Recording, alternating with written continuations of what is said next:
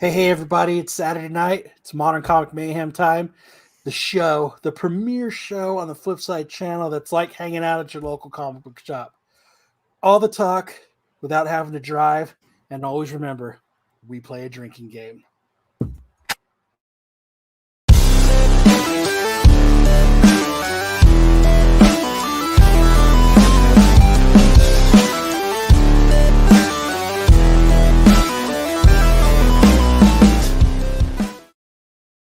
Amen.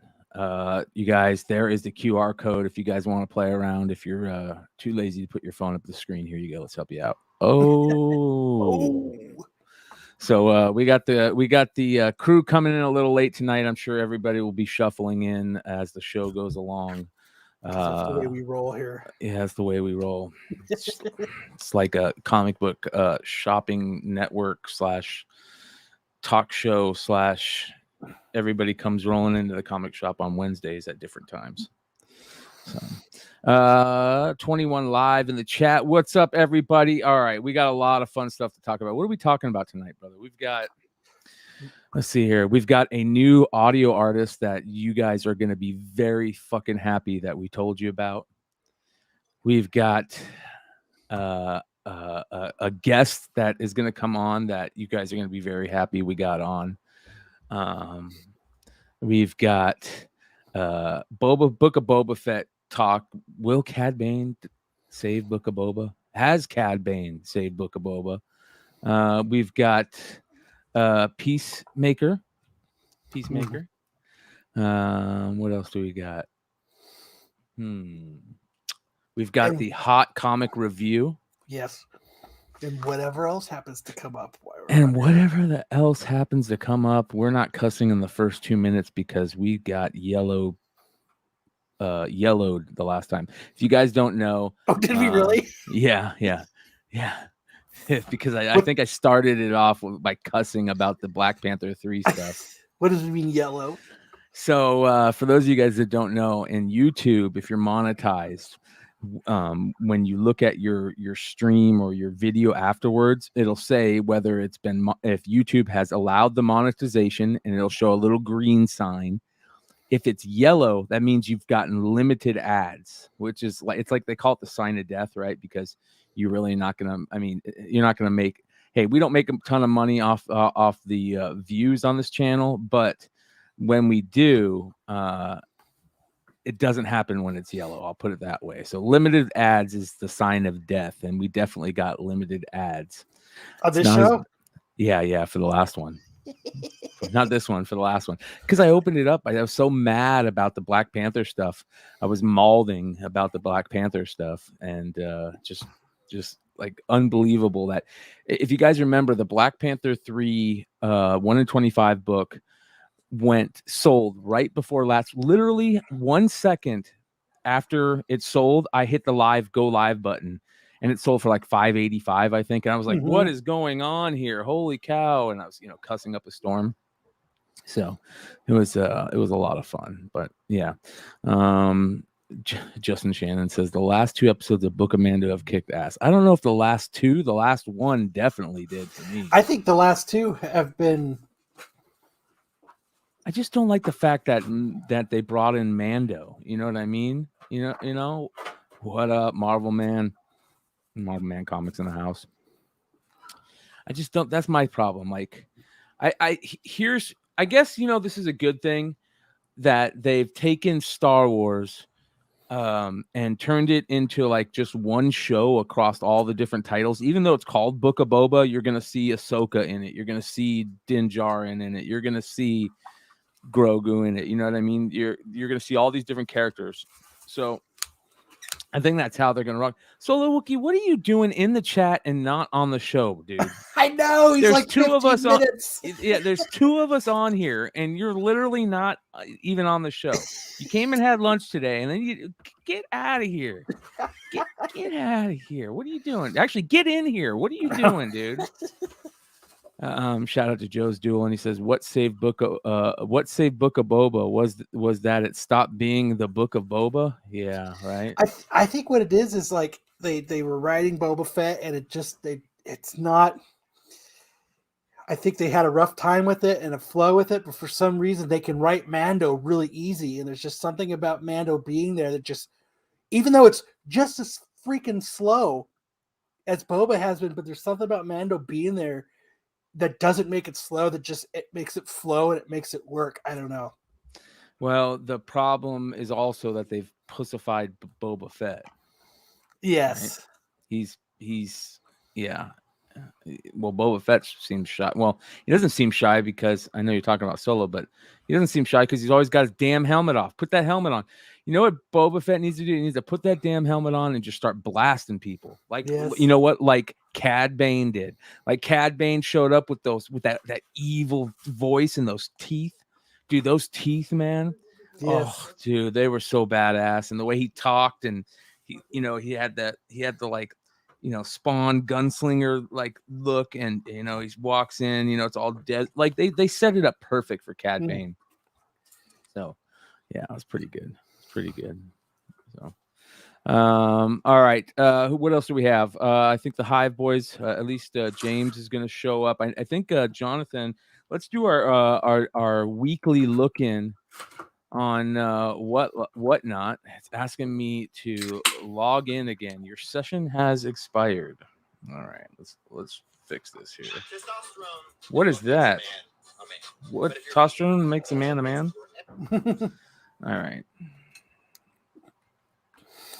So yes, it was. All right, let me get in this. There we go. All right, whatnot. Let's see what's going on with our fellow our fam. Matter of fact, Hive Comics is live right now. Let's give some love to Hive Comics. We got some good boy. Hey, check out our listing. We got check this out, ladies and gentlemen. I want to say thank you to the 74 live viewers that are hanging out with us right now. If you guys aren't subscribed, please, that red button below that says subscribe, hit that for us. We'd really appreciate it. If you are subscribed, if you guys want to support us, thumbs up, give us those likes, hang out and chat, and also hit that super chat. We appreciate it every time you do it. Shout out to Nimesh Patel for the $20 super chat. He says, keep up the awesome work. Nimesh, thank you, brother. We appreciate you immensely. And $20 super chat. That's huge. Thank you. We appreciate the hell out of that. All right, let's get back into this. Shout out to Jonathan. Let's see. These things are going pretty well. If you're not aware of this story, and Aftershock just got optioned by Peacock. He's rocking the music. For about $20-25. We're gonna get copyrighted. Hey, yeah, Radiant Blacks, man. I got those foils. These things are listen, yeah. And these are not. I mean, you can find some on eBay, but Aftershock store sold out quick after the announcement. It's got the John Jang medal coming up, it looks like. Oh yeah, I remember that, man. Ooh, I think I remember that. All the Department of Truth. Dark Blood's rad. Good Alex, you could scan the bot. You could scan the UR code, and I've got the drinking game words up. Yep, drinking game is rocking. Says Alex Chapman. Drinking game keywords. Scan the QR code. Yep. Join in. So shout out to the Hive crew, you guys. Make sure you guys go and look at this 4.99 star review. That's about as good as it gets. And I bet you that 0.01 is because they canceled an order, not because anybody gave them a bad review. So shout out to the Hive boys, killing it over there. We had a speaking of Hive, and what do they got going on there? They've got a new book out, don't they? Dude, that one we were looking at today. Oh, I'm so mad. Look at this. I know. Sold out. Yeah, where is it? The recount. They had the recount up, right? Yeah, there it is. Oh, it's sold out. Oh, it's sold out.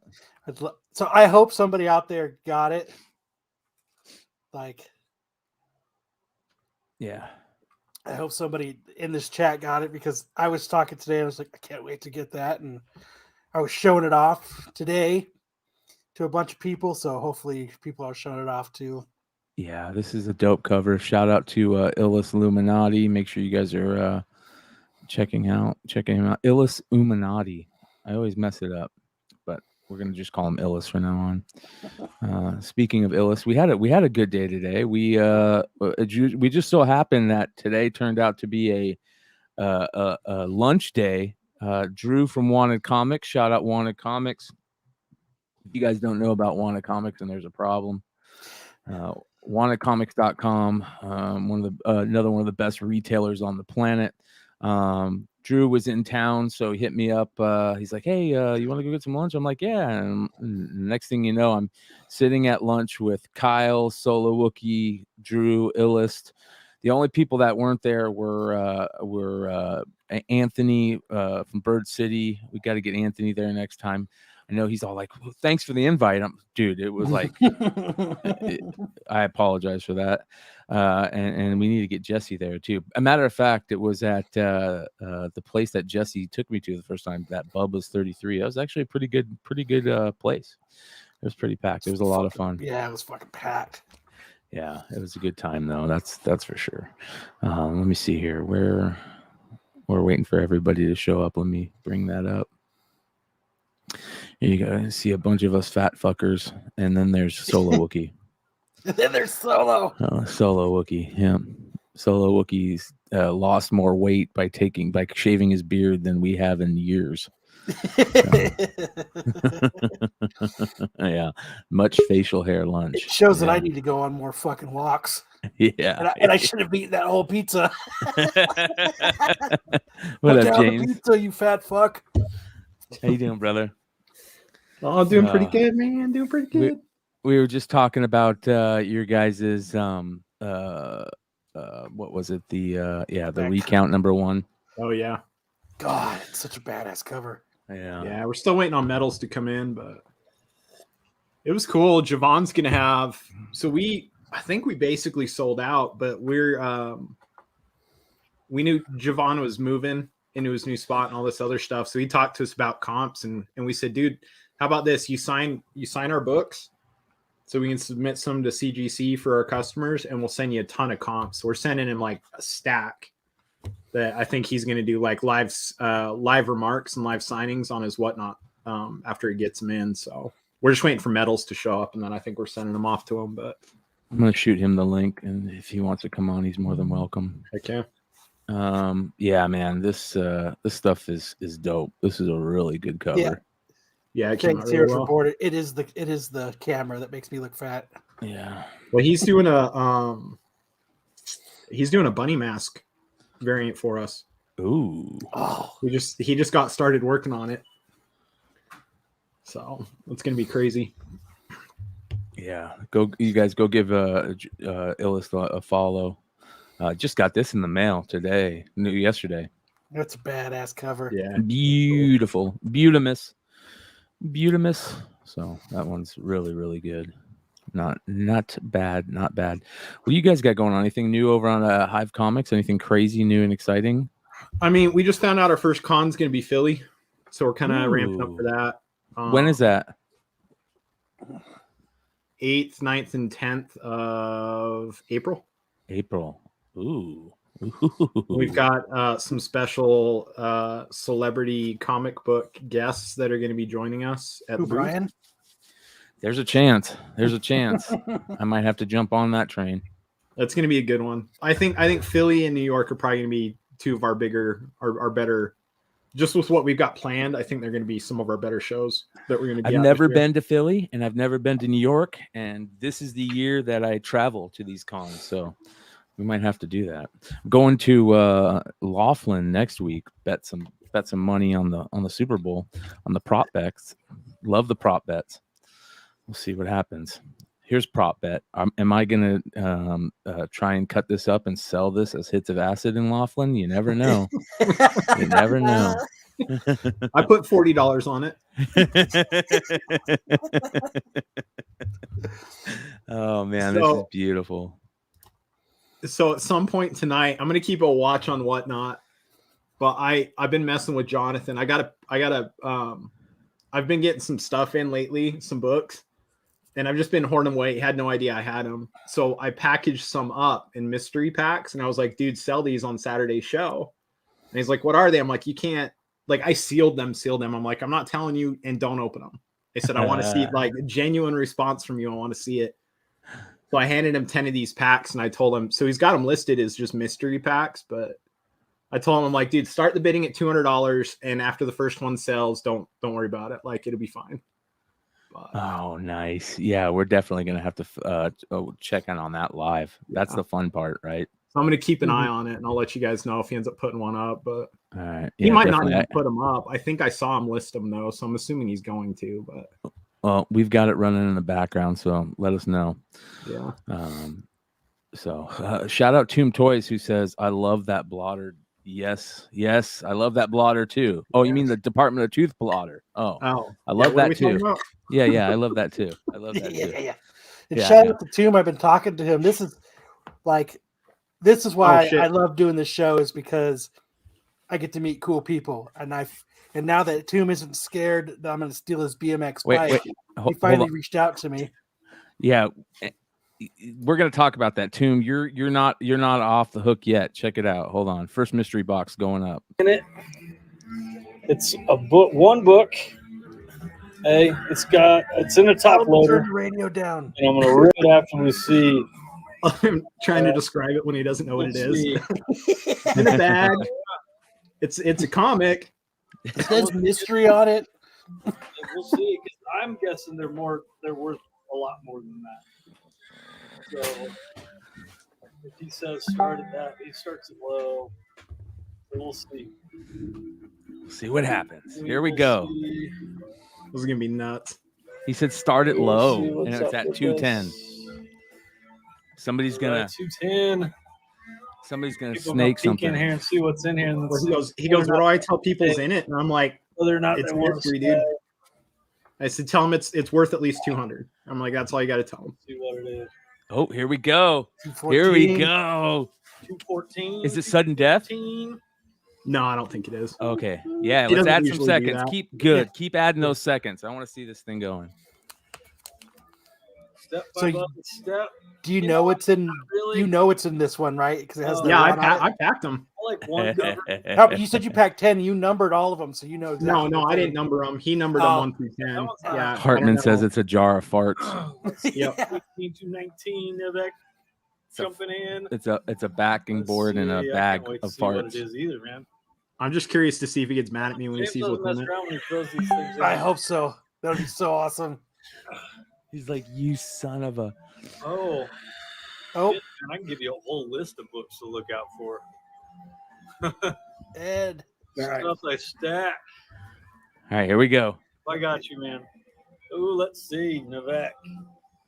With the first mystery bag, man. Let's get it. You do want me to rip it, right? Fucking A. Yeah, we do. I told you I sealed these too, right? He's gonna have a hell of a time opening that. Come on. There you go. Oh. Yeah, he really sealed them. Let's see. All right. That's great. I haven't seen it. Boom. Oh, wow. Son of a bitch.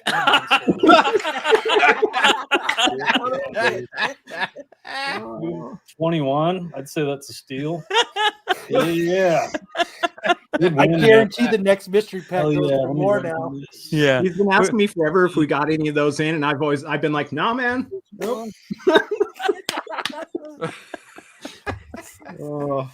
Oh, dude. Let me show you that. That was worth it. Ooh, yeah, there we go. I was hoping he'd open the foil. I was hoping he'd grab the bag that had the foil in it. Uh-oh. What is that you just fucking gave away? There was 104 people in here that know what the next one is. You add hundreds of dollars. No, there's 10. I gave him 10 of those. I gave him 10 of those damn things. There we go. But raw sign books? Yeah, everyone's going over there now. They're like, yeah. I know all our listeners are slowly going away. I'll buy that for 80. Yeah, I'll take that. Incoming. I will say, like, I love Whatnot. My only gripe is you see that 4.99 that was at the top of our thing. We were talking about that before you came on. We got asked if we would cancel an order. I fucking knew it. That's exactly what I said, because I have the same problem on my account. It's 4.99. I'm like, how did that happen? They're like, oh, you canceled an order. I'm like, the dude asked me to. Like, what the hell? Yeah. So I even said that when we looked at your account. Oh, he's got another one coming up. I'm like, when we looked at your account, I'm like, you guys see that 4.99? That's about as good as a review as you're gonna get, or good of a review count you're gonna get, because I guarantee that 0.01 was somebody that asked to cancel an order. Yeah, he our account was at 499. In fact, I think it was at 498, and then it bounced back up to 5. So I kind of, part of me feels like that they at the back end they're paying attention to what's like why that's going on, and maybe they're like, because I mean ours were all requested cancellations, you know what I mean? And so I think they see that and they fix it, but it's weird that they would even have that in there to automatically dock it. Yes, I don't know. It's annoying. weird.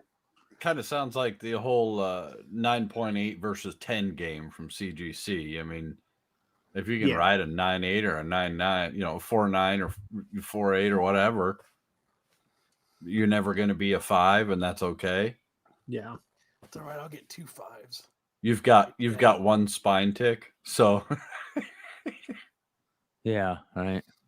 222 right now, and people are gonna. Oh, here we go. 25. Yeah, people There's are John. John jumped in. Shout out to John. Hey, make sure you guys give a follow to Hustle and Flip 58. what's up, Vinny? Vinny Kumar in the house. Shout out to Vinny. Vinny dropping that Madden heat on us last week on the market report for Flipside. The first Madden Sega game graded, I think it was a 9.4, sold for like almost $500,000. Jesus. Holy cow! Yeah, Empire Comics, what up? All right, here we go. We've got we've got continuation on the mystery pack. Let's see what this next one is coming up. By the way, you guys, hit that QR code up above. Get involved in the drinking game. At the end of every show, we take a blood alcohol level on Kyle just to make sure he's still alive. So stick around for that. He's Here we been go. Pretty low lately. John says he wants it. All right, let's see what we got Here we go. Here we go. Let's see what we got here. Mystery number 2. Oh my God. Cross our fingers for John. He said, oh my He's like, oh, what do we do here? Oh, it's John. Foil. foil. Oh, Black and white. There Wow. we go. That's the second rarest other than that gold foil. Wow. Hey. With the top loader, yeah. Hell yeah, man. 233 for that? Mm-hmm. That's fire. I think he's mad. Yeah. Good grab. Yeah. Oh, that's awesome. That's awesome. All right. While we got the chance, I want to segue back into what we were talking about. Shout out to Tomb, who hit us up. I think Tomb came over from somebody's Whatnot, one of our Whatnot shows, one of the fams Whatnot shows, and ended up just becoming a mainstay over here and a great part of the community. I really appreciate him. He seems like a really, really cool cat, and he's been here for basically every show the last couple of weeks and just hanging out and really become part of the community. And he won the Stray Dogs poster. Yep. And it's funny because every time like I'm part of giving something away, it seems like it's going either to Canada or to Singapore or to Europe, Australia. Yeah. So, but it's going to Canada again this time, but that's okay. That's okay. It's going to a good home. What I like about it is it's going to an actual Stray Dogs fan. Yes. Yeah. Yes. So And that's funny because I just bought a book, a Darth Maul book. As we all know, I'm on the hunt for a bunch, and I found a really good one, and it was like $21, and I'm like, oh, fucking score. Well, I get in it, and it was on eBay. Get it, buy it, get it all set up, and I get this remark: will not ship to Arizona from Canada. Straight from eBay. And I was like, motherfucker. That's so, stupid. and I told the guy, look, I accept it. My bad, 100%. Like, I didn't read the whole thing. I got excited. I've been looking for the book, got a good deal for a while. I find it. I own it. You know, if you'll ship it, I'll pay for it. So I'm now, keeping an eye on the next mystery pack too, by the way, you guys. So We'll now- bring it up once it comes up. I ended up paying like $54 because shipping was like 26 something. So after it's all said and done, I still got a pretty sweet deal, but in the end, it was not nearly as good as I was hoping. Oh, Good that's old okay. Canada. Yeah. I think Tomb is an expat. I'm pretty sure he's an expat. Just hanging out up there, doing his thing. But we wanted to give him a shout out, and we also wanted to give a shout out to his amazingly talented wife, who is going to be one of your guys' new favorite artists. Let's introduce you to Red Rosamond. I don't know Is that how I Toon say it looks right? like, but Rosamond? He definitely married out of his league. Yeah, he married out of his league. Yeah. We don't even know what Tomb looks like, and we can already say he married out of his league. Yeah. You're saying there's a chance. Yeah, All and, right. and we're probably going to get copyright strike for it, but that's okay. It's worth it, dude. Check this out. She is, and let me know, Tomb, if she writes. She can get rid of the copyright strike for us. Okay, does she write her own music? Let's ask that first before we continue on. Here we go. Third mystery pack. Let's see what we got. Come on, foil. Foil. Yeah. Get out of the app and come back in, dude. Let's see. Ooh, there we go. Nice. Trade dress. I like the trade dress. I think the yellow makes the rest of this I pop agree. even more. I agree on that. I agree on that. But All right. I think part of that is because he's sitting in front of the trade dress. Yeah. Like the way they put the trade dress behind him is what makes that pop. Yeah, it adds depth to the whole cover. Yeah. Tomb says she does write her own music, and that makes this even better. Like, watch this, you guys. Check this shit out. Let's play this one.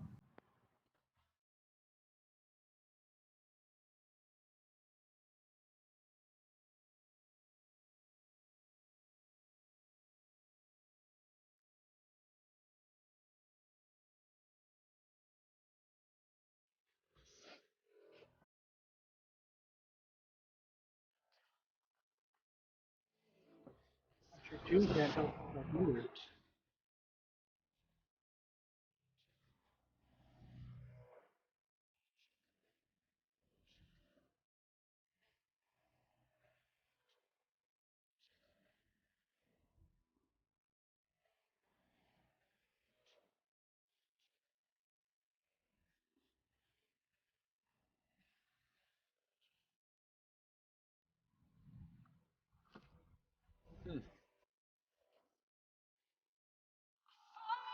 I thought it sounded familiar. She's fucking awesome, dude. Holy shit. What the hell of a voice. All right, that's that song. Let's get into a more upbeat song.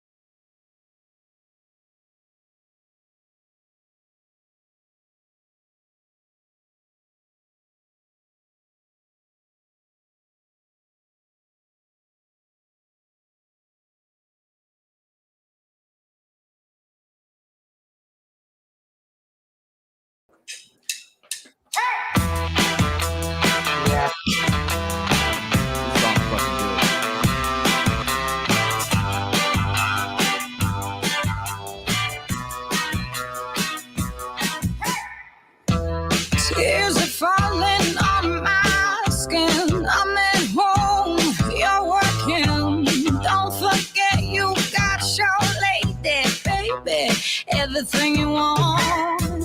No one's knocking at my door. I couldn't love you anymore. Don't forget you got your lady, baby. Don't let our love go cold while you're hustling. Don't let our love go cold. Straight busted. Don't let our love go cold while you're out in the Got a little bit of that. She like Andrea Day and I She's got a can't. fucking She's like voice. Yeah, she does, man. She's fucking. That's dope. I like it. I like it a lot. Yeah. So make sure you guys go check her out. It's totally worth it. She'll become one of your new favorite artists.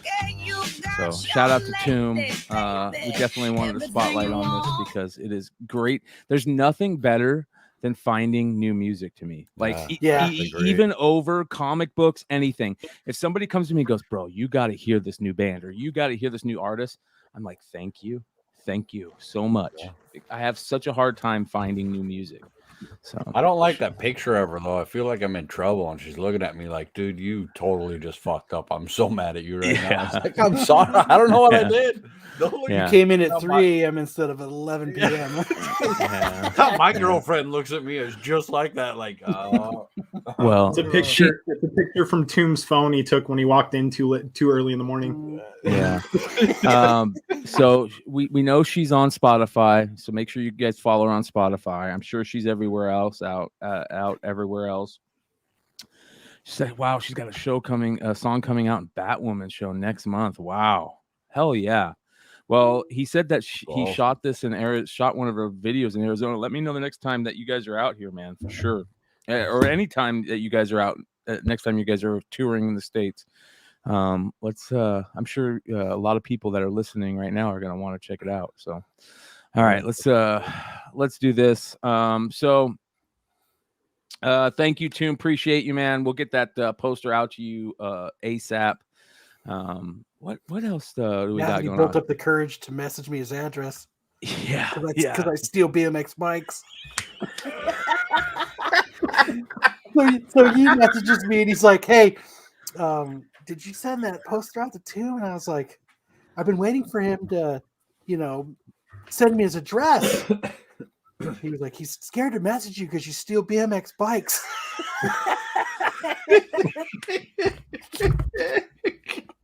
I love Yee, dude. I love Yee. Shout out to Yee.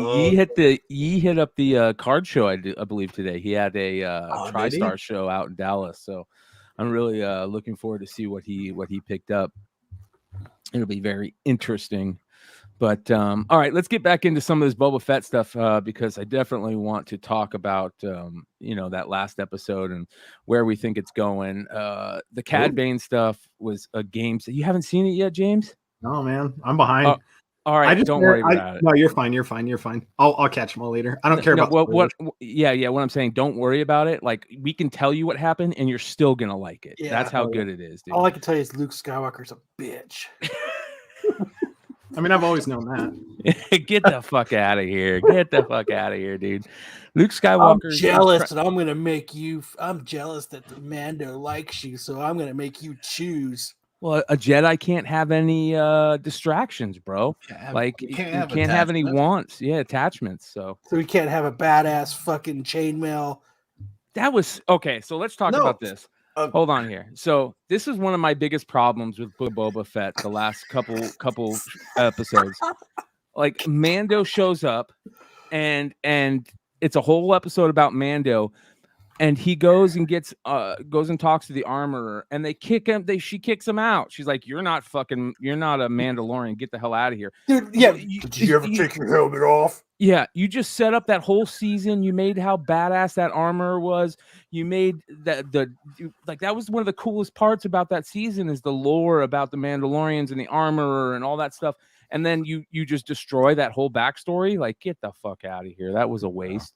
That really pissed me off. And then when he's like, I need to make a little thing for Grogu, I'm thinking two things. I'm like, first of all, If that's a helmet, I'm gonna quit watching this series. If they put Dude, a it'd be helmet badass on that helmet with dude, the ears on it.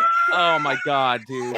It's so badass. That would have been it. I'd have been like, this is Force Awakens to me, man. That's what this is. This is done. Dunzo. Fuck that. So fucking Mando bat. So the only thing that is just a little bit less worse than that is chainmail. What the fuck is chainmail? That's fucking. Hey, it saved Frodo's ass when It's that troll come around the corner and jabbed that little halfling in the chest. That's the only thing that saved him was the mithril fucking armor. So why not Grogu? He needs some good mithril armor as well. Yeah, it was so dumb. Have The Chainmail. only thing I thought was made- cheesy was the way he tied it so that it had ears. Yeah, and the little, it was like a little, yeah. Oh, sad. Have you ever Yeah. made chainmail? Have you ever attempted to make chainmail? No, because it's stupid. I have, and I'm here to tell you, It's that stupid. lady busted that shit out quick. There is no way she melted that down, made all those rings, and then wove all those rings in that 15-minute span. Mando would have been there for like a year waiting for her to finish that entire thing. Like, armor or not, she ain't that good. I mean, come on. That was terrible, dude. It was so dumb. And they It was kick him out. crazy. That chainmail fit the bag. It was like this big. Yeah, right. Yeah. And you know what? Here's the one cool thing about the Mando stuff. I love that he's flying around in that Naboo starfighter. I think that's cool. I think that's really cool. Put him in a fast, really quick ship. Usually his old ship was big and slow. Put him in that fast ship, dude. That's what I want to see. Hell yeah, that was cool. No way. You didn't like I it? hate it? Really? Unless I thought it was cool, somehow too. he gets like another Razor Crest and he attaches that to the top, and that's just like his going to town Corvette race car. Because like, what's he his gonna do? weekend. Race out into the galaxy and It's grab his him a week- fucking It's his Sunday. Shit. yeah, it's a Sunday driver or some shit. You know what I mean? Because like, what's he gonna go get a bounty? And okay, so now every bounty he gets, he's lobbing off the freaking head. They come in cold, and that's the only way. Because all he's got is a container that she gutted from the droids, And so the only place he's gonna fly back to turn in his bounties with, it won't be a basket full of heads. It'll be like a fucking droid pit full of skulls. And That's where the only way. Grogu's gonna sit, dude. It just. And here's another don't thing. know. If Grogu chooses that fucking chainmail, I'm done with Star Wars, bro. I'm done, dude. I'm serious. Like, if Grogu, if he chooses to be a fucking Mandalorian over being a Jedi Knight, game over. You know what I mean? I'm gonna say this right now. Training to be a jet. Fuck that. How boring and slow. Fuck that. Here, I'm with Luke Skywalker. Let's meditate some more. You got to learn how to force jump. Hey, Luke. What are we gonna do? We're gonna meditate some more. Hey, Luke. What are we gonna do now? We're gonna meditate some more. Well, and here's so wait a minute. I get to hang out with this really cool motherfucker with some armor that beats people up, Dude, he could be the new or I Star get to hang Lord. out with you and where you sick this little droid ball thing after me that shoots and makes me hop around like I'm a fucking monkey with cymbals, Like, dude, fuck off. I'm gonna go hang out with that Mando guy. He was cool. You're He a did all dick. kinds of crazy shit. Like, he wouldn't have stopped me from eating the frog. Like, Yeah, that was kind of a weird scene. It was really weird. And I'm gonna be a little picky. There was some times where Luke kind of looked weird. He looked a little weird sometimes. I don't know what it was. They just need to hurry up and put what's his name in as Luke, and then they don't have to do any of that stupid face changing stuff. I thought they He could did be the new really Star-Lord. good with the CGI this time. They did a though. good I thought job. it They did. was Yeah, it really wasn't fucking bad. impressive. It was just a little bit off. It was I'll just a be little bit excited off. to see what they do with Han next week. Oh, spoiler alert. Get out of here. see, if Grogu was smart, what he would do is he would take both, turn that lightsaber on, cut off Luke's head, and just bounce. And grab the mail, Like the throw bounty. on the chainmail, Yep. take the saber, and be And like, just "Peace and out." just walk out like a badass dude. Yeah. Triple- Sebastian Stan Yeah. should be cast as Luke ASAP. Yeah. No, we don't need a younger Luke for anything. We don't need to do anything with So Luke Skywalker. so what if There's And a I'm just reason gonna we throw this out concluded there. the Skywalker series. We don't need him to be the young Luke Skywalker. What if Grogu chooses neither and says, I'm not going to be a Mando. I'm not going to be a Jedi. I'm going to be something different. I don't need either. What's different? What's better than being a Jedi, bro? I would like are you fucking kidding hanging out me? with Mondo? Fucking Maybe getting being a some brownie, Sith. fucking- Maybe being a Sith. being Dathomirian? Hey, would it trip you guys all out if Darth what's his name showed up in this? Darth Maul? No, the dude that everybody hates. What's the miso silly guy? Oh, Jar Jar? Jar Jar, yeah. Jar Jar? Yeah. Oh They're my like God. this is gonna be a big, huge. We're gonna change everything here. Well, they Darth said Jar they Jar. still have a huge drop. They said we still have a character that's going to blow everybody away when they show up. So suppose I don't know if they were referring to Cad Bane or if we still have one more person that's going to drop. Where the or hell is even maybe Boss? two. Like that was a lock. Like we had Absolutely, the it's little a thing lock. with the Transdoshians. They Yeah. like they set that up. Well, they didn't set it up good. They actually they screwed the pooch on that one by not explaining that Wookiees hate Transdoshians and why. They screwed the pooch on that one. Like, you know what I mean? But where is Bosk? Bosk needs to be there. He should have be there already. Absolutely. And here's another thing that really pissed me off. The fuck is what's his name doing kicking over that big fucking box of spice? Like that shit was worth more than your whole town, bro. Get out of here, dude. You Oh, can man, off that man, shit quick. He's not a spice runner, man. He he's New like, mega- hey, mega I don't mystery. Oh, mega mystery. Mega mystery. Mega mystery. Mega mystery. All right, here we go. foil. $36. Foil. Oh, I was about to say. All right. Oh, I was gonna start bidding on it. Go blind, man. Mega This mystery. is number 4.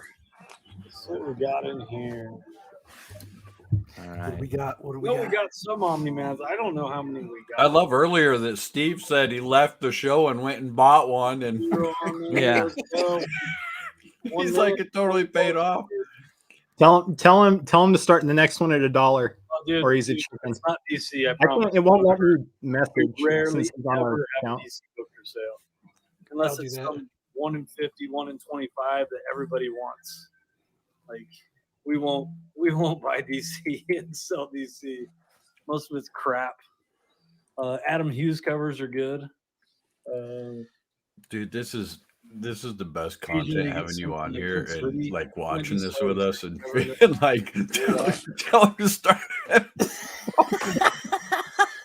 And $1 so game. Wait, I sealed every one of them fuckers. James is like, After that, he's like fighting with it. He's like, damn, this is sealed. See, we'll see. That's better. I mean, Someone's Mando doesn't have that good a writing. Someone's getting a steal. Ooh. Somebody came in. Huss. It says Huss. Says no, not yet. Oh, he's win. Oh. Somebody's gonna get really fucking lucky here. Yeah. I hope it's right now. I don't think you guys. Other exclusive for a month. We'll have you doing. We did have a monthly box, man. So we had a monthly box for all of our exclusives, and then we stopped a couple months ago because it wasn't our fault. We don't want to stop doing it, but a couple of publishers' books were coming in damaged, and books were coming in way late. And so we're talking like July boxes went out in December because we were waiting for extra books. I heard that with a lot kind of of a people bummer. now. Yeah. Make people wait. I mean, most of those we sent out to people, like half of it. So Everybody people would hear this? get some books, but then that costs us extra money to freaking make a couple shipments instead of just one. So the last foil on eBay sold for $1,700. Holy shit. Jesus. Say that again. The last foil sold on eBay for $1,700. Oh my god. He Can doesn't anybody know go you put one in there. At this price, somebody could basically buy the last of the mystery packs, guarantee themselves a foil, and still come up. Yep. Yep. publisher that is, and I love those guys, but I don't know if they will be for much longer either. Let's see what we got here. I think they just Ladies might and gentlemen, we overprint got to a special begin with, guest so that they we're going to have bring it in for here in a us. second. So Ooh, just be ready in for that. case. You like special guests? We like special guests. We love them. We're about to 90s make little somebody 90s very, action very today, happy. boys. Ooh, Smokey 666. Here we go. All right, let's see. Big Rip money. it or ship it. I know Big you money. want to rip it. I know you want to rip it. Yeah. Let's He's go. getting better at opening those. You're right, Yeah. man. Here we go. A funny You'll have story to add about tape that. next time. Maybe tell one of these days. $238 for Number 4. Foil. See the foil. Oh, the suspense is killing me.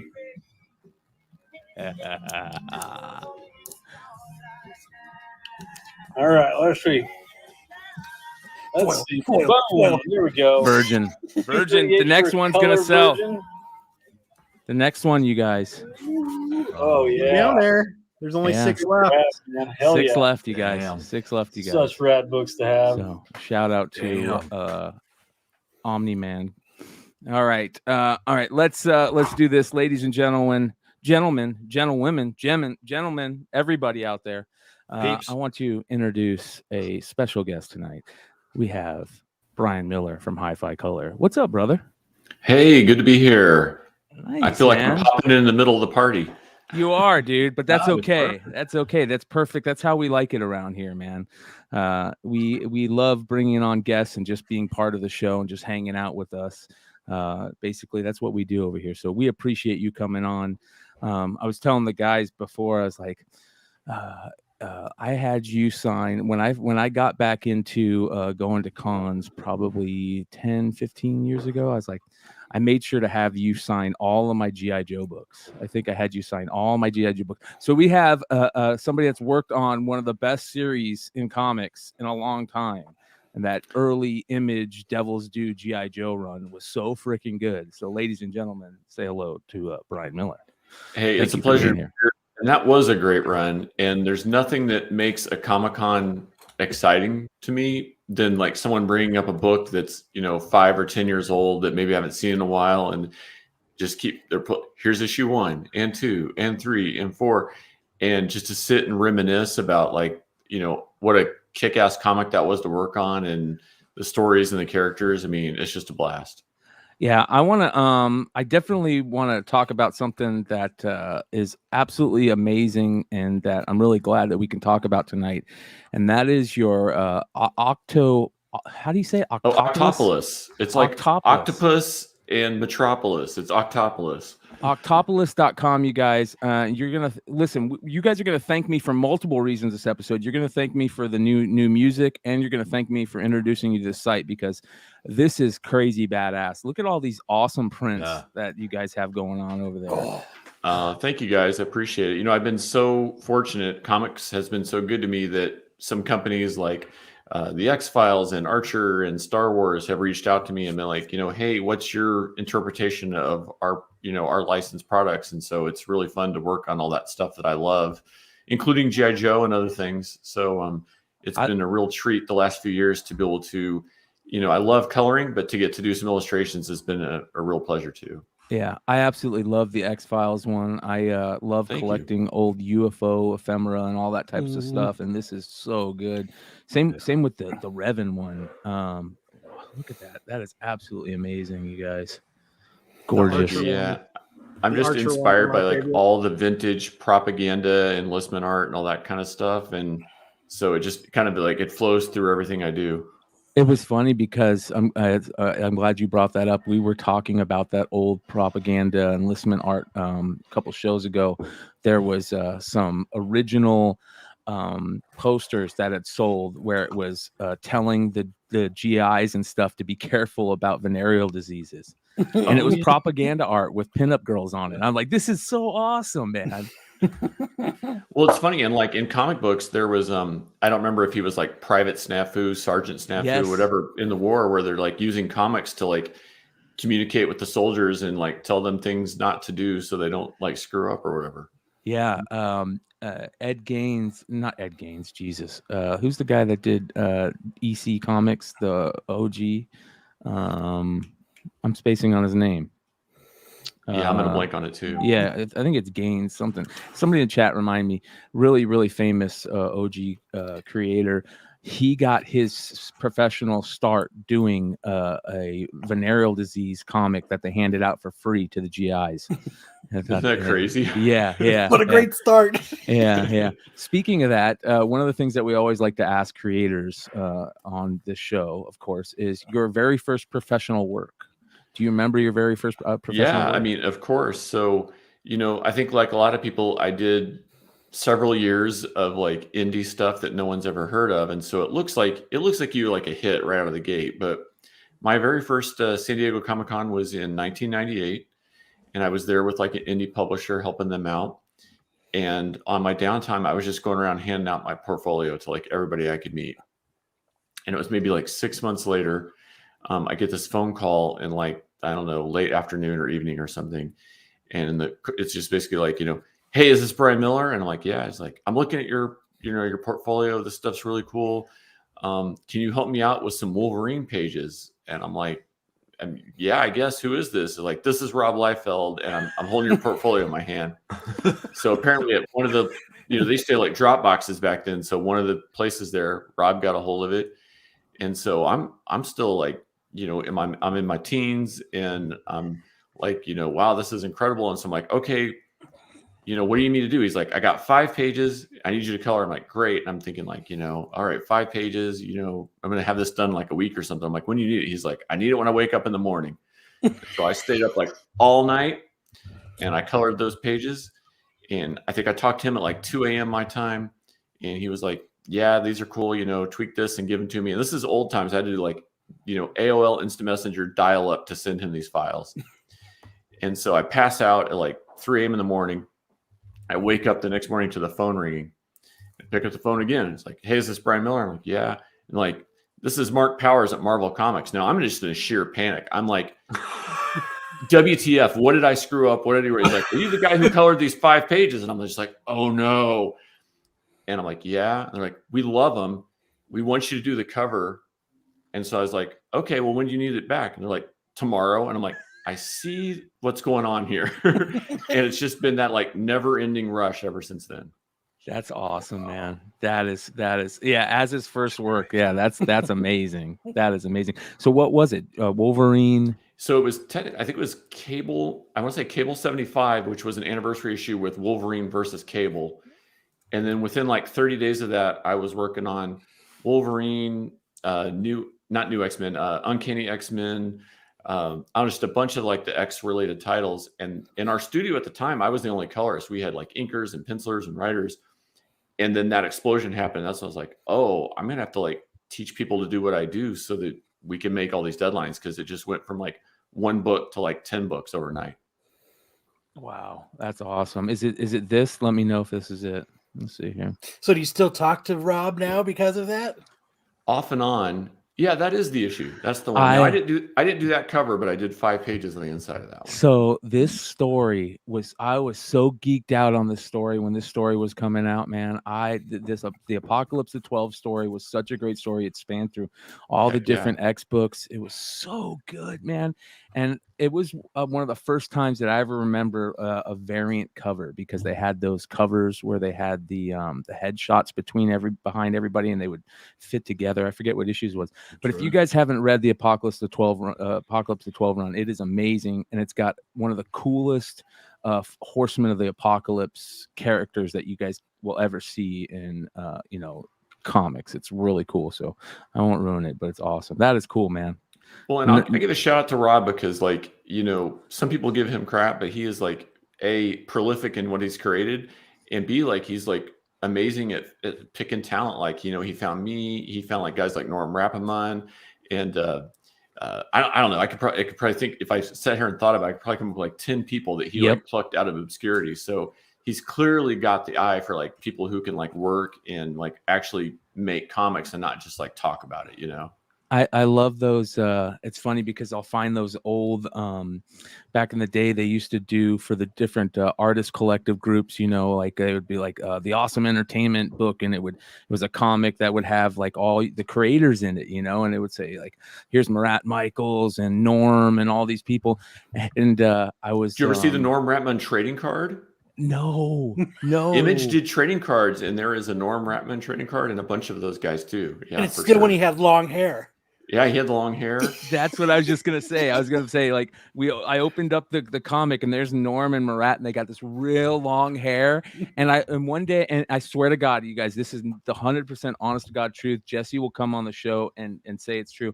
I'm looking at the comic, and I look up, and then Marat walks in Jesse's shop, and he's full on bald, and I'm just looking at like, this is like serendipity right here. Like this is the way it should be. Like, so make sure you guys look out for those books and then have them sign it. That's and those original image creators and some of those offshoot studios, I mean, still just some of the like powerhouse creators, like some of them are still working in comics. And talk about people who know I mean, you can hand Norm a page penciled or even just layouts by like anybody, and he's going to finish it to like the top level, Yeah, Norm's one of my favorite all-time creators in this industry for that reason, and he's super cool, dude. I think that's one of the coolest parts, and we kind of talked about it earlier. You said, one of the things you love about going to cons, is people coming up and talking to you. But that is still like such one of the coolest things. Is sometimes they say, don't meet your heroes, but I'll always say, don't ever listen to that. Don't ever take that advice. Every once in a while, you'll run into somebody on a bad day. But when you get to go to a con and talk to some of your favorite creators, Stan Sakai is one of the guys that like always go say hello to, Steranko, these guys that will sit and talk to you and tell you stories and stuff like that. Do you have any really good con stories? I mean, there's so many of them. Since you mentioned Stan, I'll just say real quick that I don't know if you guys know, but like Tom Luth, who had been Stan's colorist for years and years, retired last year. And very, very fortunate that he had sort of like tapped me on the shoulder and said, hey, Brian, been friends for a long time. Stan's cool with it. We'd love for you to take over Usagi. And so that's been like a really great sort of like blessing during the whole COVID thing, was to be able to come in and take over colors on that book and work with Stan. And, I mean, I've been very fortunate to work with like Marvel and DC and a bunch of titles, but Usagi was always just like that, like, kind of like some Terry Moore stuff. It's always there, right? It's always in the background. And to the extent that some people can forget that it's new every month because they're just like, oh, it's always been around. But I've been having so much fun on that title. And just as a reminder, people, like, if you sort of take it for granted, like, get out there and pick that book up, because some of the stories that Stan's writing right now and the art is just some of the best stuff he's done. And it's relevant and it's meaningful. And we get into our like characters that we're in love with, and we kind of forget about some other stuff. And then you go back and find it, you rediscover it, and you're like, why did I stop reading this? It's so good. So if you get a chance, it's definitely worth checking out. Are you heavily bruised? Like, if I was in your shoes, I would be bruised all over from pinching myself. Like, you get to work on Usagi, you get to work on Star Wars. Like, every morning I'd be like, is this real? Like, it's funny. I'll tell you, I mean, the thing with Liefeld is that I felt like the very first gig out of the gate is like Wolverine and Cable, right? And then X-Men. So at, age 23 or whatever I was kind of like, there's nowhere to go but down, right? So I think that's kept me humble and given me some like perspective, because I'm like, instead of trying to climb my way through the industry, I'm just like, okay, I'm just going to do what I do and try to do my best work and work with the team that I work with and feel fortunate for what we get to do. And it was actually kind of a blessing to start on all those X titles, because instead of like being on some book being like, someday I'm going to get to do that, it's just like, okay, I've done that. If it never happens again, that's okay. And if it continues to happen, that's a bonus. But yes, definitely pinching myself every day. Yeah, I mean, just it's funny you bring up Usagi, because that's a book. It's funny you bring it up, is that we talk a lot about on this channel, especially over the last year or so, year and a half, 2 years, even before COVID. It kind of jumped back, especially on our scene. A lot of great new characters, that he's been bringing new characters into that storyline, and some of the variant covers work art that he's been getting from some amazing creators out there, like you said, that are probably just itching to jump on, do any work with Stan or for Usagi. It's been pretty damn amazing the last couple of years for Usagi Yojimbo. And it just feels so fresh, right? yes. Yeah. And there's news, that we might be seeing it on, the small screen or the big screen, depending on what happens here soon. That could be amazing. How That'd cool be would awesome. that be? Yeah. Well, now you were asking about con stories, and without naming names, I will tell one from when I was super young, and I'll preface it with I was super young. So maybe I was cocky, maybe I was out of place, but we'll just say that I was showing my portfolio around, ran into a very, very big famous creator, and flips through my book and looks at me and says, I think this digital coloring thing is a fad and it will pass. And so that's the first part. And I'm just like deer in headlights. Yeah, And okay, then, Kirby. And then picks up like a crow quill pen or something and says, I was trained in art in Japan. And he says, and I was taught how to hold the pen correctly. And he has the pen and puts it in his hand. And he's like, you probably haven't been trained, but I know the correct way to hold the pen. Do you get my point? And he flips me off. Oh, And I'm like 18, 19 years old. I'm just about in tears. And someone had had to shove me up there to even show him my work. This is a big time person. And so I just walked away just like terrified. And so then I don't know, 10 years later, I'm coloring covers with this person. He doesn't remember that this was a conversation that we had 10 years ago. And we're kind of friendly now, and we've worked together a bunch of times, but I've never told him that story because it would break the magic, I think. Yes. Dude, Yes. no, man, you gotta show him how to hold a pen. Be like, this guy one time at a con showed me how to hold a pen. it was like this. That's how I got to where I am today, just and I see the- just wanted to say thank you. Just see the terror come across his face, right? But there's stuff like that happens. There's nice people. And you work with him still on a constant basis. Not constant, but once a year or something like that. That's Well, Big- that big says a girl lot things. about your character, man. Yes. So, Yeah. Hey, it's a small industry, and what I've learned is that the person who is the intern today could be your boss tomorrow, Yes. and the person who works at some fly-by-night publisher today could be the head editor at Marvel or DC tomorrow, because it's very, very small. So it's best to just focus on your craft, and sometimes you got to draw a line in the sand, but other times you got to be flexible because the sands shift beneath your feet. Well, we were talking. We a couple of us got to go out and have lunch together today, and we were talking about just that the whole art, the new art world. I shouldn't say it's new because, like you said, it's been around for years. Digital, especially digital art, digital coloring, digital art, everything. And we're getting into the NFT stuff, and a lot of artists nowadays, that's where they come from. And definitely being somebody who's been in that world for a while, what are your thoughts on how it's progressing, this whole digital art world? Oh man, that's a big question. But I'll say, when I got into color, it was sort of like the only part of comics making that was digital at the time. And I was very fortunate to just sort of be in the right place at the right time. I had the Photoshop skills and everything, and the painting skills when Marvel needed it, and then when DC needed it. Before, even the college I went to wasn't teaching Photoshop, right? That was just not a thing yet. And so I'm doing fine art painting 6 hours a day in college, and then I'm going back to my little tiny apartment at night on this Macintosh. Okay, how do I do what I just did, but do it in the computer? It wasn't a thing yet. So I think we just see that progressing to where, there's more people who are inking digitally, or if they're not inking digitally, they're taking scans of pencils, printing them out, and then inking over them. Or even artists who are starting to incorporate grayscale Photoshop stuff into their, Howard Porter, mind-blowingly good artist, right?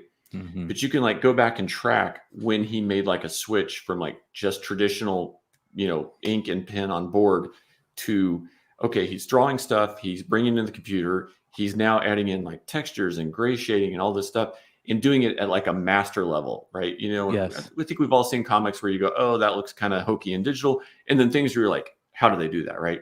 And Howard's one of those people where you just, you know, it's almost like he just restarted his career. Like he just reinvented himself. And you see some of the stuff that he's doing like now on Deathstroke or in the past on like the Flash and Superman and stuff, just in like the last 5 years. And you're like, where was this? Where did this come from? And his artwork is not only has some digital elements in it, but it's color friendly. Like it's like he's thinking 3 steps ahead. And he's like, someone has to color this, someone has to letter this has to get printed. And he's like adjusting everything he's doing to that. Versus sometimes, you know, we'll see some art where there's like some like digital gray effects on the page that are so dark. You're like, well, this can't be printed. How are we going to make this work? So it's interesting how some people can like adapt to it and like it just becomes second nature. It's like it's just another tool in their artist toolkit. And then for other people, it becomes like a roadblock or it becomes like a stumbling block where they're just like, I don't want to learn something new. This is how I do it. And then they get left behind. So there's a lot of weird like forks in the road right now. Yeah, it's weird because, and that's just not that left behind comment and them not people not wanting to, or they get stuck in their ways. You see that in a lot of different areas, not just art, but a lot when that happens. It seems like a lot of those people never progress. They never progress. Their art always stays the same, or whatever they're doing. It's never progressing. One of the things that I love about my favorite bands. Is that every new album you can hear them getting better. It doesn't sound like an album from the past. There's little tinges. I mean, you can tell that that's the same band, but their music is progressing, because they're progressing in life, right? Their whole everything about them is different from when they were 19-year-old angry people, and that's how the art gets better, in my opinion. And one of the things that happens on that same kind of level is, especially with colorists, is that you get involved with a certain collective or a group and you're coloring the same artist or you're working with the same artist for a long period of time. For example, one person that, we've had on the channel before is Scott Williams, and, his relationship with Jim Lee is something that he is definitely known for, but Scott's art is also like just amazing and stuff. Is it hard to kind of like balance that working, with somebody that you work with a lot and then, not being able to do some of the stuff that you love to do, I think it's not even a double-edged sword. It's almost like 3 forks in the road, which is that I love variety. Like variety is, it's the cliche, right? The spice of life. But, yes. When I first got in, they're just throwing artists at me all the time. And so I got used to just being like, I think as an artist, you have this choice. You're like, you have a style, or as a colorist, you can like, this is what I do, or you can adapt. And for me, I like the idea of like, I want to try to make the colors suit each different type of art. So that was always kind of like my specialty was, if they throw Dan Jurgens at me, I'm going to do one thing. And if they throw, some other artist, I'm going to do, George Perez or whoever, I'm going to do something else. And so just try to adapt all that art. And I love it. I thrive on that. So it's this weird thing where it's like, there are artists I love working with over and over and over again. Howard Porter, Dan Jurgens, Aaron Lopristi, people like that. Yeah, Emma Lupacino. I mean, gosh, she's amazing. So that is fun. And you get a routine and you get a rhythm and you go, oh, I know how to do this. And so you can make every page better than the last because you already have sort of like answered all the questions and solved all the problems. But at the same time, having that freshness, having the new artist and the young, hip 19-year-old or whoever, or the person from Europe coming in, oh, it's so exciting and it's so much fun. And so it's hard sometimes to communicate to like an editor or a publisher that that's what you want to do, right? They're like, oh, well, you're the person who colors Dan Jurgens. Like, well, yeah, I want to color everything Dan does. Like, I would be perfectly happy if for the rest of my life, I got to color everything Dan Jurgens did, right? But at the same time, I want that freshness. I want that newness. I want those new experiences, and I want to challenge myself and I don't want to stay here. I want to keep climbing creatively. And like you used music as an example, I think that's a perfect example is that, whether it's a fan or a publisher or an editor, they can be like, we want you to do that thing that was a hit, right? That thing you did on X-Men or that thing you did on Batman, whatever it was, like, that was a hit. Just keep doing that. And you're like, well, I can do that, but I can do more. I have more to give and I have more to say creatively. Mm-hmm. And some people are open to that. They're like, we want you to go crazy. And other people are like, no, we want to put you in this little box. This is what you do. Just do that. And so trying to find balance between those things is really, really challenging sometimes. Yeah. You mentioned the young bucks that are coming, these people who are coming, just kind of getting some steam. Is there anybody that you've seen recently that has just blown you away, artist wise, or any creator in the comics world? This probably won't actually be recent, but I've really enjoyed the influx of female creators. Yes. I think Hi-Fi was at the forefront years and years ago of bringing in like female colorists. And, I've always enjoyed working with like female editors and writers, people of colors, like every kind of variety. And for some reason, maybe it's just because I grew up in Kansas City, I'm just very open-minded to like every kind of person. And in comics, it wasn't always that way. It is now, but it wasn't always. And so when we got the opportunity to work with people, like Elsa and Emma and Kelly Sue DeConnick and like, all these like really strong female voices, whether they're writers or artists, whatever. To me, that's really exciting because you're seeing a take, like a perspective that's a little bit different, and it feels fresh and it feels exciting. And sometimes it feels like needed, like, we can get ourselves into like this vertical where there's just one voice. And so then when you get this little voice coming in from the side, you're like, oh, this is really exciting. I want to be a part of this. So, to me, that's where a lot of the like excitement has come in. Like recently we did the RWBY, I think Justice League crossover comics. And I'm the first to admit, I'm so square. I didn't know anything about RWBY. I like anime and I like something. I was totally clueless. And so I got to do this like deep dive research and discovery on this anime and get into it and figure out what it was all about. And then we've got all this artwork that's coming in from all these different, mostly female creators. And it was like so cool to be a part of. And each artist has their like own take on the characters and their own sort of like twist on like an anime or manga style. And it was so refreshing to be a part of. And I don't know, besides the word refreshing, I'm trying to get like a big picture of the experience, but it just sort of like was a kickstart, right? You're like, oh, I've done this one like type of superhero genre for my entire life. And now I'm getting to like explore this other avenue. And it was really fun and really exciting. And then to see the fan reaction, like these things were selling like crazy. Like, I think they were like Comixology first or digital first. And, I've never seen so many posts on Twitter as when these came out. So it was this whole new, like little subgenre world that I just was new to. And it was really exciting. I agree. I think that we're seeing a lot of this this kind of influence showing up in mainstream comics right now that is making it fresh. And it's funny because it's meshing with these young female centric creators. One that's on everybody's mind right now is Peach Momoko and what she's doing and creating these worlds within, from her art. And, I think that is, you really hit it on the head with the female creators, because we've been talking a lot lately, not because they're female creators, but because their art is so good. People like Jenny Frisson and this new artist out now, Sozomakia, I believe is her name. She goes by, who did the recent Catwoman, the 39, 1 in 25, I believe it was, and she did the Trish. Yeah, Trish Forstner. Knocking it out of the park. Yes. And it's funny because in the past, it definitely wasn't that way. It 100% wasn't that way. There's been people that have kind of opened that door, Kelly Sue DeConnick, Amanda Connor, like these greats in the industry, but there was never just that huge rush of female creators. It was like one here, one there, and now you're getting this huge rush of them, which is very exciting, absolutely amazing and refreshing. Yes. Yeah.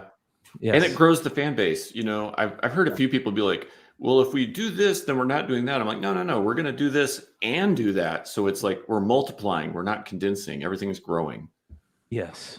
Amen. All right. We're talking. When you jumped in, we were kind of talking Star Wars. And I wanna kind of bring you into the conversation because that's what we like to do, just hang out and talk about what's going on. And we were talking about Book of Boba Fett. Have you been following it? I have, definitely. What do you think? A little bit of a slow burn. The last couple of episodes have been really kick-ass for sure. So, I have faith, in Favreau and Filoni and where they're leading us down.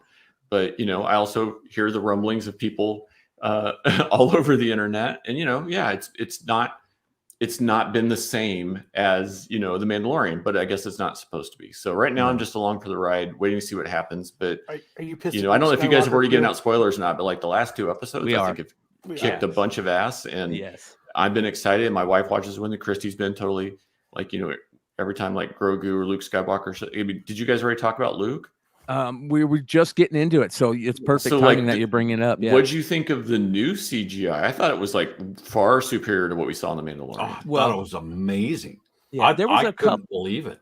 There was a couple of times where you could kind of tell where I think that's I forget what they call that. There's that the uncanny valley. You got it, the uncanny valley. It's the eyes. It's his eyes, right? 100% the eyes. Yeah. That's exactly it. Yeah. But everything else is like 95% there now. Yes. Yeah. It's impressive to see how that's evolved since the last, when we saw him in the end of Mando. Yeah. It's really tenfold. But now with that said, I also, not a lot of people talked about it, but in the episode before that, when we got to see BD1, they took that scene, that BD1, his movements, the little robot with the bad foot, they took that straight out of the video game. That literally him hobbling with the bad foot and everything, that was right out of the video game. And they just enhanced it and made it live action, but it's got to be CGI. It was clip for clip the exact same movement, and it looked 100% real. I couldn't tell. I couldn't tell the difference, to be 100% honest, whether it looked real. And what do we think about the Naboo Starfighter hot rod kind of thing? I love it. I think it's awesome too. Yeah, Solo Wookie doesn't like it because he's a Mando purist over here. No, I think it's a nice going to town rig. It just if you carry behind the boat, you're gonna hunt bounties. You gotta have a place to carry bounties, and I think this just means that everybody gets killed from here on out. There's no more bringing it back alive. That's what I said. I was like, so now everyone comes in cold. Like you're bringing back the head, and that's it. So we got rid of the droid. So is this going to be our little Grogu bubble? Exactly. And if that's what I'm thinking. If that happens, I that's one of the things that I am mad about. If Grogu chooses Mando over becoming a Jedi Knight, I'm going to be mad. That's definitely, I'm drawing the line right there. But if Grogu was at the school and then, people from the sequel show up, wouldn't Grogu just like take care of that? So maybe Grogu can't be there. Yeah, that's a great point. They've wrote themselves in a corner, like we were talking about at lunch. So how are you going to explain the Knights of Ren, which they've announced they're going to do the Knights of Ren, and they're going to have this little exit. Okay, so now you're going to tell, Kylo's story, and we all know that Kylo flips out and has it out with Luke and destroys everything and finds the Knights of Ren, blah, blah, blah. Oh, they're erasing that. They're erasing all that from canon, bro. We're forgetting about those 3 movies. I'm telling you. We'll just forget about those 3 movies. But I mean, that's in the comics. That's in, that's in a lot of stuff. So where was Grogu during that? I'll just say what I said before, which is I've got faith in Filoni and I've got faith in Favreau. They've been killing it so far, and until they don't, I'm just going to be like, I trust you guys. I'm along for the ride. I can't wait to see what you're doing next. Yeah, that's where Grogu was. Solo with Ahsoka. He's with Mando, getting bounties, and being the new Star-Lord. End of story. That's it. That's what's going on. Well, I think the way that you put it, Brian, about you're along for the ride on whatever Favreau and Filoni do. Same way I feel. It's the same way I feel about Kevin Feige and what he's done over at Marvel. I've given up complaining about castings and stuff about Marvel and all those, like we used to get mad about certain castings back in the day, and I'm like, oh, that doesn't fit with that character at all, and then they're just amazing, and so from now on, I'm just like, that's how I feel about everything Marvel, everything Filoni or Disney, Star Wars. As long as what's her name isn't involved too heavily, I'm very happy. And the name that will not be said. James Gunn should start doing for DC. Ooh, that'd be cool. What do you mean? To be that person? That the Feige the Filoni person? Yes. Yeah. Well, can we talk about that a little bit? Because over the last couple of weeks, like DC has been on a lot of people's minds, whereas they have been in the background for a while, and now we're starting to see some cool stuff happen with DC. And Peacemaker has been excellent. James Gunn has been just huge. Yeah, really done a good job for that. So, have you guys all been following Peacemaker? Yeah, I'm gonna wait and binge the whole thing. So I watched the Suicide Squad film, but I haven't watched the episodes yet. Oh, you're in for a treat once you get watching them. I got caught up last night, and it was awesome. Dude, Jonathan's gonna kill me. He started one at $1. Oh wait, hold on, you guys. Let's break into this. They draw a line in the sand at Peacemaker, and they tiptoe across that thing. Yes, they do. I don't know that they tiptoed. So is this the one he started for $1? No, it was the last one. On it. It was the last one he did. Did the foil get picked yet? All right, ladies and gentlemen. So let's explain this if you guys are just coming in. Hive Comics, James sent Jonathan some mystery packs, and he salted the mystery packs pretty sweet. And he's getting ready to open one of the last ones remaining. And there are some very amazing books in this. Brian, have you been following Whatnot at all? I have not. About that?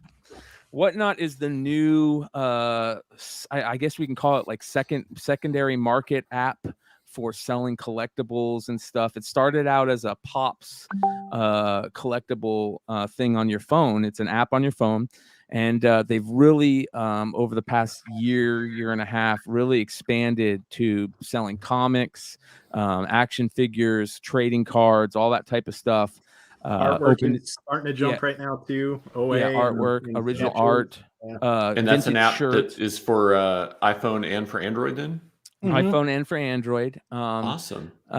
It is absolutely amazing. It's really great for creators, in my opinion, because it gives creators a direct line to their fans, and being able to sell stuff on there is amazing. Tyler Kirkham has been selling really well on there. Who else? Isn't he the best? Like, he's so good about being on the cutting edge of all this stuff. I don't know how he does it. He's like, whenever a new platform comes along, it's like, there he is. I'm like, are you like psychic or what? Well, it's funny because he has really kind of put this on his shoulders lately, and I'm not really, and it's not like he's creating the app or anything, but he's put a lot of excitement into this because he did two very awesome exclusive variants for the Invincible series that have just taken off, and that's what we're basically looking at right now is these mystery packs that James below put together. If you don't know James and Jonathan of Hive Comics, we're glad to introduce you to them. Hive Comics, one of our favorite retailers out there, doing great stuff, and basically you're about to see one of the exclusive variants that Tyler has done. That, I mean, everybody is going crazy for these books right now, and they're exclusive to the app, which is amazing. And Tyler goes on there and sells them, and that's one of them. Just gorgeous, absolutely gorgeous. Omni-Man. Tyler's artwork is so freaking amazing. He's so good. So good. What do you think of the comic market right now? Is that something you pay attention to? Is that something you see that it's just stuff just selling for crazy amounts that you can't believe? Like, I mean, I think it's all markets right now, like they talk, all you ever hear in the news is housing and cars, but I think, comics, any kind of collectibles, I mean, the nifties, right? All that. I mean, everything is nuts right now, and it's hard to figure out like what's up and what's down, because all of our, like, whatever your touchstone is, whatever you're grounded to, it doesn't make sense right now. So you just have to kind of like, I think, just buy what you enjoy, because if you're going in to try to speculate, who knows what's going to happen tomorrow. You're exactly right. It's funny you say that, because just recently, last week, there was a book that came out and just destroyed the market for speculation, did things that we never thought would do. And that was the Black Panther #3, which introduced a great new character. You guys, I'm telling you this right now, just from if you guys have read Black Panther 3, you know what I'm talking about. There's 3 stories in that book. The third story is Tosin's story. And I've said from the beginning, even on last week's show, that I think the character is awesome. He's great. They're setting up a cool backstory for him. He's got the way his costume is, and the vibranium tattoos are awesome. And it was his first appearance in this new book, and it was seeing, sales of $600 on a 1 in 25 variant. It was crazy. Wow. A day after it came out, so the speculation market is absolutely crazy. So good and bad, right? I'm happy to see people, one, talking about comics, being excited about comics for any reason. I'm excited for that, and two, it's nice to also see some people make some money off of it, right? Like, the world we live in today I like to say, there's been a glitch in the Matrix. I feel like we're living in a simulation, and there's alternate reality, right? Yes. And now people are able to make money. Literally, all you need is a phone and a pair of sneakers to get to the latest garage sale. You know what I mean? So, hey, I'm going to remind everybody, if you've got that cash to drop, go find your favorite comic book creator and like commission them to do something, because odds are, if that comic's selling for $600, they're not seeing any of that. So if you've got some favorite artist, some favorite writer, whatever it is, drop them a line and be like, hey, I want you to draw this character. And I bet you would be surprised at how reasonable that is. And you might just make their day. Yeah. Well, let's talk about that, because that is something that we love to, push our viewers towards. You creators always have not only the ability to create original art for you. A lot of creators have original art available for sale that's already done. How can people get in touch to you to get that type of stuff? Well, I'll be really honest right now, because I'm doing some stuff for Lucasfilm. I'm not taking on new commissions, but obviously people can go to octopolis.com and buy my fine art prints. So that's great. But it doesn't have to be me, right? If you've got another artist that you love, reach out to them, because I can tell you, especially, we're not out of this pandemic yet, and not everybody's working full time like they used to. So that person who you might thought a sketch was unobtainable or a commission was unobtainable, I bet they'd be more than happy to hear from you. Well, I definitely I dropped the Octopolis link. I love that Ziggy Stardust. Oh yeah, thank you, dude. Did you see that Lando? Oh, that Lando was sick, because it had Han right there on the hip with his blaster. Yeah, look at that. Yeah, that was a Star Wars Celebration exclusive, and unfortunately, that Star Wars Celebration was canceled because of COVID. So, that piece, it was released, but we didn't have that event. But this coming year, we are going to have a Star Wars Celebration in Anaheim. So anybody who's a Star Wars fan, or if maybe you've been to a Comic-Con and not a Star Wars show, come on out to that, because it's going to be fantastic. Yeah. Star Wars Celebration is one of the best events to go to if you're a Star Wars fan. It's nerd hoarders. Star Wars fans are just nerd hoarders. I hate those guys. Yeah. Well, you haven't lived until you've seen like a 20-foot tall Lego Darth Vader. That's all I'll say. That is awesome right there. Oh my God. Thank you. Shorts. Yeah, I love that. My second favorite Star Wars character is the Royal Guard. So that is really, really cool. Very cool. All right, I dropped the link in the chat. I'm gonna drop it again. You guys go check out Octopolis. There are some amazing prints that you guys definitely need to pick up. There's nothing cooler than getting cool new prints framed and looking good, and go to your local framer and get some of these prints framed, because it makes them look amazing. I know you said like it was exciting doing Rob's, coloring for Rob, but who was that other artist where you were like, where it was hard for you to even like, I can't believe I'm coloring his art. Like I like where you were so hesitant to even start because you were like, I can't believe this is what's in front of me. There's two. I would say George Perez. So, I feel really bad that he's sick now. It's really sad. But over the decades, we've had a really good relationship and become friends.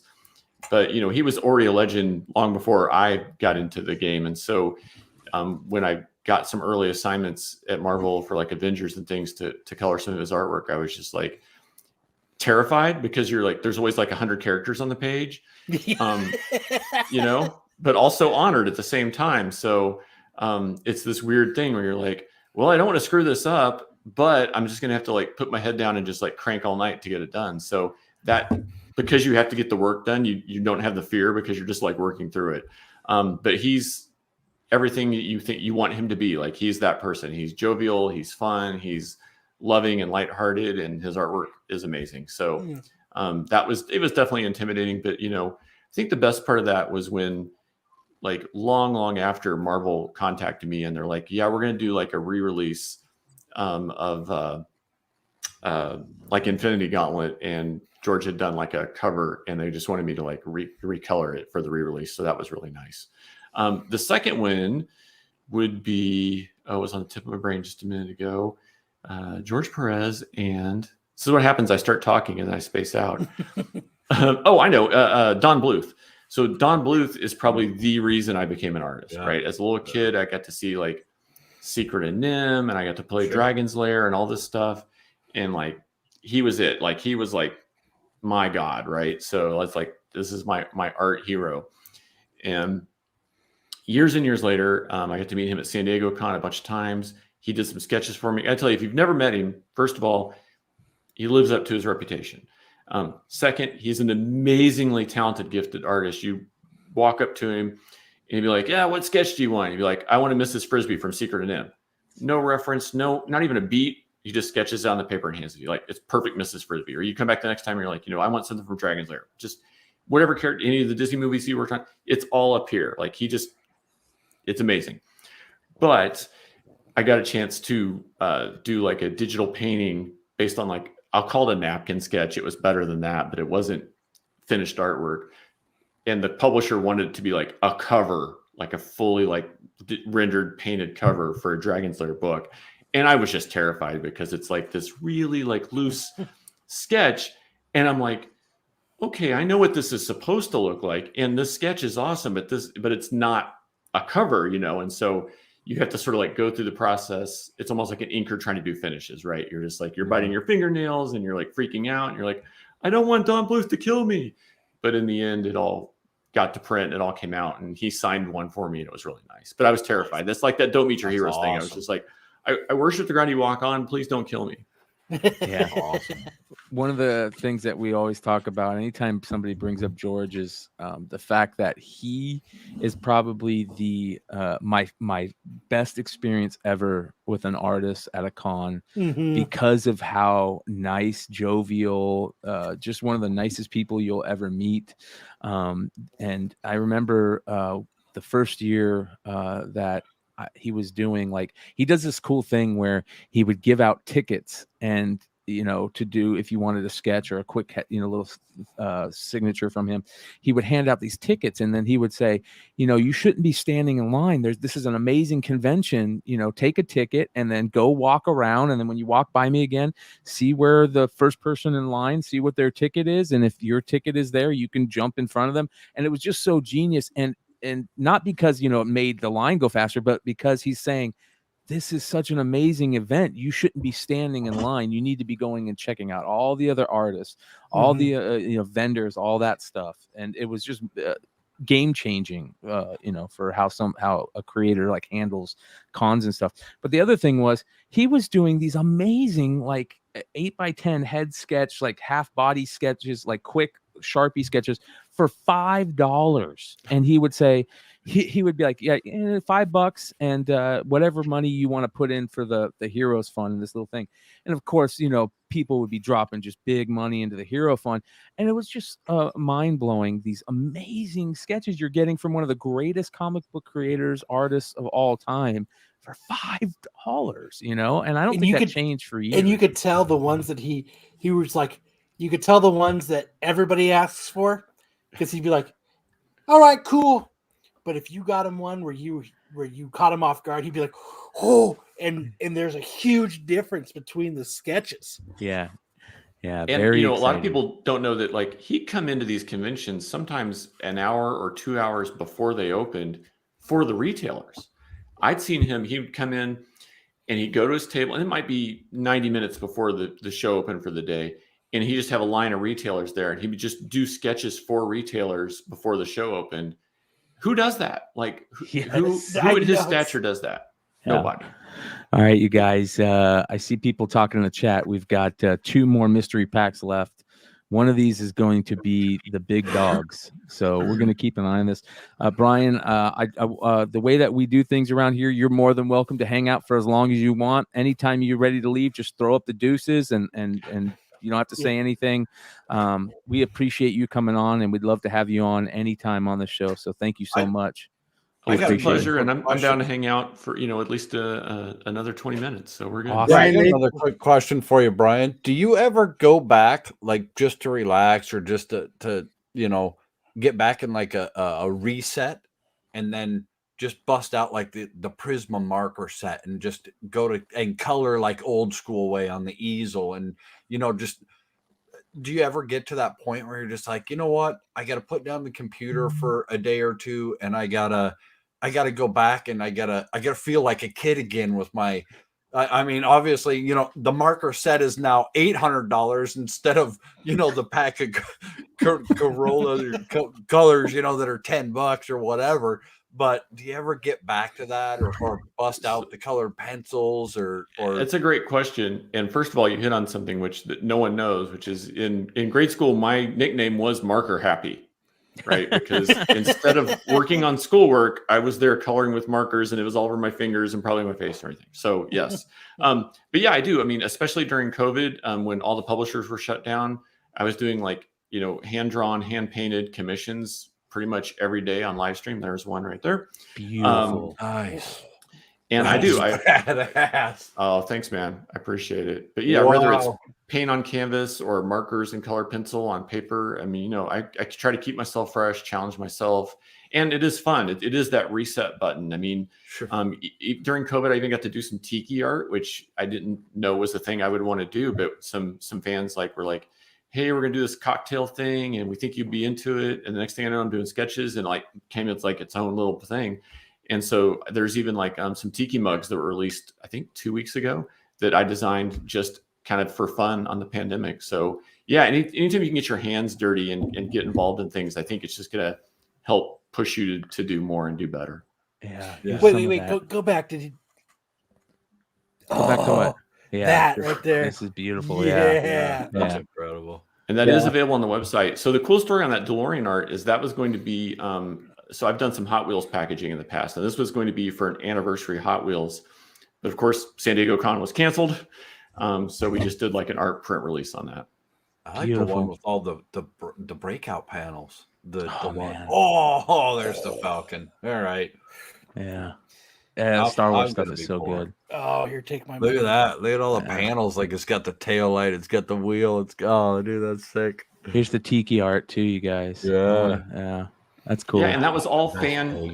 That was even something I was doing. That was all fan driven. They were just like, hey, you like Disney, you like this stuff. Will you do these sketches? And I was like, I don't know if that's for me. And then it just kind of blossomed. Yeah, love the. And of course, I love G.I. Joe. We all know that. Yeah. Yeah, this is good, man. Good stuff. Look at the old Cobra. Yeah. Oh, look at this. That is awesome right there. Reminds me of the old school playing cards from the 50s and 40s. That's awesome. This is my favorite all-time G.I. Joe vehicle. It made me fall in love with the A10. What is it? The Warthog. The Warthog. Yeah. The A-10 is like the burliest, baddest looking plane because of the Rattler to me. And I remember being a kid, and my parents had in the house I grew up in, it had two like coat closets right next to each other. And my parents said, okay, for your birthday, you get to pick which gift you want. It's there's one gift in this closet, one gift in this closet, and it was one of the coolest things they ever did. It was just so cool. And I picked the closet and opened it up, and there was the Rattler sitting in there, and it was like the greatest thing in the world, man. So at least your parents weren't like, or you can have what's in the box. Yeah. Or do you want box number 2? No, I mean, Beautiful. G.I. Joe, A Real American Hero is, just one of the coolest cartoons of all time. And like Christy Marks, who I worked with on some DC projects, was one of the main writers. And, it's funny, like when those cartoons were new, the Senate like actually had hearings being like, these are commercials. And, Marvel and Sunbow are like, no, it's just entertainment that happens to feature things that are toys. And you talk to people who are involved like years later, and they're like, oh yeah, Hasbro told us exactly what vehicles and stuff to put in every episode. You're like, okay, they were commercials, but we didn't know. We were kids. We loved it. Yeah. Still love it. Still to this day. Yeah. This is awesome. All right. So back to the whatnot. There it is. Oh, Look at that. It ended up being the last pack. The last guy got to choose between the last 2 packs and picked black and white, I guess. So this is the foil edition of this, you guys, and here you can see just how crazy this market has become, and what Kirkham has done, to generate these sales off of this amazing art. People are going crazy for these Invincible books right now. $807. Wow. Well, congrats. There we go. Uncle Willie's Comics. Still great. Half of what that book goes for. Yep. And that's the other thing, you guys. I'm going to continue to say it. Whatnot is to me the best place to buy, collectibles and stuff right now at a really good price. You'll get 50 to 90% off sometimes on items that you would see usually on eBay and stuff like that. So be on the lookout for that stuff. It is absolutely, worth it. I'm sorry, everyone that had to watch me chewing on my jacket the last 5 minutes. I was watching it intently like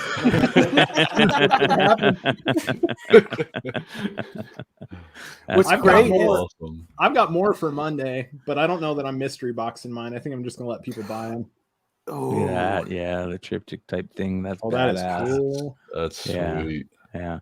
So you guys, most of these you can find at octopolis.com. I dropped the link in the chat. We'll put it in the description too. I imagine that. Oh, look at this. Nice.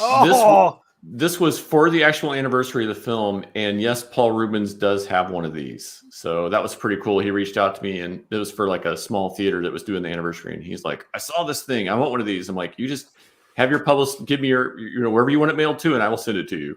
Oh, that is awesome, man. Another thing. I don't know if you guys know it, but those dinosaurs from that scene, they're not far from here. They're on the way into California. I've been there like 3 or 4 times. Yep. I remember that as a kid. Tell me about your big butt, Dottie. That is gorgeous right there. That is awesome. Nice homage to Marvel Spotlight 5. Wow. Well, while we're talking about Marvel, I want to tell you guys a Wolverine story. Yes. So years and years ago, it was an X-Men issue, and it was an issue where Wolverine was like the star. And so he's on every page, almost in every panel. And lots of shots of him holding the stogie, biting down on the stogie, stuff like that. And I forget what the actual story was because I'm so traumatized from it. But, it was, instead of a team book, it was really just like all Wolverine. And so we get the thing done. And this had been like me and Val Staples and Brian Buccellato and Jason Smith. So they're kind of like the core 4 at the time. And this was like a rush thing. We stayed up. It was probably like 24 hours, maybe 48 hours to do the whole issue. So we busted our butts to get this thing done. We're exhausted. Like Val had brought a pillow to the office. He was sleeping under his desk. It was crazy. We get it done. And Marvel calls and they said, hey, we sold an ad to the American Heart Foundation, and it's going to run on the back cover of every issue this month. And what this means is that Wolverine can't be smoking that stogie. Oh man. Now any other time he'd have been in like 5 panels or something, right? But this is every page, almost every panel. And they're like, can you guys go in Photoshop and just like take it out or whatever? I'm like, well, we could take anything out you want, but what's going to happen when he's doing this and doing this? And so we're having to like draw in his mouth and just, and this is early days of Photoshop. It's not like now where you could easily draw in Photoshop. Like we were painters, but trying to like match the artist, what they did. Oh my gosh, it was a nightmare. So we're already completely spent, and we just like spend like, I don't know, it was 4 or 6 hours, just like every panel, just going in and like trying to get rid of this stogie so that we could turn it in. And they'd be like, and I don't even know if it made sense. Cause like, what is it like? You've got panels where Wolverine's just like this for no reason. Throwing up the peace sign. Yeah. So that was one of the, you asked me like crazy comic stories. That was like one of the most like, for us at least, the ones that were like doing the work were just like, oh my gosh, no. And it was such a cool issue before, there's smoke trails going everywhere. We had to get rid of all that stuff. Like, shoot me now. Yeah, I'm not. That's hilarious. This going through your art is it's amazing stuff, man. And you guys make sure you guys go check it out. You guys are gonna love it. I'm telling you. Get some of this stuff framed. Awesome. I'm mad I wasn't introduced to what you're doing with your website work until now, because putting you on a Department of Truth cover would have been amazing.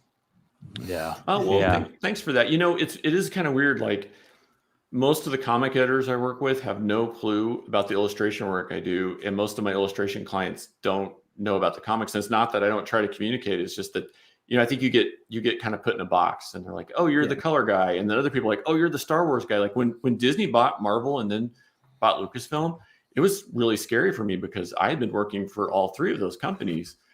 And then there was one point where, when they all come together, where one group's like, well, if you're going to work for us, you can't really work for the other guys anymore. And you're like, what do you mean? I'm like, I'm a freelancer. I'm just trying to feed myself, And so it was kind of crazy for a while where, I'm used to just, I'm doing Disney, I'm doing Marvel, I'm doing Star Wars. And like, well, you're the Star Wars guy now. I'm like, no, I can still do Spider-Man and Fantastic Four and everything else too. So you just have to kind of like prove yourself. But thanks for that compliment, because I've got to do a few covers here and there, and it's really fun to get that opportunity when sometimes you're thought of as like just the color guy. Well, somebody brought this up in the chat earlier, and I definitely want to show it because it is awesome, and it is the Star Wars print with all the different suitcase tags on it. How awesome is that, you guys? And that was almost an accident because so I've been invited down to Epcot for the Festival of Arts a few times to represent Lucasfilm and Star Wars. And I noticed after the first year I was there, a lot of parents come up with their kids. And look, it costs a lot of money to go to Disney anyway, right? Mm-hmm. And maybe they can't drop 50, 100 or more, to take a piece of artwork home with them from Epcot. So I thought, if I get invited back, I'm going to bring something free that I can give away to every kid that I interact with. And so awesome. I made up, some of these tags you see, I made up like maybe 4 of them as like little actual tags you could hand out. And I would just take one set with me every day and give them to kids. And so the following year, when it was time for Star Wars Celebration, I did some of my normal concepts. And someone at Lucasfilm said, these concepts are great and you can do whatever you want with them, but what else you got?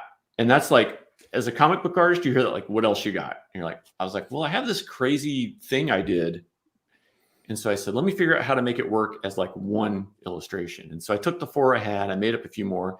And then I had like this aha moment of like, oh, the Death Star, we're going to rip that ticket because the Death Star exploded. Like the trip was canceled. When I came up with the rip ticket, I knew like, okay, I got this. And so I sent it to Lucasfilm and like my inbox just like exploded. They're like, yes, you have to do this, everything. And so as far as I know, it was the first Star Wars Celebration artwork that does not have a ship or a character on it. Oh, that's awesome. And even though they wanted me to do it, I was still terrified. I'm like, well, no one's going to buy it because it doesn't have a ship or a character on it. And then it just went crazy. And I couldn't believe how many people came up to me. They're like, they either just loved it because of what it was, or they had some connection. They're like, I work for an airline, or I work in travel, and this is the most clever connection of Star Wars that I've ever seen. And so it was really refreshing to go off on some like crazy tangent. And instead of being told like, that's crazy. That's off brand. Don't do that, to be like actually accepted and be like, oh, this is a cool, fresh idea. Let's see what people think about it, which was really fun. Yeah. And how many people in the chat, as soon as he said that he made the tags up and took them in and gave them away, how many people in the chat are going, damn it, now I'm going to have to find those tags? Yeah. How many people are instantly on eBay and another tab? yeah. I was already thinking about it. I was I mean, they're out there somewhere. I gave away, probably 100 or more of each at Epcot to like just little kids and families and stuff. Oh man, people are going to be searching for him now. And then this print is available on my website. I have a handful or so of these left. So if you want one, you want it autographed, order it there and I'll ship it to you. Yeah, your prints are all hand numbered, hand signed. I saw that on there. Yeah, all the Star Wars and like Fox limited editions and stuff like that are all numbered and signed. Oh, there you go, you guys. Go score you some sweet goodies from octopolis.com. And you guys will not be, you guys seen it. I mean, I don't have to tell you, you're not going to be disappointed. You've seen and there's it. Easter eggs on those tags that you probably can't even see on this little JPEG. So you'll find little things you like. And it makes it even better, man. That's awesome. Yeah, I like that though. I've worked with artists for years and years, whether it was before comics. I've owned a tattoo shop for going on 7 years now. And like with the comic art, a lot of times we'll give people a basic direction. Like, yeah, we kind of want something that's like pre-code horror homage. And then we just let them do their thing. But most of the time we're just like, read the PDF, whatever you want to do it. We picked you because of your style and because of your talent. Just do your thing, and I feel like you get the best work out of artists that way. But my favorite thing is to see artists take leaps of faith into something that they've wanted, whenever an artist is like, oh, I've been wanting to try this new thing, I'm always, yes, please. And with the tattoo stuff, like even if you look at the portfolio of artists I have in my tattoo shop, they're weird. Like their tattoo styles are so weird compared to what mainstream tattoos are, but they're all booked out 5-6 months. Yeah, because weird is good, man. Weird is good. Yeah, and they're happy to design work constantly. People, they design the work beforehand. Nobody comes to them and says, hey, I want this. They design their stuff beforehand, and they've got so many people that are so into their work that they're just, the second a piece is available, they're like, yes, I'll take it. You know, and it's cool to see that though. It's fun to see artists be able to like do their own thing, their own way, and people still be so supportive of it. So yeah, it's really cool. I enjoy that.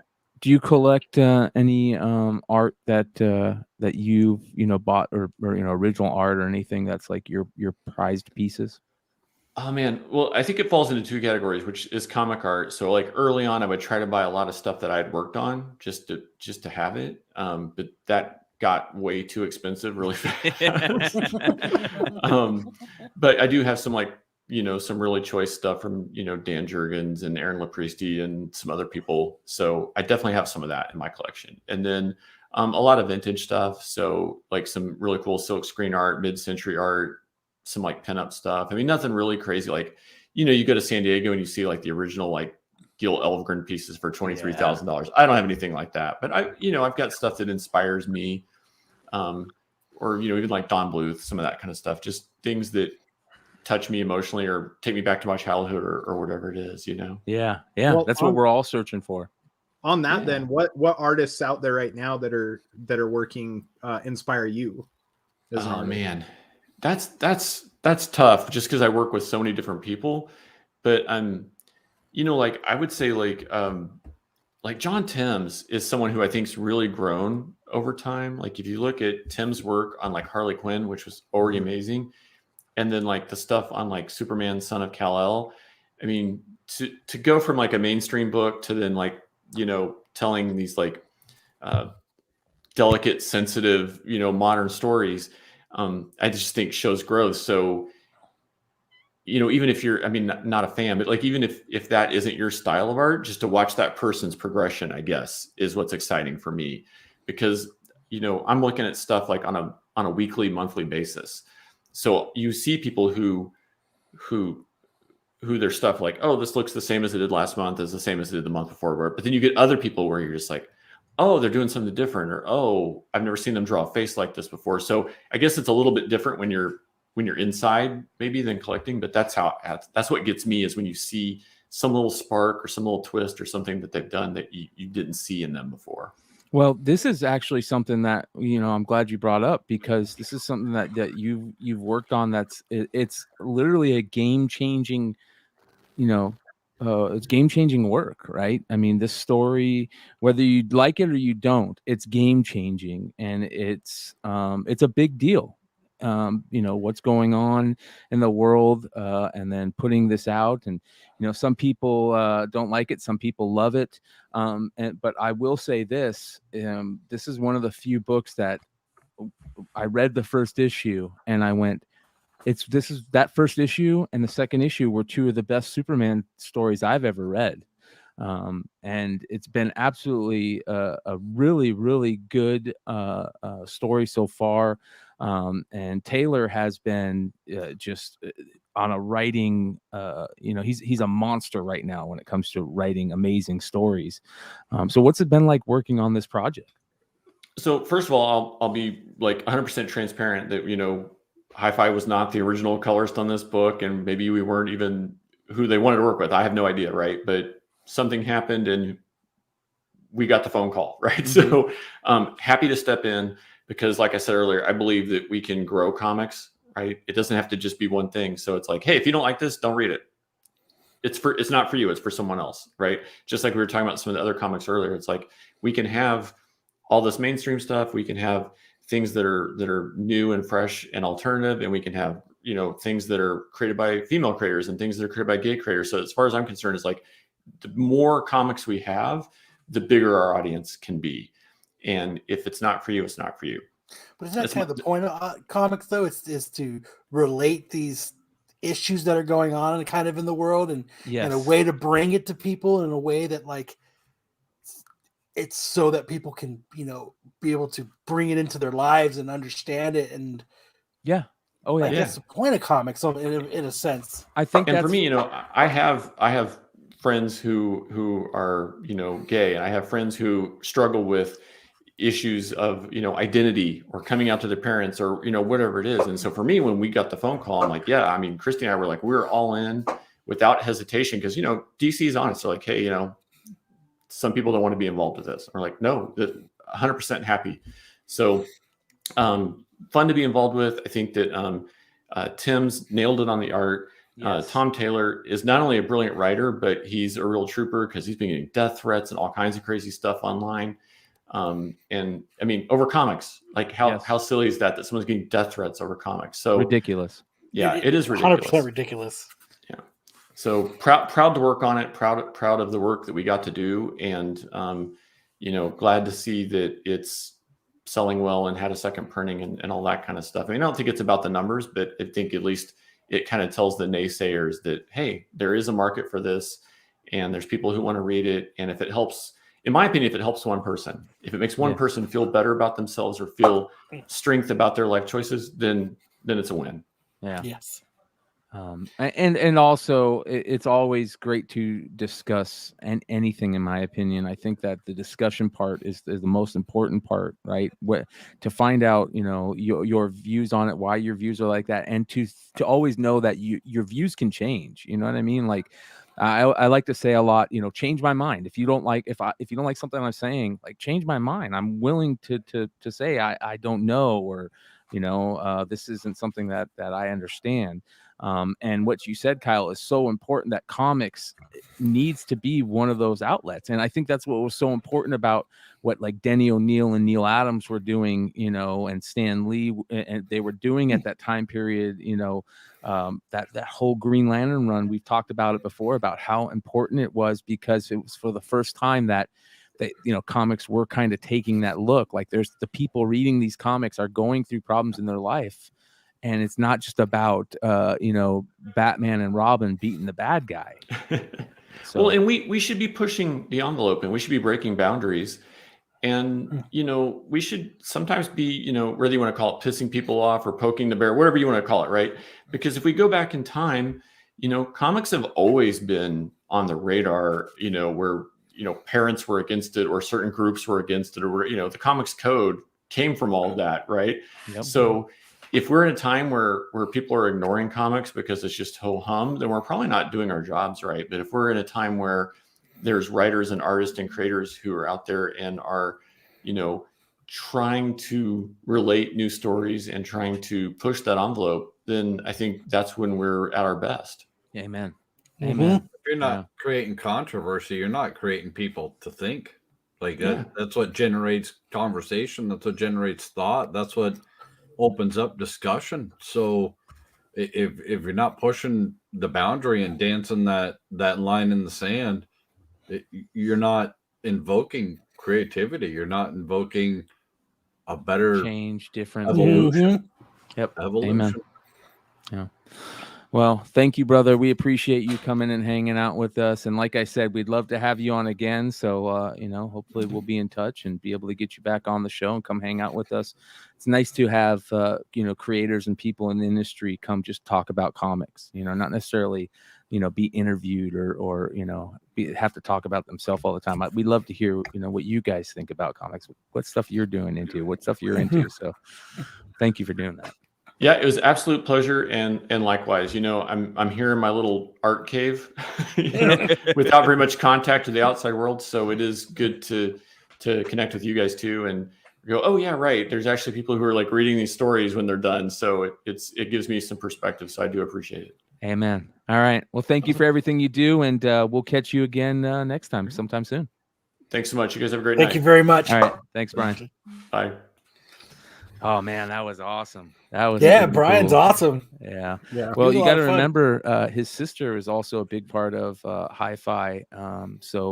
I would just suggest you guys go take a look into, Hi-Fi Color and some of the books that they've been part of, that he's been part of, his sister's been part of through the years. And I don't think you realize how many books they've been a part of. It's Crazy. so many. It's crazy. All right, let's it's funny we ended off with that discussion and change topic and everything, because one of the things that I do want to bring up that has just been a crazy story over the past couple weeks that isn't necessarily a comic story, but I think it's something that I want to talk about, and that is the craziness with Joe Rogan, right? It is. You know what? I boiled it down to I think we talked about this earlier, Brian. I was like, people who are outraged about this, they're not listening to Joe Rogan.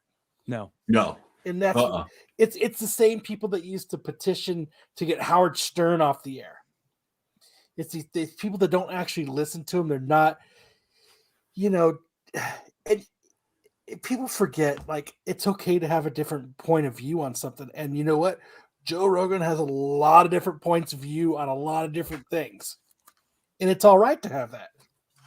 Yeah. Well, I think he's part of the reason that Joe Rogan is so big, part of the reason that so many people It's because he love did a Joe show Rogan where people ate scorpions. Yeah. is and it's possibly because Joe Rogan has been fair from day one.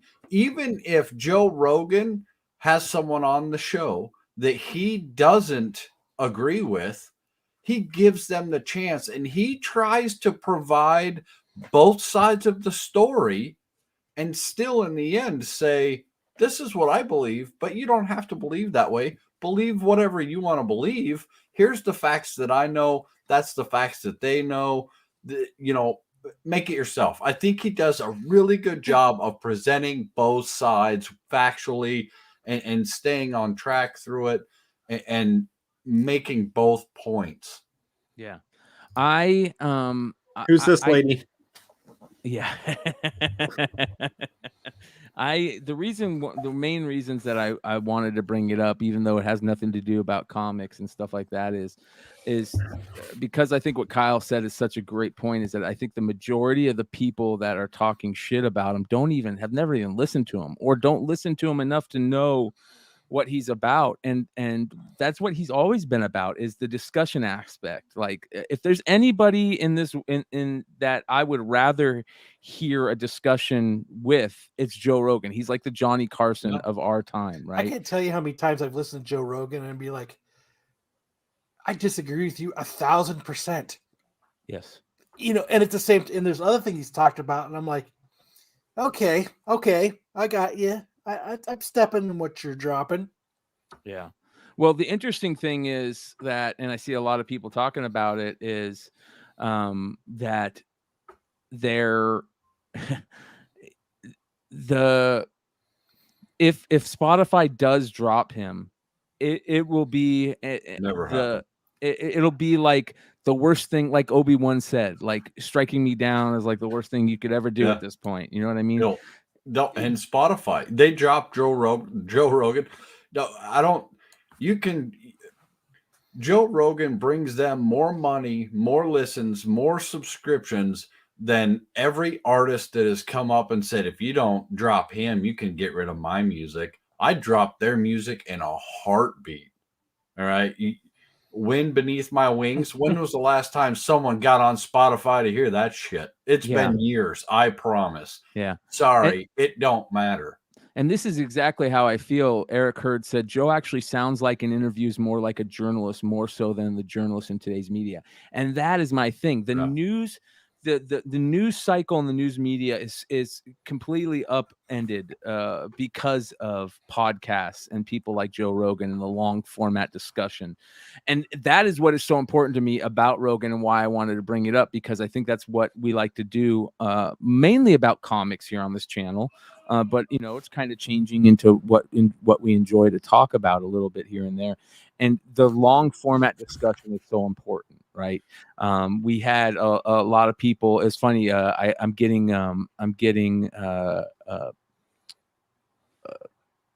people are saying that I hate the Black Panther 3 book because I missed out on it. So I'm talking shit about it. And it's like, no, like change my mind. You know what I mean? Like that's why I bring it up. That's why last week, like I came out of the gate so crazy about it, you know, is because we're all finding this stuff out as we go. And these discussions that we have with retailers, you know, like James, creators like Brian Miller and Tony Fleece. And that's the important part, is the discussion. So I just wanted to again reiterate how important that long form discussion. I've listened to Joe Rogan a bunch of times, and I go, Joe Rogan's a fucking idiot. And there's sometimes I've listened, man, where you're just like, no, you fucking stoner, you've gone too far into stone land. Like, you know, those old school stoned conversations where it's just. And you know, and there's other times you're like, yeah, that's cool, man. It's cool. There's been 100 times where I've done the same thing and said, yeah, you know what? I totally disagree with Joe Rogan. I 100%. What a fucking asshole. But in the same breath, I've also said, but I really enjoyed the way that he presented the information, because he gave me a bit of both sides for me to decide, and I don't have to agree with him. And he's not going to tell me I'm a bad person that because I don't agree with him. You know what I mean? Let me ask you this though. Like, if you're watching a show or you're listening to a show, right? And all it is someone sitting there and they're interviewing somebody or having a conversation with somebody, and their opinions are just perfectly in line the entire fucking time, right? Is it worth even listening to? No. Like, people listen and watch those shows because they want the intellectual debate of it, right? Yeah. And that's one thing he's proven through his show. Whether or not you like him, he's knowledgeable.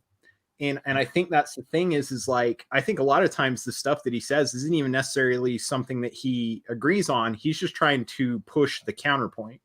Yeah. Right. Because if you push the counterpoint, you get the best dialogue and response from the person you're interviewing.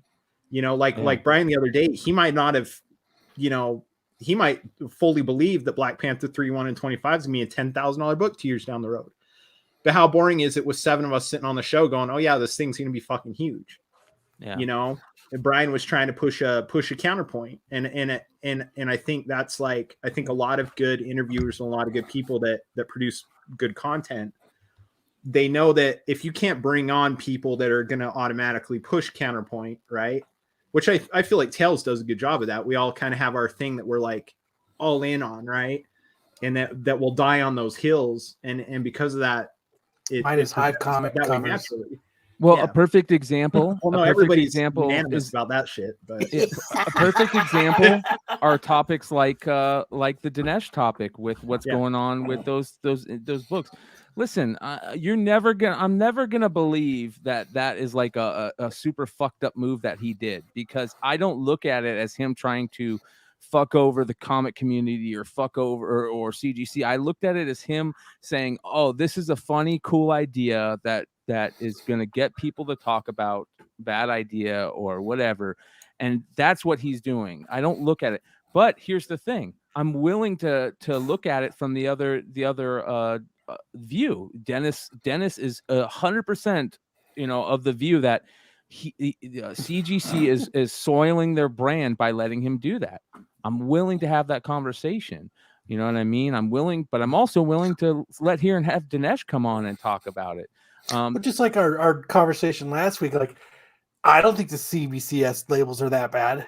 Like Yeah. I don't care about them. Like I don't mind getting them. It doesn't bother me. Yeah. But you and me and Dennis are just in our own CBCS group, I guess, because nobody else agreed with us. But I mean, on the same note, that doesn't, the label didn't bother me. I don't give a fuck. Yeah. Well, and Joe Rogan actually is a huge comic book collector and has been for years. So He loves CBCS. Yeah, Werewolf by Night. I think well, fuck Werewolf that by guy. Night. Why are we even wasting our breath on him? Yeah, I know, right? Fuck. He loves the my labels. my He said they're mind the just best labels changed. out there. Yeah, my mind just changed. And he just posted a picture recently. It was either yesterday or the day before, and he went down to the secret stash, and he was there and bought a bunch of books. Yeah, Joe Rogan did. Well, did you guys? Let's get into some of the quick news stories that I thought would be fun to talk about.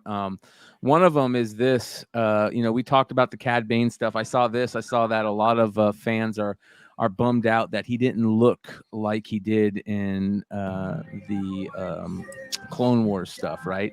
So fans went and made a change. Right? Like, what the fuck? Are you kidding Why are me? we listening to I'll Bush? leave music on. Let you guys hold check on. it out. Check out our That's bite what now. not. Hold on. Oh, You can't please everybody. Like it's you can please some people some of the time. I'm starting to get to the point that I hope all the new shit that comes out with Star Wars is just absolutely fucked, just so I can hear all the people cry about it. This is why Star Trek is better than Star Wars, because you don't hear the fans crying all the fucking time. Like, it doesn't matter what Star Wars does. It doesn't matter what Disney produces. There's just, all you ever hear is this negativity, and I'm so fucking over it.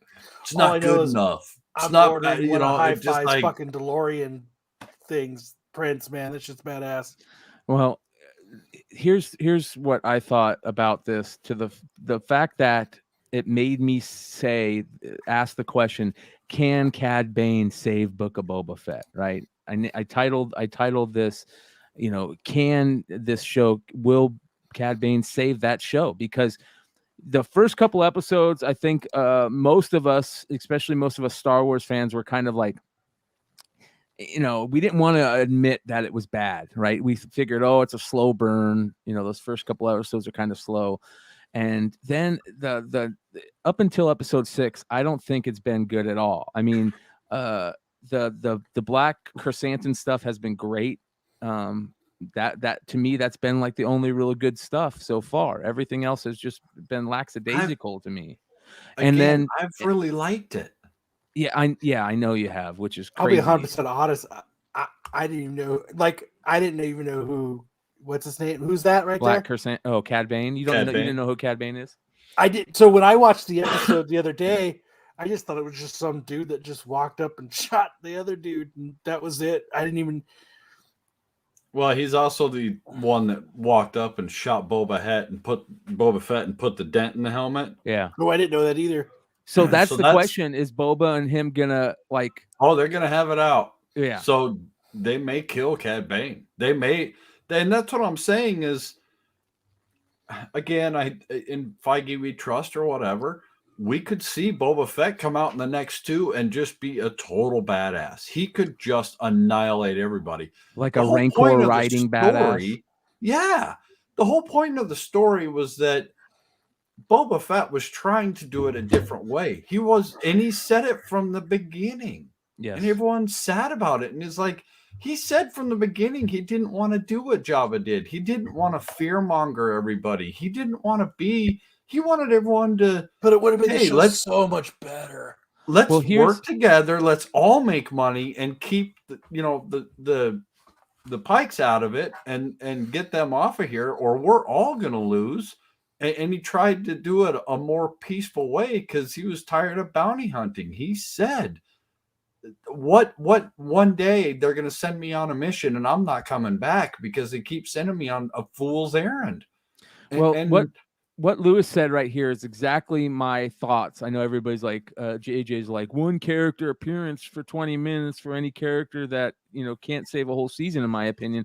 And I get that, but this is my thoughts. Like, will the last, 2 episodes to me, I think the Mando episodes weren't that great, but the last 2 episodes could, change our whole thoughts on this whole season.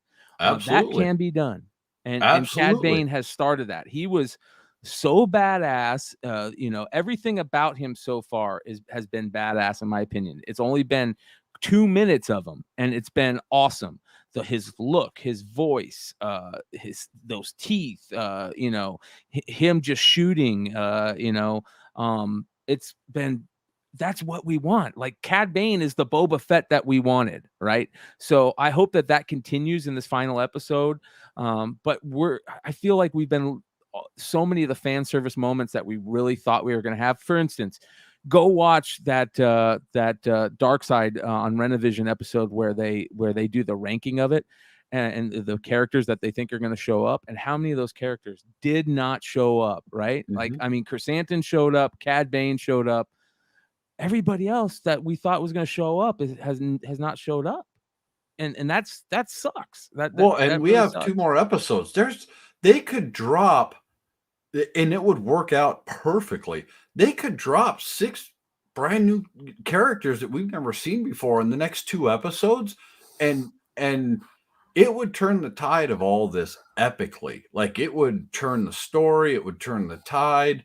Yeah. We could have Bosk, we could have Dengar, we could have IG-88, Forlom, Zuckuss, Aura Singh.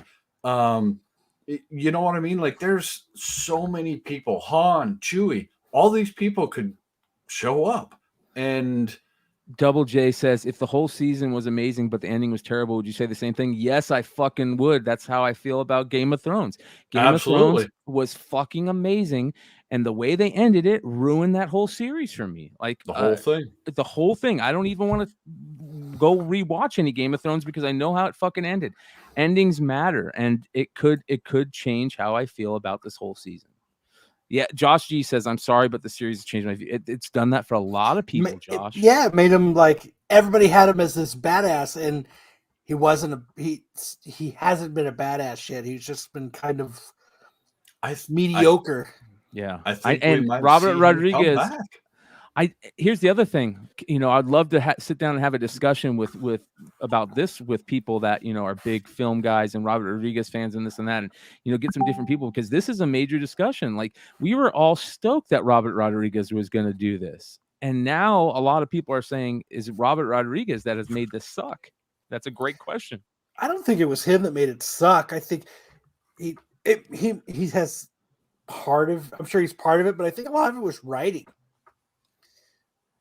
Yeah. They could have made him such an.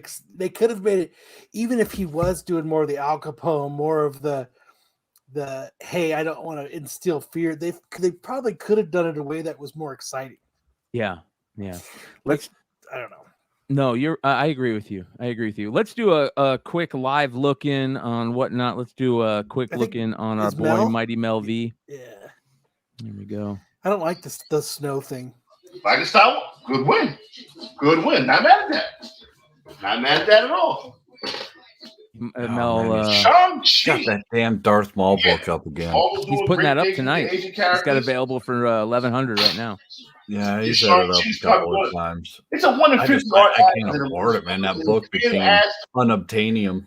It Yeah. looks like Yee's gonna start in 10 minutes too. Yeah. Supposed to change sheet number 1. It's a 1 in 50, which means stores had to order 50 Shang-Chi's to get one of these, and it's Art Adams. $1 1 minute. Let's go. Let's see what he sold tonight.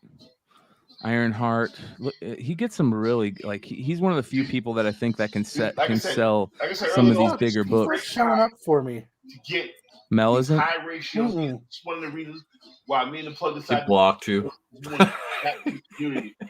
Great opportunity. Oh, there he is. He better not be. Very high ratios and very, very good prices. So to do whatever you want to do with it. Because you go to the stores for 1 in 50 night, you're paying at least $50. But here at Lizard, you see what the 1 in 50 go for. Giving you great opportunity to pick some great books at low prices. I tell you, retailers coming to my sale and be like, hey, my MLB got some good shit for cheap. We can get this shit. Get it at the CDC, make a couple dollars. They're retailers. They're allowed to do that. Always Cash slanging. card is at $20. Always slanging. All right, we'll keep an eye on him. Here's what I do want to do. I want to do. Let's go over the hot comic review. Let's do the hot comic review segment. This, ladies and gentlemen, is the hot comic review for this week of February 5th. Let's go ahead and start with the cover price top 10.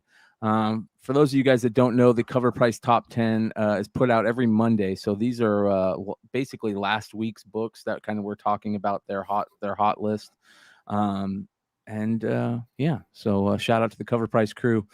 Their number 10 book this week was Black Panther number 3. Obviously, top weekly sale. Book. Yeah, my favorite book now.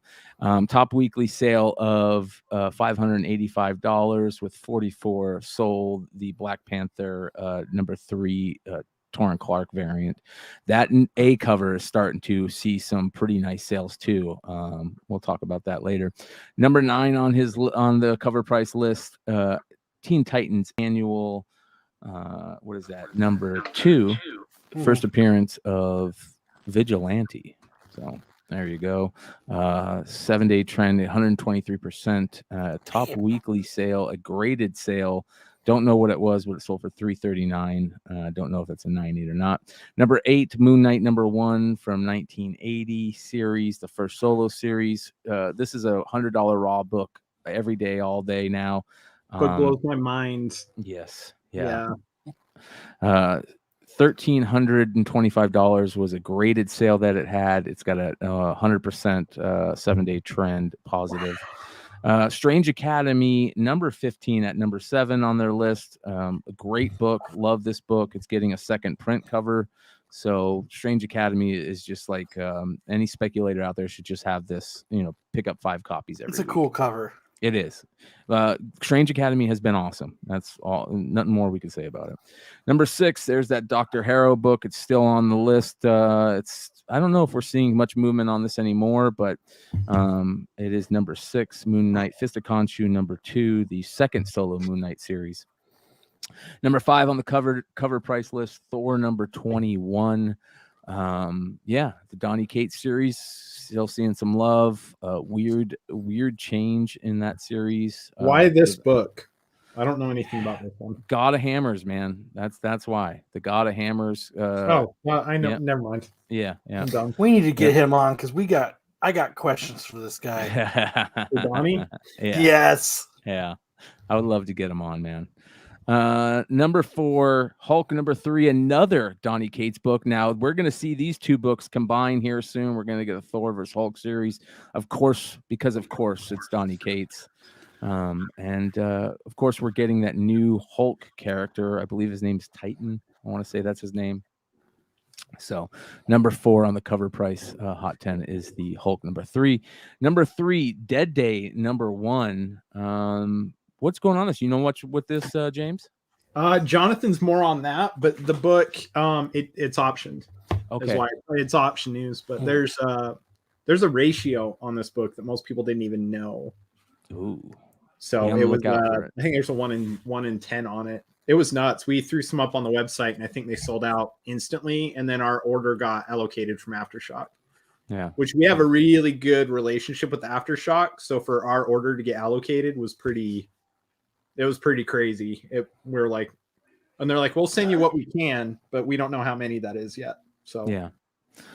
Number 2 on the list, Mouse, Art Spiegelman. Now, I saw, I think it was JJ that said that when has my mind ever been changed on anything? Well, here's where something my mind was changed. If you guys remember, I was super hot about this book being so-called banned and taking out of the curriculum to me are 2 big differences. And through multiple conversations that I've had on comic shows, i.e., shows on this channel, Comic News Weekly, we had a great conversation with Simple Man over on Simple Man's channel, talked with teachers who have went and read the transcripts from that meeting that they had. And, my mind has changed on this. And I'll drink to the Russian bot. Yeah, drink to the Russian bots. I will say that I think that the way that we're crying over this being taken out of a curriculum is totally different than crying about it being banned. This book wasn't banned, all right? I mean, people can still go and buy this book. But that being said, it's amazing what they have done to get this book in people's hands now. It has become, on the I think he raised like $80,000 so that people can get this book. Yeah, at the local comic shop in that town. Yeah, which is amazing. And my shops here, they're not slouches. They have huge back issue. They order quantity. They're on their 3rd order of Mouse in a week. Yeah. And that's out of the 2 stores they run, and they're ordering cases of the book. And I was in there the other day picking up some books that we did with them, and 2 people within 20 minutes were like, "Hey, do you have this Mouse book?"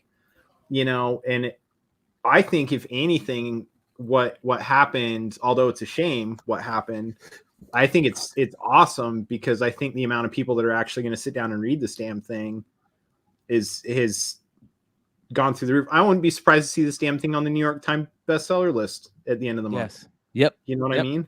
Well, I think it's taken up like 8 of the 10 spots on the Amazon bestseller list. Yeah.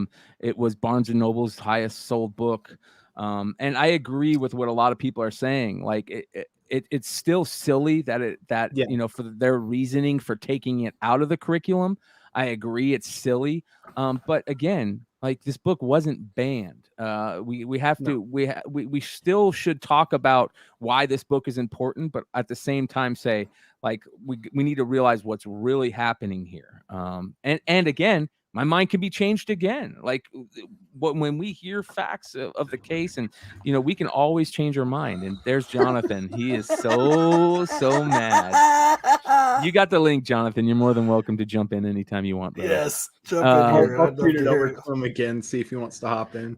And here it is. No, he's in the Facebook thing. He's got it. Yeah. Here it is. Talking about that A cover, number 1 on the cover price list, which I give them a lot of respect for putting this at the number 1 book instead of the Torrin Clark book, because they base it a lot, on their sales, the 7-day trend. But this book is starting to see a lot of movement still. I mean, starting to see more continued movement. I think this is like a $45 book right now. And it goes back to the question, how many of these do we think was printed? And I was asked last night on Drunken Chat if I thought that there was more than 15,000 of these printed. And hell yes, I think there's more than 15,000 of these printed. Oh, yeah. Yeah. So. I bet you it's at least a 200,000, maybe 150,000 print run. Well, okay. And so here's the thing. Like, those of us that are old hat to the speculation game, which is almost everybody in chat, right? And those of us on here, we'll all agree there's things you look for big spec books, right? And the biggest thing I try and stay away from is first appearance issue 1s. Okay.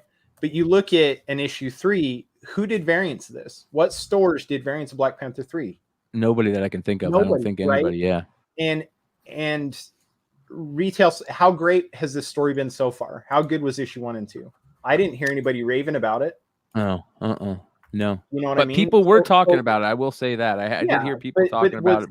But was this a book that, like, where LCS is increasing orders from issues 1 to 3? Did issue 1 go to a 2nd or a 3rd printing?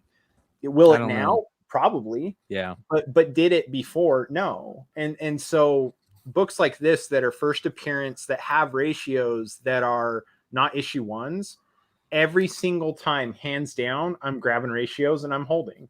And I'm grabbing 5 copies of cover A. And more often than not, at least in the short term, they're good spec.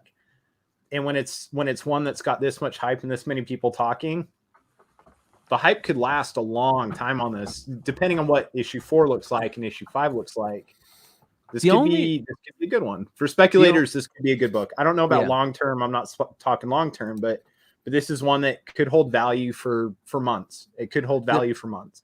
The main problem that I had with this book, and not necessarily this book, but the 1 in 25, it wasn't because of what it was going for. It was because it felt like it was being hyped as the next Jurjevic 1 in 25 Miles.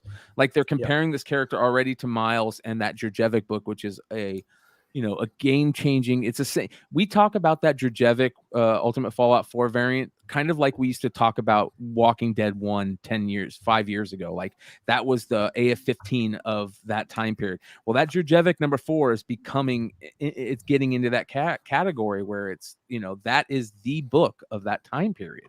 So that was my big problem. And I know Bleeding Cool, that article directly led to some of those crazy prices, along with all the, FOMO and that type of stuff. Do you want to know what I look at it as? And this is more realistic, and I think you'll be on board with this. I think it's more like Captain Marvel 8. The ratio 1 in 25 for Captain Marvel 8. Phenomenal cover. First appearance of a character that may become bigger in the future. But the 9.6 is still a $300 book. Okay, that's the 9.6. And so when people are like, oh, yeah, this could be a $2,000 9.8, 1 in 25. It could be. It could be. Is it more realistic that it's a $700 or $800 9.8? Yeah, it is. Because if that book can be and still has been a year later, this one very well could be too. And so right now, is it a good speculation book? Yeah, hell yeah, it is. And especially if you have it graded in 9.8, it's a good hold book. Yeah, but if the book hits $800 or $900, am I holding on to it? I don't know. Yeah, that's what I say. Like people were asking the other night, like what should they do with the 1 in 25s? And I say sell that sucker. I mean, unless you got a really nice copy, grade fast track, and hope it holds out. Yeah. But again, to be able to get $600 for a raw book that came out a week ago is a very good thing to do. Yeah, that's a good. I wouldn't hate on it. Yeah, I definitely wouldn't hate on it. All right, so that, ladies and gentlemen, is the cover price Hot 10 for last week. Let's get into the key collector Hot 10 for last week. Amazing Spider-Man number 16 is the first book on their list. Of course, this was on their list last week, I think. I'm going to make sure this is the right list. I believe this is the newest list. We'll have to check. Amazing Spider-Man 16, it was on their list last week. First meeting of Spider-Man and Daredevil. Also, a great cover with that yellow suit. Always love that Daredevil yellow suit. So breaking sales, still breaking sales. Uncanny X-Men number 6, number 9 on their Hot 10. Third appearance of the Brotherhood of Evil Mutants. A great Namor cover.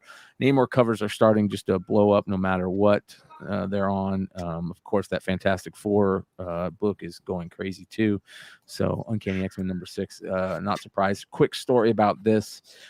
Big shout out to one of the OGs in this game, Koi fam, Koi Cakes, for all you Unpressable Defects fans out there. Koi sent me this book graded, I think like it was a 6 qualified because he had it graded and he didn't realize that a page was taken out of it. Sent it to me for free, said, here, give this to your brother when he was recovering from bone cancer. Said, hey, or give this to your brother, hopefully it'll brighten up his day. And that's the type of stuff that I'll never get rid of that book. My brother will never get rid of that book. And type of cool stuff that makes this community awesome, makes you remember books. So shout out to Koi. Next book on the list, number 8 on the Hot 10 Key Collector Hot 10, Amazing Spider-Man 101, first appearance of Morbius. Of course, Yep, definitely makes sense. A lot of record-breaking sales. I've seen the second print sell too, which is was put out like 20 years later. That's also been selling. So yeah, big sales on first appearance of Morbius. I'm very interested to see what that movie is going to be like. I think we're gonna get some vindication for Jared Leto out there. I'm crossing my fingers that we're gonna get some vindication. I hope so, but it's a Sony property, so who knows? Yeah, I agree. And Could be a show. Tom Hardy being in it is a plus for me. Definitely a plus for me. Tom Hardy being in it scares me. Yeah. We'll see. It's Hopefully good. he's in it more than just sitting at a bar and talking. Number 7 on the key collector list, Daredevil 131, first appearance of Bullseye. This is interesting. This book is getting hot again for some reason. I guess there were some record-breaking sales. 9.2 sold for $9.19, which is only $23, whatever, $22, $20 more.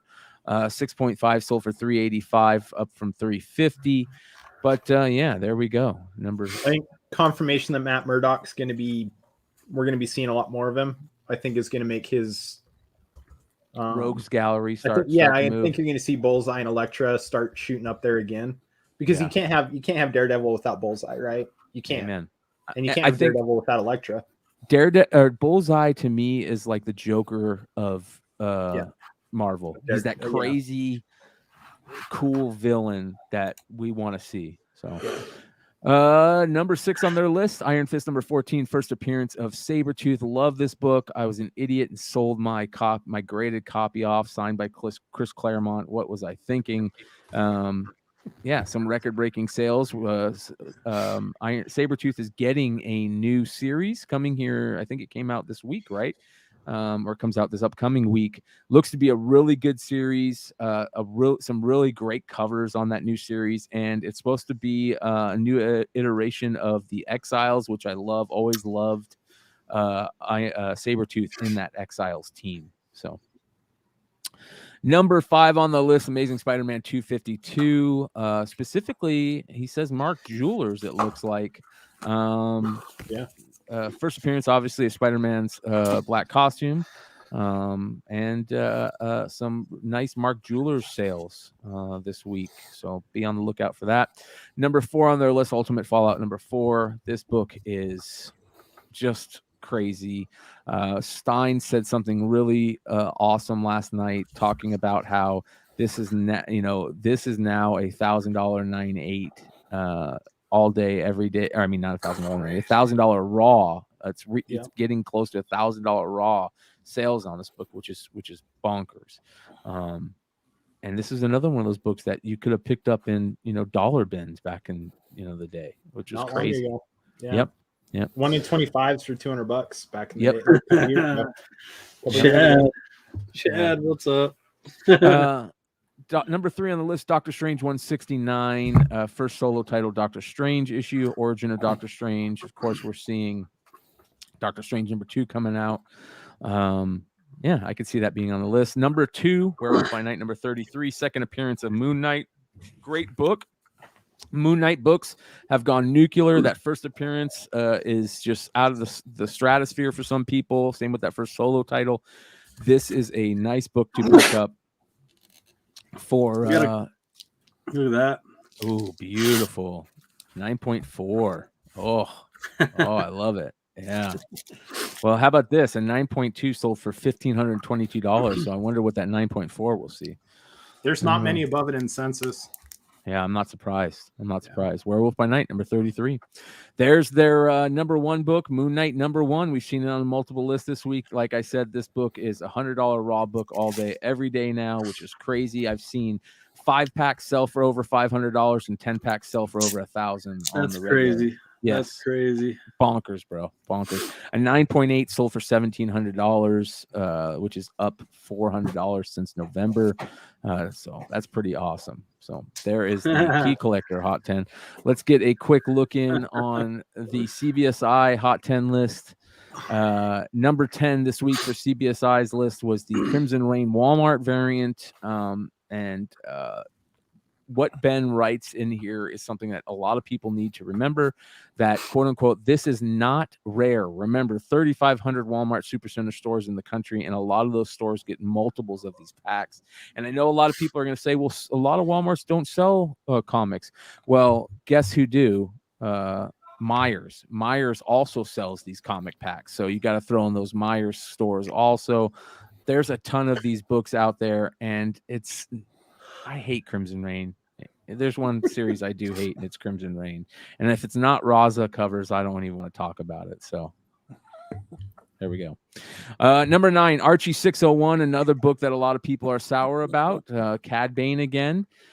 I think this is cool. I love books like, yeah, there we go. I love books like this. I think that finding cool little things like this in books are one of the fun things about comics. To me, it'll always be, finding like, that early advertisement of Wolverine in the 3 books that it's in was such a cool thing to me. Finding out that, there was a little, extra in this book is a cool thing to me. So, it definitely makes it a lot cooler than him hooking up with not Betty. So, Not Betty. Number 8, Noctera. Number 7, the Stegman 1 per store variant. People love this cover, man. I think, and again, I'll say it again. I love Stegman when he's not doing Donny Cates Venom. I think I'm bored of Stegman's variant stuff, but then when I see Stegman doing, or not variants, bored of Stegman's Venom stuff, but whenever I see him do non-Venom stuff, I love it. Absolutely love it. So I think we have one of these, don't we? Our variant's better. It's in a mystery pack, awesome. Jonathan. What? Yeah. Throw it in a mystery pack? Yeah. Yeah, that's in a mystery pack. You never know, we might do that mystery. If I think it's in this box behind me. I might just sell it on Monday on Whatnot. Yeah, $50 plus on this. That's crazy. Yeah. Number 7 on the CBSI list is third appearance on the list this last couple of weeks, 3 weeks in a row, I believe now. Mary Jane and Black Cat Beyond, which I always thought it was the Beyond variant. I didn't know that Beyond was in the title, which is kind of weird to me. But Mary Jane and Black Cat Beyond number 1, the Adam Hughes 1 in 50. Absolutely, we knew this book was gonna just take off. Second we saw it on FOC or in previews, and I'm not surprised that it's exceeding the $200 mark. How long will that last? Noctera was 1 per store, right? Yeah, one per store. Yeah. So, all right. Number 6, Amazing Spider-Man 637, the Grim Hunt storyline. There's 2 covers for this and a second print, so 3 different covers. I really like the second print cover, and this is Madam Web Julia Carpenter spec, which I really like. I'll be honest. I don't like the original Madam Web character from movies, but I like the Madam Web, the Julia Carpenter iteration of her, and I think Dakota Johnson is a great Julia Carpenter casting. So we'll see how that plays out. Love this storyline too. The Grim Hunt storyline was amazing in Amazing Spider-Man. So anytime you get to use that character, it's good. Number 5, here's the original Amazing Spider-Man 210, and this cover, like I said, always creeped me out because I always looked at it as like a big abdomen on a Black Widow instead of her little gaming chair she's sitting on. I always felt like that was her. This was spec like 2.5 years ago. And I've probably got at least half a dozen copies of this damn thing. Well, it's moving, brother. It's moving. And here's the thing. How long is it going to see movement like this? Are people going to start looking at it like Julia Carpenter rather than the original Madam Web character? But yeah, don't hate the character, as Ben says, but it definitely seems off. Number 4, a gorgeous Daredevil cover that doesn't have Daredevil on it. It has Elektra as Daredevil on it, so I guess it has Daredevil on it. But Daredevil Woman Without Fear number 2, the 1 in 25 variant, is stunning, really, really nice. $80 to $90 out the gate. So, yeah. Number 3, the Black Panther Torrin Clark 1 in 25. No need to say anything about that other than over $600 on raw copies. Number 2, the Darth Maul number 3, first cover appearance of Cad Bane. A amazing book right here. Love this cover. And this, like Ben says, the second printing is amazing too. But just great cover. Love Aura Singh, and Darth Maul is my third favorite Star Wars character of all time. And here we go, Raphael Albuquerque. Here you go, Kyle. This is your boy. Fucking Solo. I should never solo that cover. Yeah. Kyle is the guy that loved Raphael Albuquerque so much he told his local comic shop to put every Albuquerque cover in his box, and the only one that he missed out on was the one that everybody wants. Poor Kyle. The Thanos one is the only one I didn't get. Yeah, Fucking pissed.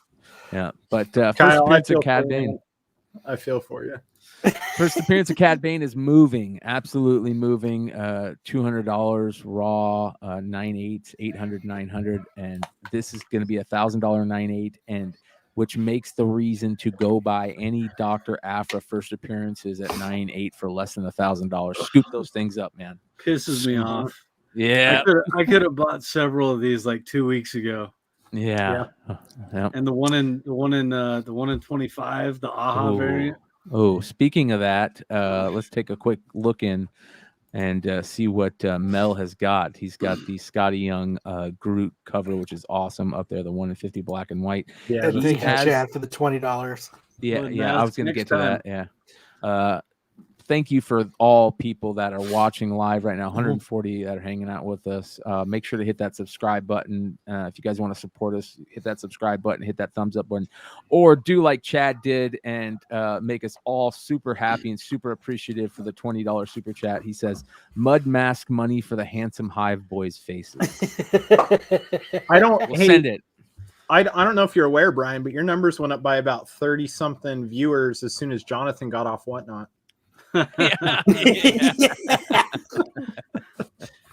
Hell yeah. So I know you teased them with the awesomeness of mystery packs and everybody fucking bailed on us. Yeah, Jonathan, we were laughing our asses off over here because I told him that I'd given you 10 packs and not told you what was in them. I said he's gonna be pissed when he opens that first one. You open that first one, you're like, God damn it. We gotta clip it. We're gonna have to clip that moment, dude. So you get pissed, but you're like, it's so hard to open. Yeah, well, and that was the funny thing. That about a minute before you open that first pack, I'm like, I really sealed them, so he's gonna have a really fun time opening those. And then open that first one. Yeah, that was good. Funny. That was a good surprise, though. Everybody, I think that was good. People liked it. I got some more going on Monday. I don't know if I'm a mystery pack them though. I think I'm just gonna let people buy them. Yeah, hell yeah, man. Well, people, it's amazing. It's amazing how much people love that cover, man. The Omni-Man one is selling just as quickly as the first one. Brian, wait till they see the next one. I've heard about that. I've heard. That's all I can say. But wait till they see the next one. It's gonna be so good. It's gonna be really good. Speaking of they'll be dropping it soon. People don't have to wait long. They'll be dropping it soon.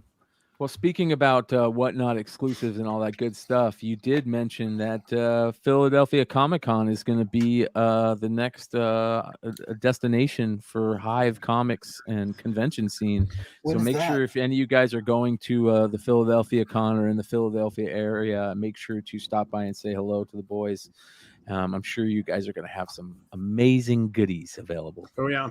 And you guys will be able to find us at the Whatnot booth. We're going to be running their merchandise sales. Which makes it even better. Oh, it's in April. Me and Jonathan and our special top secret guests that will be there. They'll probably announce it before the show, but it's not really our place to announce it. But we got some heavy hitters. Yeah, that are going to be there with us, and at least it sounds like it. We're still working out the final details, but it sounds like it. And there'll be opportunities to get some books signed. So there is nothing worse than knowing stuff that's going on behind the scenes and you can't talk about it. Nothing worse than that. We let Brian in on that things. So if y'all want to bribe Brian enough, he might send it my way. Yeah. Super chats will work. So super chats will work. There you go, Chad. You'll get the inside. Yeah. Speaking of getting scores, getting awesome books, you guys have any recent pickups? We got any pickups we can go through? I got one. I can do real quick. Sam Richardson says, shout out to Brian Miller of Hi-Fi. You missed him, brother. You missed him. But he was Dude, awesome. He was a great guest to have on and hang out and just talk Yeah. comics and shows and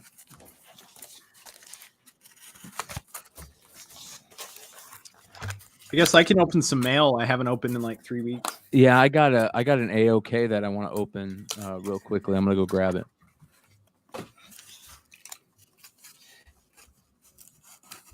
oh my god. I got a buddy of mine. I was on my friend's podcast yesterday, and he had ordered your guys's the Donnie Darko Stray Dogs, and he was like, "These motherfuckers are the best packers in the industry." The thing is, he's like, "I thought they actually sent me extra shit because it was packed so well." I said, "They ain't sending you extra shit, nothing." They didn't send me extra shit, so they're not sending you extra shit. But what I got was because I was so jealous of Brian's giveaway a couple weeks ago on for his whatnot, I decided to buy my own fucking. Oh, This- sweet. Yes, Yeah. because Can I say on Brian's? Honestly, that's one of my favorite covers for Iron Man in like years.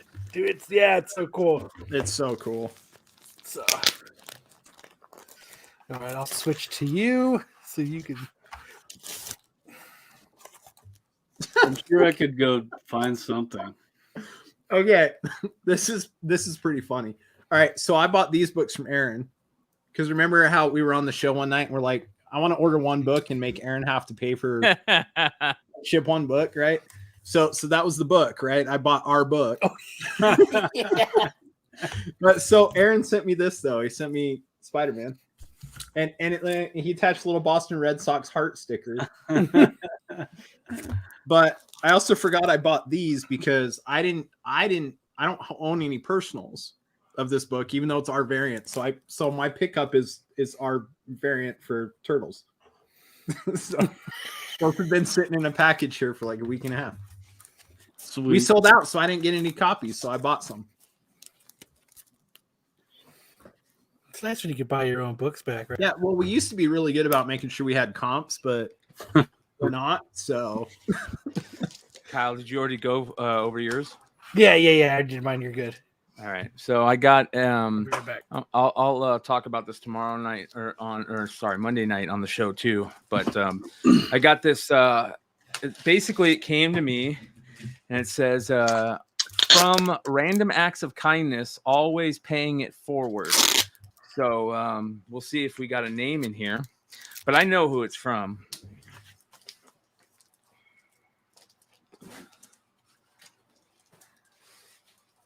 Shout out to my homie Lewis. I love this paying it forward stuff, you guys. So I'll be next on the list to send one of these AOKs.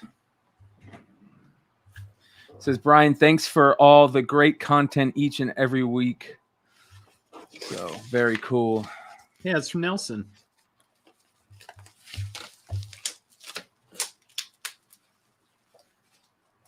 Jonathan, you're muted.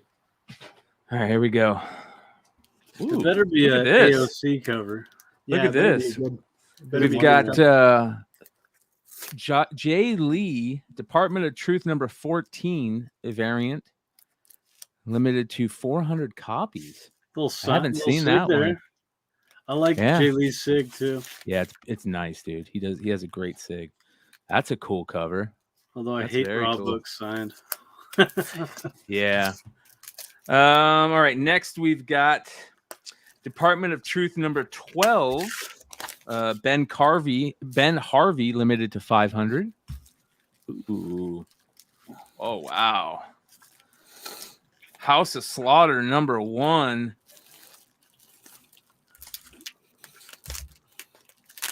Ooh, shit. That's a good Yeah. cover. Yeah. Oh man, this makes me so happy. These books make me happy, but what I just saw makes me even happier because I didn't get one. So, oh wow, look at this. All right, there we go. So, my first issue of the Gun Honey #3, Javin Jordan, Illis sick. Illuminati. Oh, Dude, I yeah. want Damn it, that. Nelson, where's mine? I know Javon's supposed to send us a couple, man, but shit. Oh, is he? Dude, Yeah. Javon was supposed to be on the show tonight. He was doing I don't know if you know this, Brian. He was doing a live sale when we were on earlier. That's why Yeah. he No, I hop didn't. on. Oh man, that's a Yeah, he bummer. was I doing didn't. a charity live sale. Okay. So I told him, I sent him a message, was like, dude, come on and talk about your charity. He's trying to raise 25 grand over this year to give to charity through I Whatnot. saw that. That's really cool. As a matter of fact, yeah, we'll talk about that in a second because I have that pulled up. Cool. Yeah, this is awesome, man. This is cool. I was stoked about that. So much love and thank you for that. Appreciate you. Here are my other pickups. All right. I got my, speaking of Illust, I got my Ice Cream Man copy in. So beautiful Ice Cream Man composition cover. Just his designs are just awesome, man. Like he's got a another level of thinking for his compositions, man. This shout out to Drew at Wanted Comics. I got this gorgeous 9.8 Dark Knights lucky. Death Metal #3. And guess what, you guys?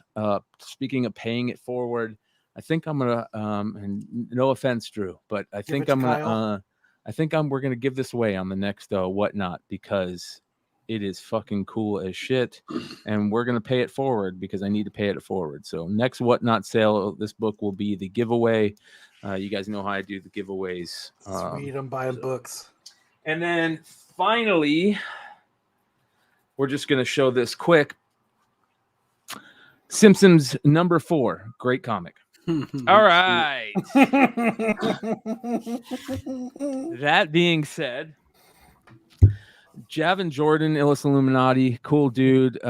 He has some aspirations to do some cool stuff for charity. He says, my goal this year is to sell my artwork and my personal copies of covers I have done to help raise at least $25,000 for nonprofits and other organizations that make the world a better place. That's awesome. Yeah. Good vibes bring good karma. A portion of every sale from my Facebook group and my Whatnot shows will go to a good cause. So if you support what I do and if you buy anything from me, then you should feel good inside knowing not only are you adding something dope to your collection, but you are also helping do some good in the world. That is cool. And he's just a cool dude. Just talking to him today, he's just a fucking cool ass dude. You know, If anybody who's ever met this man in person knows that this is like totally on par with what you would expect from him. Like he's just such a genuine dude that feels so blessed to be part of the comic community now. Like he did album covers for like hip hop album covers and stuff for years. And to be part of the comic community for him is just such a like mind-bending thing that he's so humble about it. Yeah, it's just cool. It was really cool to see this. We're gonna have to do something. We're gonna have to do something to help that cause because we got a Javon cover coming. Yeah. We'll figure out something. We'll talk to him and figure out something. Yeah. Add us onto the list. Anything we can do to help. Hey, there he is. Yeah. Thank you, brother. He said he's doing a live remark on Venom of IG right now. Let's go ahead and take a look. How do we do that? Just click here. No. Damn it. It should be a live. If you go back to his main, there should be a. Oh, now you're stuck in Instagram purgatory. Here we go. Live. There he is. Ooh. There we go. Raising money for Safe Harbor Emergency Domestic Violence Shelter. Highest bio wins. Oh man, those are great places to be able to donate to. Because those are literally people that show up with nothing. Because they're trying to bail out of a horrible situation. So I think that's awesome. Yeah. Yeah, this is cool, man. It's cool that. Along he's with doing all that these stuff. reminders of charity, it just reminds me that I got to get our tax shit prepared for Hive and my tattoo shop. I'm like, God damn it. Well, Yeah, I How do think you that even bid? he says. Yeah, I was pretty stoked that we finally got all the kids at my school Oh, comic the book books, release. yeah. I saw that. It's so badass. Dude, the fact that shit, what's his name? In Arizona, we were talking about him earlier. Jesse. Yes. The fact Yeah. that Jesse shouted us out, I was like, holy cow. Dude's I know, I was in super legends. stoked. And he gave us a shout out and a kudos. I was like, yeah. I messaged Yeah. him You back about fucking- that and as was you like, fucking dude, should. you're a legend, man. The fact that you like said those nice things about us is just awesome. Like, thank you. Yeah, he is a cool Jesse's dude. about to hit his thousandth live sale. And like, Yep. I sent him a message about that. I'm like, dude, you're about to hit a 1,000 live sales. That's You're great. welcome, Jesse. You're Yeah. fucking welcome. You're welcome. Do you know who made him do that? I did. His wife. No, I made him Get start rid of your doing live books, damn it, sales. Jesse. Get rid of those books. No, dude, it was like a year. I was like, dude, get on Facebook, start fucking selling your shit. I don't know, man. Jesse, why would I bullshit you? Get the fuck on Facebook, get selling your shit. You're Yeah. welcome, Jesse. True story, ladies and gentlemen. True story. Yeah, dude, I had to fucking like hound him to do it. That's Oh, awesome. is that a Joe. I metal didn't cover? actually know that. Yeah, it's a metal. Nice. That was my my pickup. I think I got this a few weeks ago, and I finally just opened it. Hold on, let me see that beauty. Count Speaking of Draco Knuckle Duster. Yeah. of pickups, did you pick up your wife anything fancy? Sounds Today? dirty. Yeah, man, my fucking kids, man. My kids are like, my little man's like, I want to get her a necklace with an elephant on it. So I go to this, I look it up, and I'm like, okay, there's a jewelry store close at like K Jewelers, and they got an elephant necklace, but it's like from the Disney collection. So it's like fancy shit, you know what I mean? Like, so I was like, all right, whatever. I grabbed that. And then my daughter's like, I told you, my daughter's like, oh, she wants some earrings with some flat backs, and that shit ain't cheap either, man. Fuck. Yeah. Yep.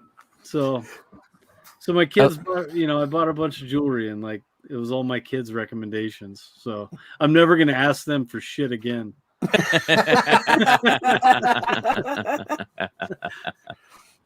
Yeah, I me and love how he's Jonathan both screwed. His wife's birthday is right before Valentine's, and my anniversary is right before Valentine's. So Is your wife's last year we birthday did the today, same thing, and we Jonathan? were just like, No, her his- birthday's, well, technically East Coast time. It's today, but Okay. it's It's Sunday. tomorrow. Yeah. Yeah. So every year Dino's we do the wife's same birthday. shit where we're like, dude, what do we get our wives? Well, add Dino to that list. He's Dino's that's wife's birthday right. was today, I think. Yeah. And my mom's birthday was the 4th. Well, I'll buy your mom a nice necklace or something next Dude, year. and There we go. My oldest turned 17, like in 6 days on the 12th. Look at that. Grouping. Yep. Is it she or he your oldest? It's a he. Oh, okay. I was gonna say all females in February. There's that little fucker right there. Hey, you gave him his PlayStation back, right? Yeah, he's gaming right now. What's he He needs playing? to play Call of Duty with me again. I'm playing Dark What- Souls. Dark Souls. He's playing Dark the Souls. Dark Souls Well, game. Tell him when he's done being a nerd, I'm down to play Call of Duty with him. Get on that Halo Infinite, man. Oh my god, Halo's so amazing. I think it's not they don't have it on the PS5 anymore. They like No, Halo? Halo's Xbox only. Yeah. Or Xbox and Microsoft, so PC. but they were Yeah. gonna do that where it was like No, No? never. Well, they might now that Yeah, they Microsoft might just now. bought. Yeah. Yeah, They they own might they own Halo Well, now. In a year, they Or- might. Yeah. Or what am I saying? Microsoft just bought Call of Duty. Sorry. So Call of Duty might not be on PlayStation anymore. No, but Sony bought Bungie. Bungie. Yeah. That's Which what it was. Yeah, Destiny, right? Bungie Yeah. went and did Destiny. Yeah. Yeah. Yeah. Well, I got to give it to 343 Studios. I mean, they did put out a really good game. I know there's some, glitches and some weird things going on with it, and we got to give them some time to fix that. But all I've been hearing about Halo lately is, how awesome it is and how it feels like you're playing the OG games again, like you were in the day. The multiplayer is phenomenal, but they promised 20 multiplayer maps. And what they gave us is 6 multiplayer maps playable like 5 different ways. And wow. they promised like 20 multiplayer maps. So if they don't start dropping those soon, people are going to get pretty pissed. Louis Levo asked, "Did you like the Halo trailer?" Yes, Oh, it was amazing. did. It looked awesome. I've never been happier. I submitted a book to CGC than my first appearance Master Chief that I submitted like 2 weeks before. Yeah, and that was a present we to my talked brother. about that. Now my brother's like, dude, I want the book back. And I'm like, you can't have it back. No, that's a tough book to find too, especially in high grade, man. Oh, in high grade, it's almost impossible. Yeah, because they gave that thing away free. Yeah, Dude, mine's probably a 9092. We should rip a box of Nightfall right now. I knew you were gonna say that, dude. You want to rip Speaking of that, cards for no reason. Yeah, speaking about that, I need to talk to you guys about that. I need to send you guys some scratch for I need to get in on one of those just to put away, right? I mean, we're talking MetaZoo, and I think Illust just recently did a really cool. He got a sketch cover or sketch card of who was it? Let me leave his thing here. He got a sketch of where is it? I know what we can do. We could rip a release event pack. There's actually 3 packs in there. Plus you get another card. It's kind of cool. This is that idea. We haven't even opened one of those. Oh, the poncho card. That's fucking cool. Yeah, old scratch. Yeah, and that's who sent it to him. So that is really cool, man. We're I think Jonathan. I can't because I've got a bachelor. Okay. Long story short, I became the best man at a friend of mine's for his wedding because some shit. I'm not going to get into it. Yeah. By process of elimination, this happened. So I have a bachelor party to go to the weekend of the Orlando. There's a card show in Orlando. Well, it's cards and comics. But I think Jonathan might go, and they're supposedly dropping the next the Wilderness. Yeah, Wilderness for that at that show. We're trying to get more details. If they do, Jonathan's probably going. Ooh, yeah. And we're gonna try and get some poncho signed shit. So we'll see what we can do. Yeah, we got connections in with those guys, so we're hoping we can work some magic and bring some cool stuff to. Because we're going to start doing sales on whatnot with MetaZoo here pretty soon. As soon as Jonathan grows the balls to do them, we're going to start. I'm beat lately. Yeah. Hey, man, that's a grind, brother. That is 100% a grind. Look at him; he's getting at it. Oh, dude. I'm all about these. I don't think people realize what a grind whatnot can be because it's fun selling stuff, but then you got to ship. You got to ship it after. Yeah. You can't do more than 3 sales a week and ship it on your own. So these release boxes, Nightfall event release boxes, there's 2 cards I guess you want to get in the little packs. It's like this one and Headless Annie. So we got her. We got the Headless. Ooh, nice. Yeah. It's a hollow too. Full hollow. Yeah. It's a full hollow. It's pretty. Nice. And then it comes with the pack, and then you get a promo card. Yep. And then you get 3 packs of Nightfall. Ooh. So let's see what's in it. Nostalgia says the actual old scratch sells for like 10 grand if you can find it. Oh, it's ridiculous. Yeah. Yeah. Yeah, there was only like 100 of them. Wow. Randomly inserted into boxes. Yeah. Of first edition? Yeah. No, night. Is it first? Nightfall? It's the gotta old be first scratch. edition, right? Old scratch is Nightfall, right? Yeah, it is. Yeah. Okay. They only made 100 of that card, old scratch. This is a fucking buzzard. I don't know. It was a buzzard till you dropped It it. was. was. Now it's dead. Now it's a dead buzzard. Yeah. That's a good card though. What's that? That's Prism Beam. Okay. The full hollows of that are pretty good. Let's see. We want to out of these though. There's like Adam Sinclair. Yeah. Mothmans. They got Mothmans in here though. That's the only one I ever hear everybody Blue talking about. ink. The Mothman. Blue ink over red ink. Hi, Nathan. I like the Wendigos. Wendigos are cool. Let's see. What's the difference between the blue ink and the red ink? It's numbering. It's Okay. quantities of cards. I'm still barely learning about that stuff, but I'm pretty sure Ooh. those are. We got a Mothman Hollow or That's a regular though. But those are still decent cards. Yeah. It's a Mothman playable regular. card. Yeah. Oh, this is a good one though. Full Hollow Grim Reaper. Ooh. Oh, That's yeah. dope. Hey, I want that one, Jonathan. All right. That looks centered well and Yeah. Yeah, I that's want that one. actually that's a really nice centered card. yeah. Yep. Yes, sir. Rocksteady says, very cool to see this. That's cool. Let's go. One more. So I didn't even know. I thought these release decks had just the deck in it. And I saw a guy I thought so too. We bought how many of these did we buy? We bought like 20 of these damn things, right? I think 10. Where were these available at? C2E2. Emerald City. Oh yeah, Emerald. Yeah, sorry, not C2E2. Emerald. Let's see what we got here. Ooh, there we go. There's that full hollow of that one I just said. Nice. Yeah, there we go. That's a good card. Prism Beam. That's a good Hi, Nathan pack. says, can only be pulled from box toppers. 1 card per box is the old scratch, I imagine. The old scratch. Yeah, it's a replacement for the box toppers. So each of the booster boxes has 1 box topper card. Most of the time they're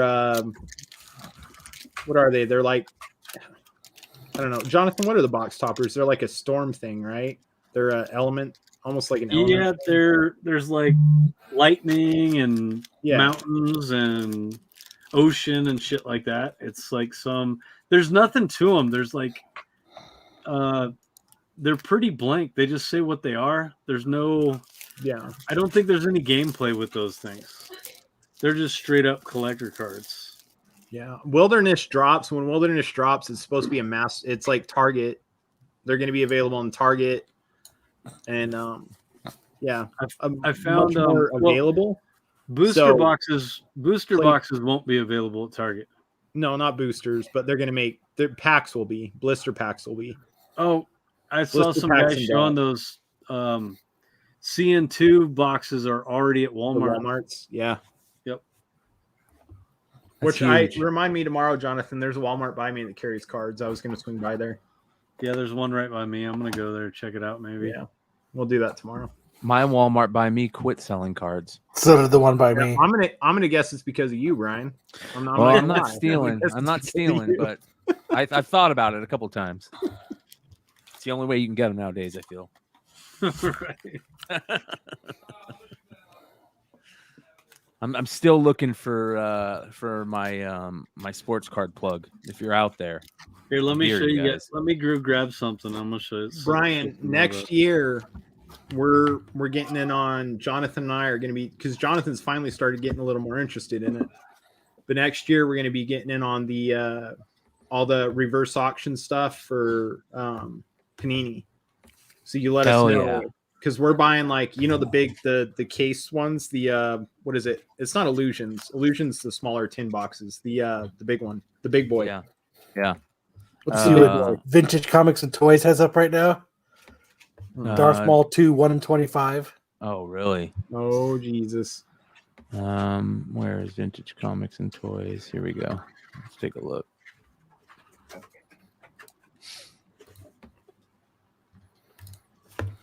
He's got it at $350. It's got a bindery tear, ticks, and ink rub. Lowest price. If it doesn't go, no problem. We'll send this to CGC, and then maybe it gets back when Bad Batch before it ends. Perfectly fine with keeping this copy. All right. Ooh, No mine's behind takers. you. All good. We're gonna tuck it away.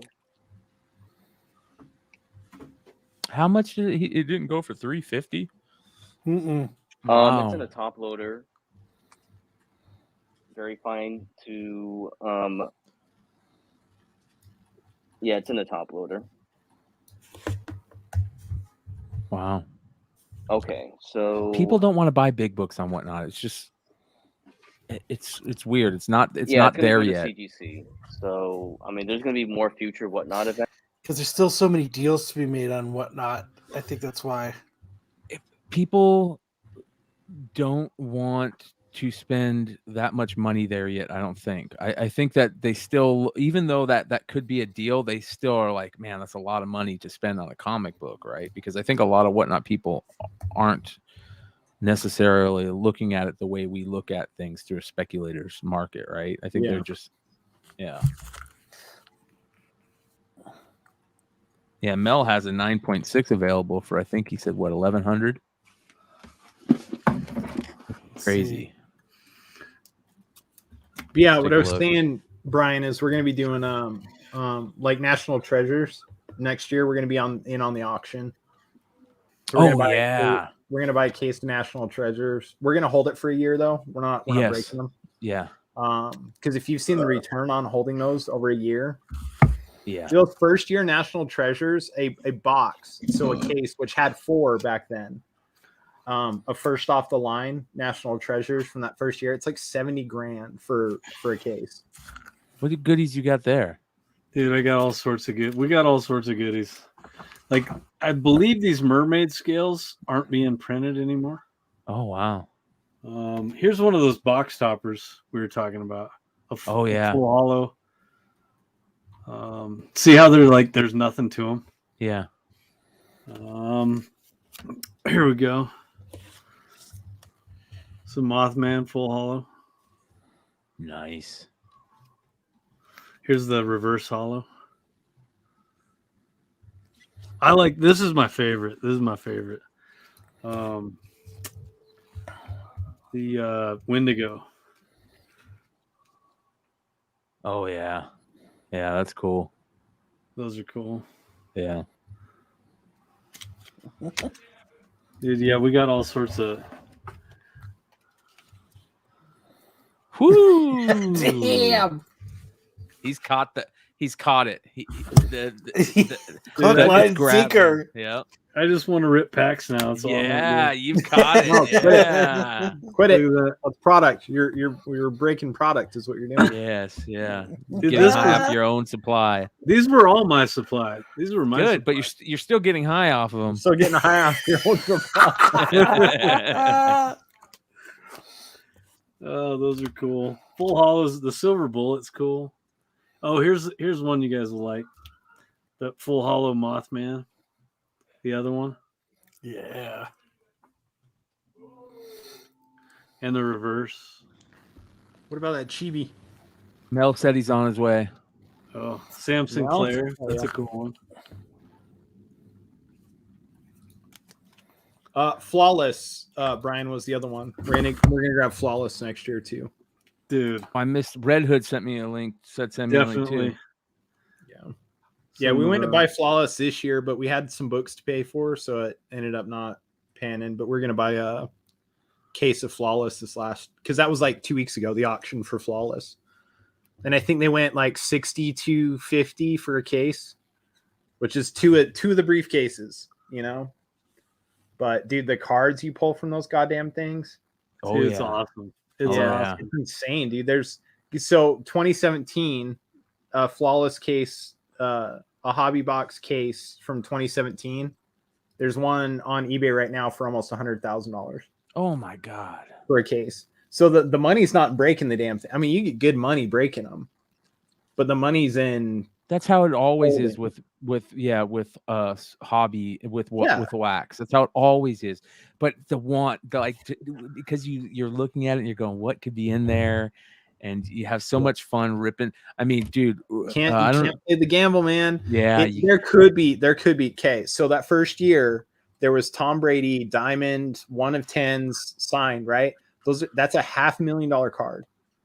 It's a $500,000 card. So yeah, your chance of getting one, cool. It's there, but it's less than a 1 in 1,000 chance when you could hold the box and sell the entire box years down the road for, 20% of what that one card is.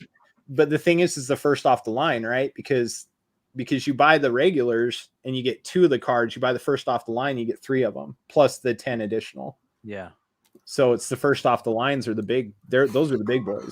The interesting there's a- thing is going to be to TVs. see where Panini takes things In a couple here in the years, future. yeah. Yeah.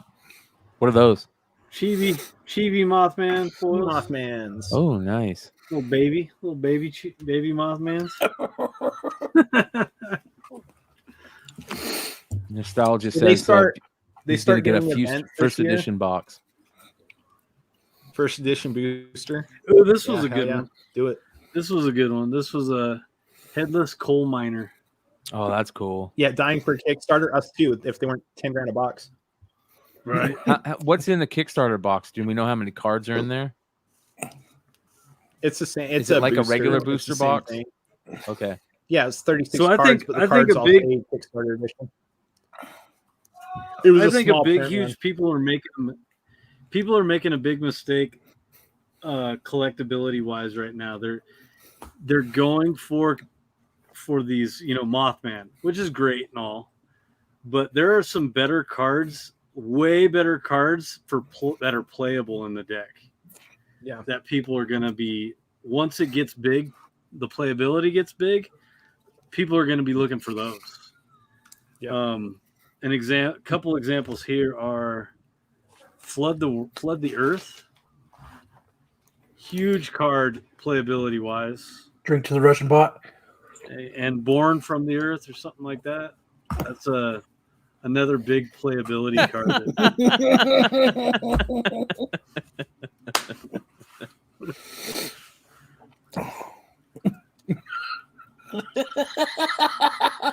There were sample cards too. How many of you can exhale and drink at the same time? Yeah, I was about to say that was impressive. That's an That was expert move. impressive. Yeah, that was impressive. There's a big card show coming up here in the Valley in March too. Is there? That's gonna be interesting. Brian, Told- give us an excuse to travel up to Arizona. Yeah, there we go. There's your excuse. Yeah. Illis is stoked for it too. So you know what? I'm loving the fact that a lot of the community and people are into cards. From getting into it again, and it's fun. It's exciting. Let's try and get together. I'm down, dude. Let me send us dates, dude. Okay. I was thinking about this tonight, Jonathan, and normally we talk about this shit in private. I want to do a charity sale on Whatnot. That's us, right? But I want to get me, you, and Leg, and maybe Brian and maybe Kyle. Let's get us all together and do a big charity co-stream. But we're the charity. Okay, Yes. You got to hold me out. I know you're getting all excited. You're like, oh, cool. We'll donate to this. No, We're gonna donate James's time. no. Yeah. We're gonna donate. We all get to go down to visit Big Leg and go on a golf trip. Oh, fuck yeah. Yeah. Amen. It's Hey, listen. It's the send us to go play golf charity.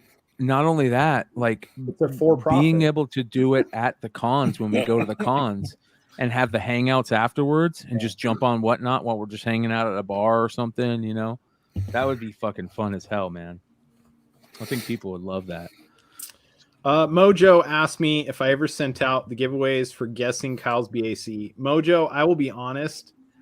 I just found where I had put the giveaways on our website to track them, and I'm getting to those. Some of the giveaways, though, like one of them, and maybe it was that one, was it was our Niobe set. I'm still waiting for the foils to come in. Well, also we got to remember You're you're trade dress cover, trade dress virgin, and foil, and we don't have the foils yet. and you're in the And there's a couple process of them that are like that too. So of moving shit around and stuff. You put all you packed all your shit up. move the entire office out. We're still reorganizing. Jonathan and I were going to get together the last 2 weekends and reorganize. Hasn't panned out. It'll be next weekend, but most of the books are back in here. Most of the stuff's like properly. Everything's in a file cabinet now, not just randomly on shelves, which is great. So it's gotten a lot easier. Like our order fulfillment this last 2 weeks has been insane because shit's a lot more organized than it was before. But yeah, we're getting to them, man. We're getting to a lot of those give outs. But from here on out, anybody who likes our giveaways, just know that we're not doing them anymore. What we're doing is we're sending books to guys like Kyle and Brian and Mel. We're going to be sending these guys books, and if they choose to give them away, that's their prerogative. We're not going to be doing them ourselves. We just can't keep up with that, and we don't want to disappoint people by making them wait. So It's a lot of work. yeah, so we're going to get the books out to these guys, and if they choose to give them away, they can handle it, and they'll take care of you guys. So Hell yeah. Mighty Mel V, what up, Mel? What's going on, brothers? How y'all really feeling? you killed How it, you doing, brother. Mel? What, All you right. didn't get to sell your 9.6, but that's okay. I think that's Yeah, I think that's great. Yeah. You didn't want to sell that book anyway. Not at $1,000, no. At the same time you had yours up, Phil had a raw up for $350. It didn't sell either. Good. Yeah. It's because he's Yeah, Remo in the house. Remo, what up, baby? Yo, Hey, Mojo, send me an email, man, if you wouldn't mind. Though I'll look into your order. I'll look into your thing. Oh yeah. I Well, don't want you Skagway's to think I'm brushing you off, man. Skagway is the same way. I owe Skagway books, so don't feel Mojo. Don't feel bad. Yo, it was You're getting People don't worry. understand. Yeah. They're- Hey, yeah. Hey, Brian, I'm gonna send you my email in the private chat. Will you put it in the comments for Mojo? Yeah. I got some books coming Mel's way this week, right? I hope so. Ooh. Oh, I Ooh. fucking love that cover. Yep. Oh, look at that. I need that. Well, Mel, these are coming to you, man. Like, I they're love on their way. that. There This you go, man. much appreciated because I got a lot of faith in that recount shit. Oh, And hell yeah. When I sold my copies, like I was trying to press the whatnot crowd, I was like, "Fuck, I didn't want to sell." I'm glad I could get it back. But it was a great battle, one of the greatest battles I've ever seen on whatnot. Miles Morales, Spider-Man number 10, the 150 beginners variant between Card Gyms and Comics Are Crazy. Went for I saw that. Oh wow. 225. Yeah. Card Yeah. Gems got it right though. Card Gyms got it. 1% is 98.2. He lost a couple at the end. His win was up to 98.6 earlier, but he lost a couple, so 98.2. Shout out to Card Gyms, man. I mean, Dude, Card Gems knows what they want. You know what I Yeah. mean? Like, and goes hard at it. yeah. Yeah. I just kind of met him the other week, so looking forward to talking to him a little bit more. Fucking keep it thorough. Say forgot to see the Black Panther 1 to 25. Lucy should have got to her today. Did you see that the A cover is selling for like 60, 70? That's good. Yeah. That's real good. I said that was going to happen. I think I said it on one of the shows. I was like, Yeah. once people like, hey, fuck this 1 to 25. I'm going to go for the cover A. It's gonna shoot up. It's gonna shoot And up. I'm okay with that. I think that A cover at a $40 book is a great price. 60, 70 is a little high. I'm okay with that too. Don't get me wrong, but I think if that levels out at a $40 book, I'm okay with that every day of the week, man. See, So but- subtle brag here. I've been working a relationship with our LCS, mine and Jonathan's LCS, for years, right? We do high books. I take him to him. I've known the guy for a while. Always treat him well. Anytime he needs anything, I'm there for him. Anytime I need anything, he's there for me. Every time somebody drops off ratios on a Marvel title, I'm the first on that list. So at this point, Thor 1 in 25s, Black Panther 1 in 25, any new title ratios, they're mine. And this dude sells ratios. His 1 in 10s he sells for $7. 1 in 25s he sells for like $10 to $12. So I always have a stack of ratios. So that week when all those dropped, I told Jonathan's like, dude, I picked up some stuff from your home. Can I sell it on whatnot? I'm like, what do I got? And he starts going through the list, and he goes, this isn't any shit I would have bought, but goddamn, I started looking some of these up, man. And I was like, and he starts showing me copies of the books. And I'm like, yeah, dude, sell them. But holy cow, like, that was a good 2 weeks on ratios between DC and Marvel. Now I don't know if you guys seen the show last night. I was not super drunk, but I'm feeling all right. Lucas brings up this fucking Trial of the Amazons. Oh. 1 in 100. Bro, I'm kicking. Listen, as we're talking about this goddamn book, it's a fluorescent light, gorgeous rose beige cover. So you put the black light on, it glows in the dark. The buy-in at ground level price is like $500. I'm like, man, I don't want to drop. It was that 170 on eBay last night. What did you They get any? fucking sold. They sold. Oh, yeah. When did that book come out? Wait, find me on Instagram. And What's it message called me. again?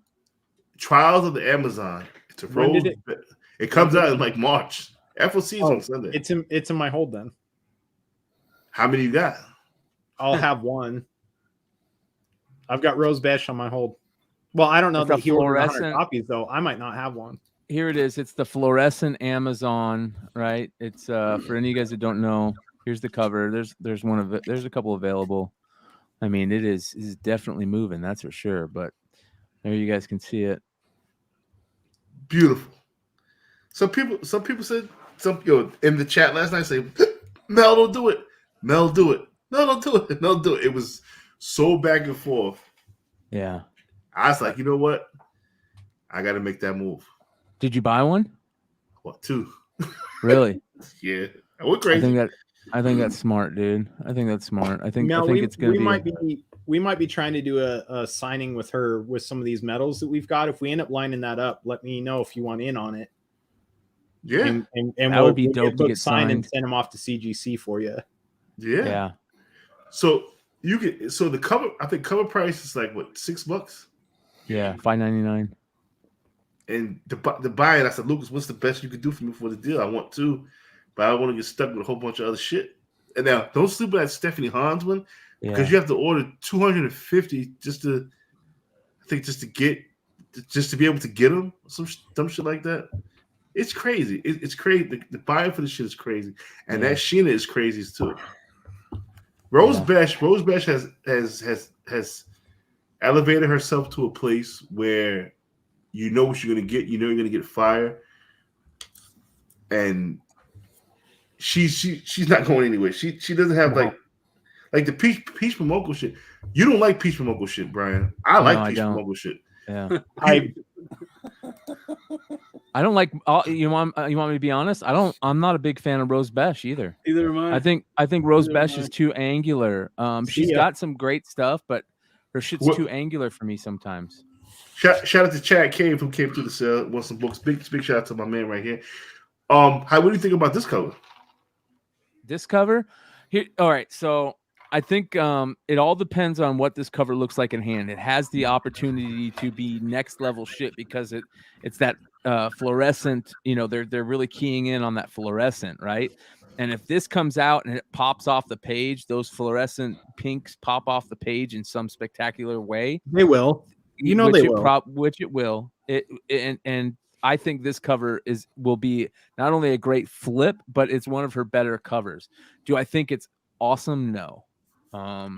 But again, art's so subjective. You know what I mean? Like, I'm not a fan of Rose Besh, but and I say that she's really angular. But sometimes I'll talk about Humberto Ramos covers, who's king of being angular. As some of his covers are some of my favorite, right? So, and then of course he has one really bad one. So it all depends on composition and stuff. But I think Rose Besh she's got to play that game that Peach Momoko has been playing to her detriment. Well, I don't know. I can't say to her detriment because she's making cheese hopefully off of it. She's getting paid. She needs to be making money. But sometimes you do too many covers and you burn out. Yes. Shout out to Ravage BK. He's saying that they're returnable.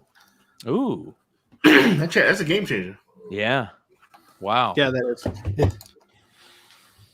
That's a game changer. That's returnable. I was taking notes. Well, if that's the case, we need to tell Lucas to add one to the list. Yeah. Right. So I don't dislike it. That's my LCS immediately after he wrote that. I'm like, oh, by the way, it's returnable. Hey Mel, I got something funny for you. Did you see this new Jurassic League stuff? Have you heard about the new Jurassic League? No. It sounds like some dinosaur shit. Oh, not only is it dinosaur shit, it is Justice League dinosaur shit. This shit's crazy, bro. This shit's crazy. I never had an instant fuck this book, but it looks like we're gonna have one now. Look at this, dude. It's the Justice League as dinosaurs. Yeah. All right. Just fuck this whole Are you kidding me? Like, look at this. That's like cool. DC I'll say that's cool. That's cool. I mean, it's not bad art, but what is DC? Like, DC is jumping the shark here, bro. Yeah, they're jumping the dinosaur. Look at They that. are jumping the dinosaur. Yeah. Yeah. Wonder Woman's a Triceratops. Superman is like a Brontosaurus or something. Like, yeah, just keep that Vaseline this all up. Vaseline all holes. I think. And look at Joker. Look at Joker. Joker's like a raptor, and they said they keyed in on him like Heath Ledger supposedly. So. Jesus Oh yeah, that looks just like him. Yeah. Can't. Uncanny, really. It's uncanny, the resemblance. Can't miss with this one. I think they did this just to fuck with Mel. So yeah, I think so too. Because not really, because I don't read DC as is, so they just wasting paper and ink. So. Oh my god, man. they've literally run out of ways to do another Batman book. Like they've got so many right now. They're just like, fuck, we need one more. What do we do? Dinosaurs. Okay. Yeah, we made it black. So I mean, the next thing you do is make him a dinosaur. Like, we can't go anywhere else. Jesus, why? Make him a black dinosaur next. There we go. Yeah. Why not? Yeah. That's weird, man. Yeah, this is just stupid. Stupid. Why do they have clothes? Like, what the hell? Why do they have clothes? Yeah. Who made your uniform? You need to know he's the Joker. Yeah, who made the uniform? Who made the uniform? Mel just hit it on the fucking head. Who made the goddamn uniforms? Who made the outfits? Yeah. Why does Batman still have like an 8? He's got an 8-pack. Yeah. And he's a dinosaur. Oh my god, man. Can't miss the core days and prehistoric times, I guess. Gotta work for that food. Gotta work to eat. And what dinosaur has 5 fingers? What the fuck is going on? Defenders of truth, justice, and the prehistoric way. Yeah. Good luck with that, man. Good luck with that. Yeah, dude, it's pretty fucking silly. But hey, Jonathan, I know you're itching to fucking break a box of Nightfall. Do you want to do it on Wednesday on the Brian's card show? You should do it on Whatnot on Wednesday box? during the card show. Are you setting that up? Is that you're starting that on Wednesday? If you guys want to do it over Whatnot, I'll dual stream that while we're doing it. Let's do that. You want to do you want to do a MetaZoo break on Wednesday? Yeah. If not, I can do it. It's up to you. No, it's cool. I think that would be fun. Man. Yeah, we'll work that out, Brian. We'll talk. We'll figure it out. How many Nightfall? Did you guys open any Nightfall? Did you get any hits yet? We haven't opened a box yet. We've got how many we got? But Jonathan, god damn it.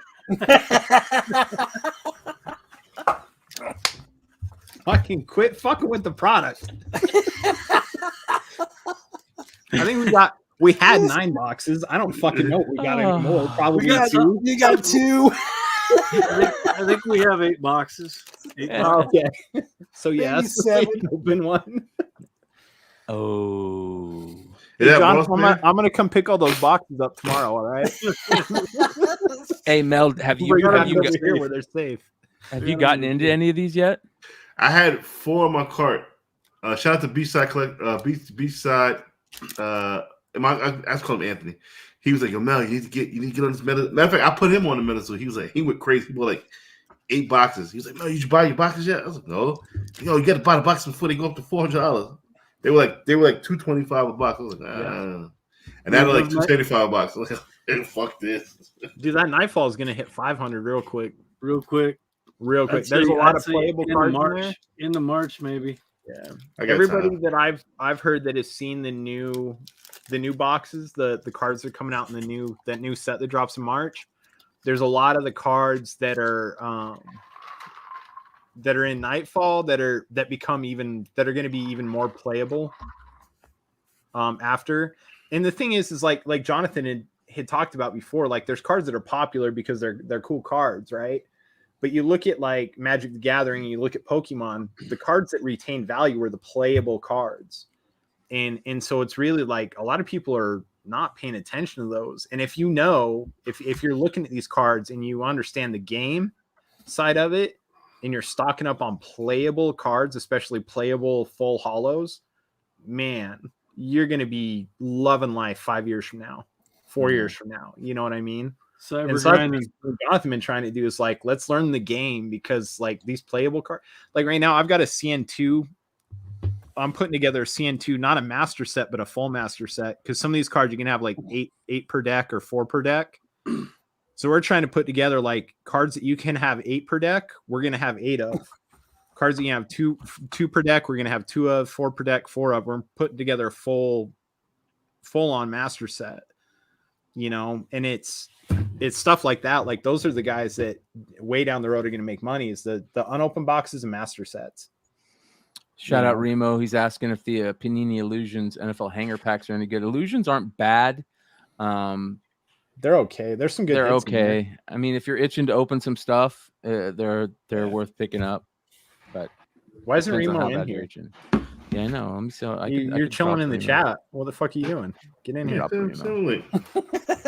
Yeah. Look, there's an empty spot right between Mel and Brian. Mm-hmm. Just slide on in there. Let me get him What I'm some. seeing right now with MetaZoo is the Kickstarters are huge, obviously, and then the Nightfall. Nightfall. The CN1s are big. Almost but getting in trouble. the CN1 boxes aren't really taking off at all because I think they So you're doing a podcast? I think they kind of fucked it up with the CN2 shit. Yeah. A little bit. They're holding value, but they're not increasing. Yeah. Yeah. They With the could night- down the road. Yeah. But I'd rather be sitting on at the buy-in price. I'd rather be buying a 12 box case of CN2 over one booster box of CN1. Oh my god! Chill Sorry, with the guys. wife. Get the wife on. Yeah. Fuck it, Where- bring everyone on. Remo, what's your IG? What's Remo's IG? I gotta find his IG. Hold on 1 second here. There he is. There he is.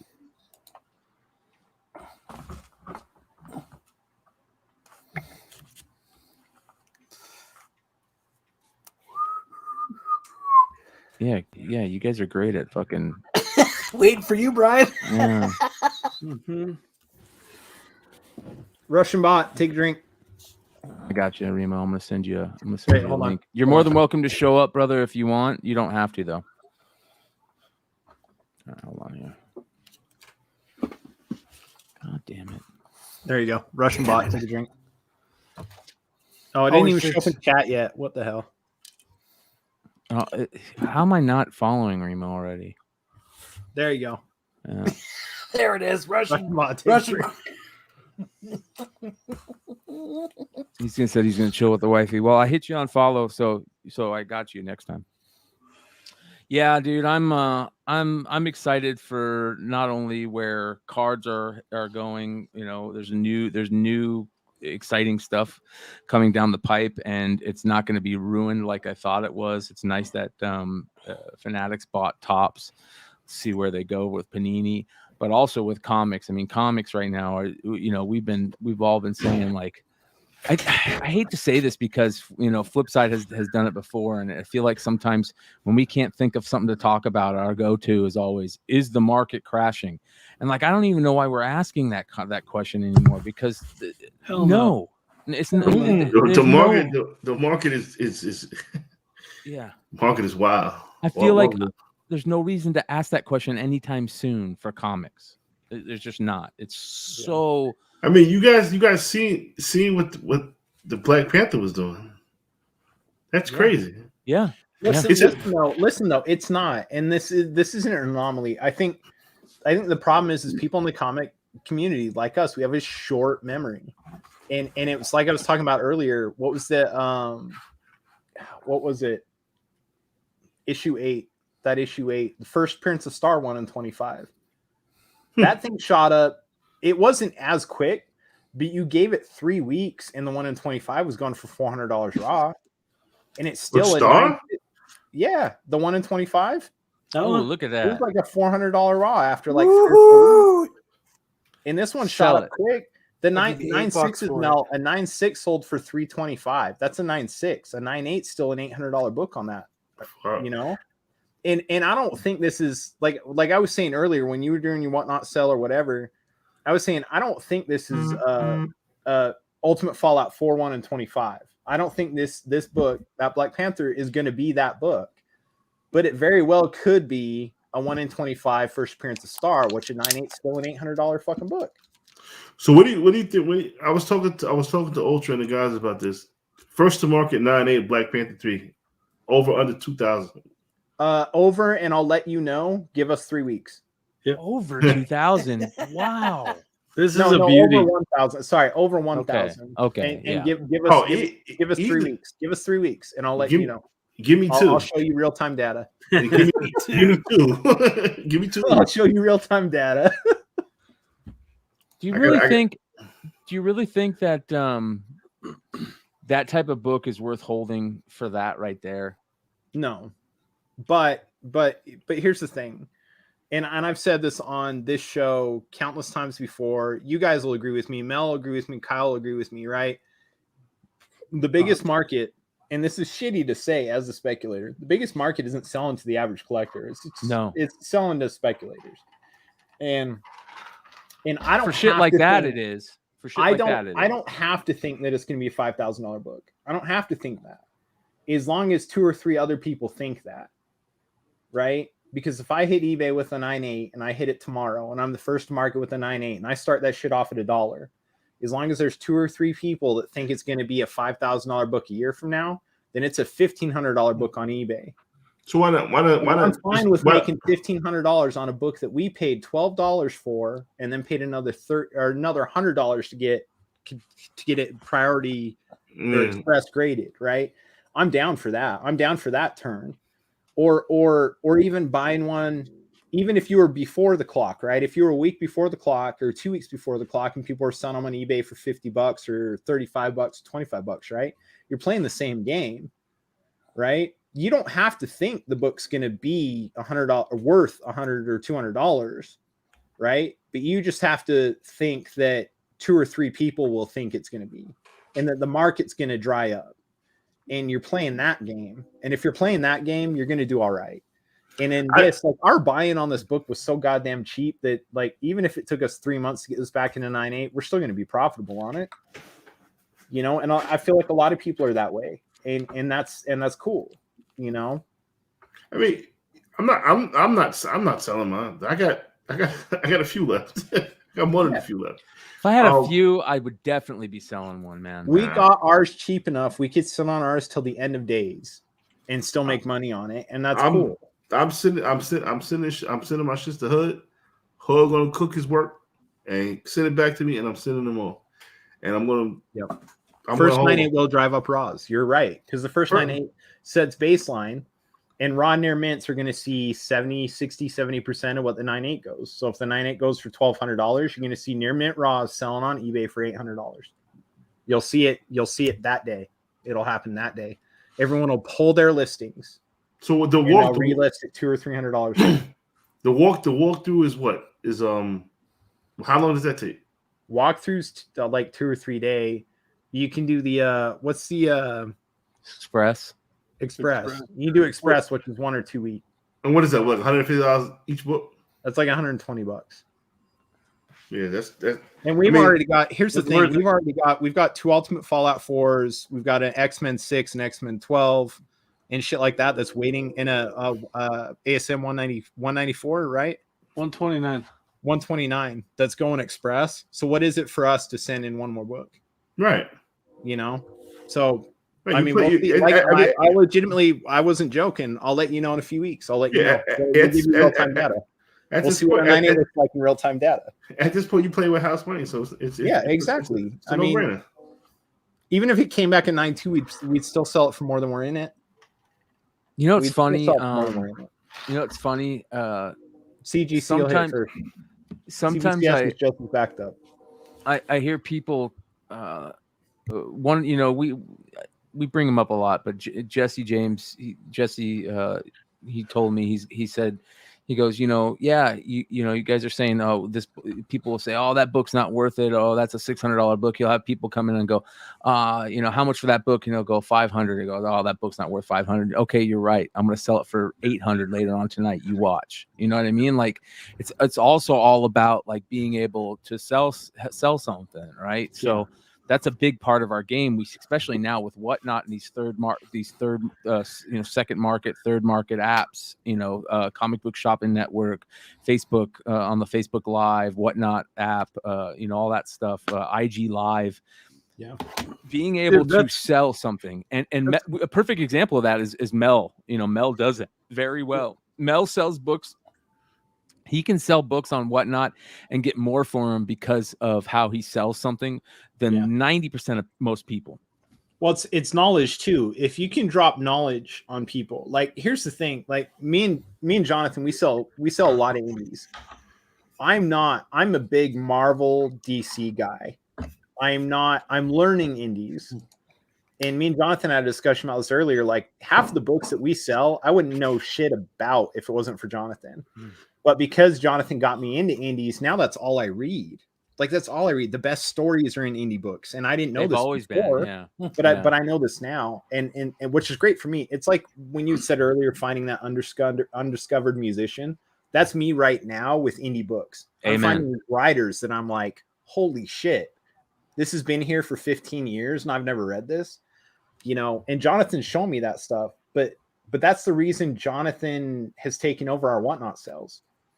Whatnot's going to hit you with so much about these books and can sell the shit out of them, where I sit there and I'm like, yeah, it's issue 1. We did this much print run and that's it.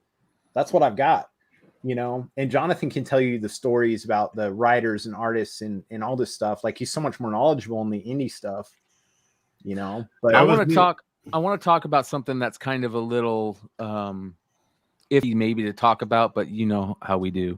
And it goes along with what Cybergrinding asked. He asked, what's the percentage on Whatnot? Whatnot's 12% right now. You can get to 8% if you don't use the PayPal, if you do the banking payment. Yeah. So here's the thing.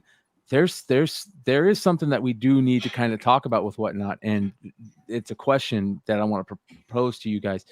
Is there too many buyers right now for Whatnot, too many sellers and not enough buyers? No, you said it right the first time. I don't think there's too many buyers, bro. I think there's too many sellers. No, listen, I'm gonna say this. If you got a relationship, is my mic sound good? Yeah, you're good. Yeah. Oh, if you build a relationship, and this is kind of what I'm going through now, you build a relationship with a lot of whales, they're scaring a lot of buyers off. Yeah, they are. That's interesting. And I've had like original customers come to me like yeah, your auctions are too crazy for me. I'm like, wow, it's a gift and a curse. We have a couple of buyers that people won't battle against if they want to book. There's some people that everybody else gets out of the way. But we see enough of an influx of new buyers that I've noticed that like it's okay. But the one thing I will say about Whatnot that it has over eBay is how many of us as resellers, how many of us are buying from resellers on eBay? It doesn't happen all that often, but on Whatnot, it happens all the time. A lot of our bigger buyers are guys that buy it, and then our books show up on their sales 3 weeks down the road. That's cool. That's what I want. Because they see that a book's going for 40% under market value, and they feel like that their followers, their clientele, are willing to pay more for that book than maybe ours are, and they buy that. And we do the same thing, dude. I've been buying Ratio Ninja Turtles books off of other stuff, like Phil. I bought a couple of Ratio Ninja Turtles stuff off of Phil because our first couple of shows, that's what I sold, was Ratio Ninja Turtles and stuff like that, and we did good with them. So we bought those from Phil for $5 a piece. I beat Aaron out on those auctions, and then we sold them on our whatnot sale for $12. But Phil got the whales in there. You can't get those deals. You used to get from Phil like I used to eat on Phil. You can on IDW books. I'll tell you what. If Phil's selling an IDW book, you can get a discount. You're not getting a discount on Marvel. Yeah, I'll be honest. It was a big problem for Whatnot early in the beginning. I mean, that's why they had to limit it. And I think that they did the best that they could to not have too many sellers and not enough buyers. And that's why they've had to limit the amount of buyers. I know, a lot of people are still complaining, how come I can't get on that? Well, this is why, because unfortunately it hits that ratio where there's too many sellers to buyers, and it could kill the app. Like, I hate to say that, and they know that. We're not saying anything they don't know. This is one of their biggest things behind the scenes.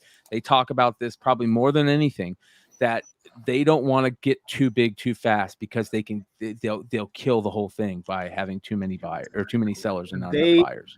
I think the big thing to remember is those of us that are coming from the comic side need to remember that Whatnot's been doing this for longer than most of us realize. They've been around for a bit, and they've seen it. They started with like Funko Pops and stuff like that. They know how to grow the market without creating too competitive of a market on the sellers. They know the ratios. They know how many sellers to how many buyers you need to have. Do they though? That's and I'm not saying they don't. I'm just asking the question, because I know they do. Well, from talking to Chancellor and talking to Jack and talking to the people that are up there, they do. But I've had this. They have the math. They know what they're doing, and the fact that I've seen it on their Facebook group and their private Discords. They're inviting so many more sellers than they even were a month ago. They're inviting so many more sellers. I think that's what I'm saying. That the buyers are there. But that's what I'm worried about. Like, how do you decide that ratio, right? And listen, I'm just playing devil's advocate. There's got to be a number. Yeah. There's got to be a number, and there's got to be a mathematical. I'm sure in their head they've got a number, right? I'm sure they've got a number. Now, I think that it's so new. Is the number active buyers or just people signed up to buy? Well, Specs Man says that's where the numbers could get interesting. Amen. Right? Yes, that's exactly what I'm talking about. Are you accounting by people that have purchased 10 or more books, or 5 or more books, or 3 or more books? Like, what's your cutoff? But I know they've got the math. I know they've got the formulas. But what's the numbers? And I don't know that. I don't know if is it active. If it's active buyers, that's fucking phenomenal. If that's how they're working off of, like, if they're only counting buyers as buyers if they've purchased more than 5 items or something like that, then cool. And if the math works, then it works. But I mean, I saw a guy that was in the Whatnot Facebook channel that we're in. It's a comic one, because they've got ones for each individual thing. The guy had his first sale and has over 700 followers after his first sale. And most people are like, how did you do that? That's impossible. But then they realized, well, he's a store. He sells Funkos, comics, and action figures. His first sale was Funkos, and he had some like vaulted stuff from years ago. So he did this massive vaulted, it was like $16,000 worth of Funko Pops. It was a 9-hour sale. And he picked up 700 followers because Funkos is way bigger than comics is on Whatnot. I bet you his fucking user rate goes. I bet you his user rate goes to shit. Funko Pop buys in that app are crazy. Exactly. They will fucking cancel orders and like, oh, I didn't mean to. They will FOMO bid the fuck out of something and cancel that shit the fucking same fucking hour. And I had to tell a couple of them, like, yo, ain't no way I'm canceling this shit, bro. You bugging. Number 2, Specs Man said he has he's an insider. He said that there's a certain number. Yeah. That's what's up too. Third thing is, I don't think there's too many sellers. I think the sellers are the right amount. Right? Is that what you said? Yeah, I think no. I'm worried that they're getting to the point where there might be too many sellers and not enough active buyers yet to keep upping the sellers. And again, I'm talking out my ass here. Like, I'm not, you know what I mean? I'm asking the questions because of what I see. When you see the majority of the people selling something and there's only 15 people live or less, that's a problem. I wouldn't say that's the majority though. Like if you hop on right now, I would say that the average across all comic book streams is probably 30 or 40 viewers. The average. I think it takes a while to get an audience too. Yeah, Yeah. and it does. And you have to earn that. And you see more often than not, you see people that were like, "Oh, I had my first show, it went okay." Well, yeah, it went okay. You only So got there's 700 people like that watch. four shows going on right now. There's one that's got 56, one that's got 24, one that's got 20, and one that's got 16. Okay. 16, you know, about 30, about 25 to 30. but And you tell me when you put a book up for auction on eBay, more often than not, you don't have 25 people watching that shit. Yeah, more. I mean, it depends on the book. Well, how many?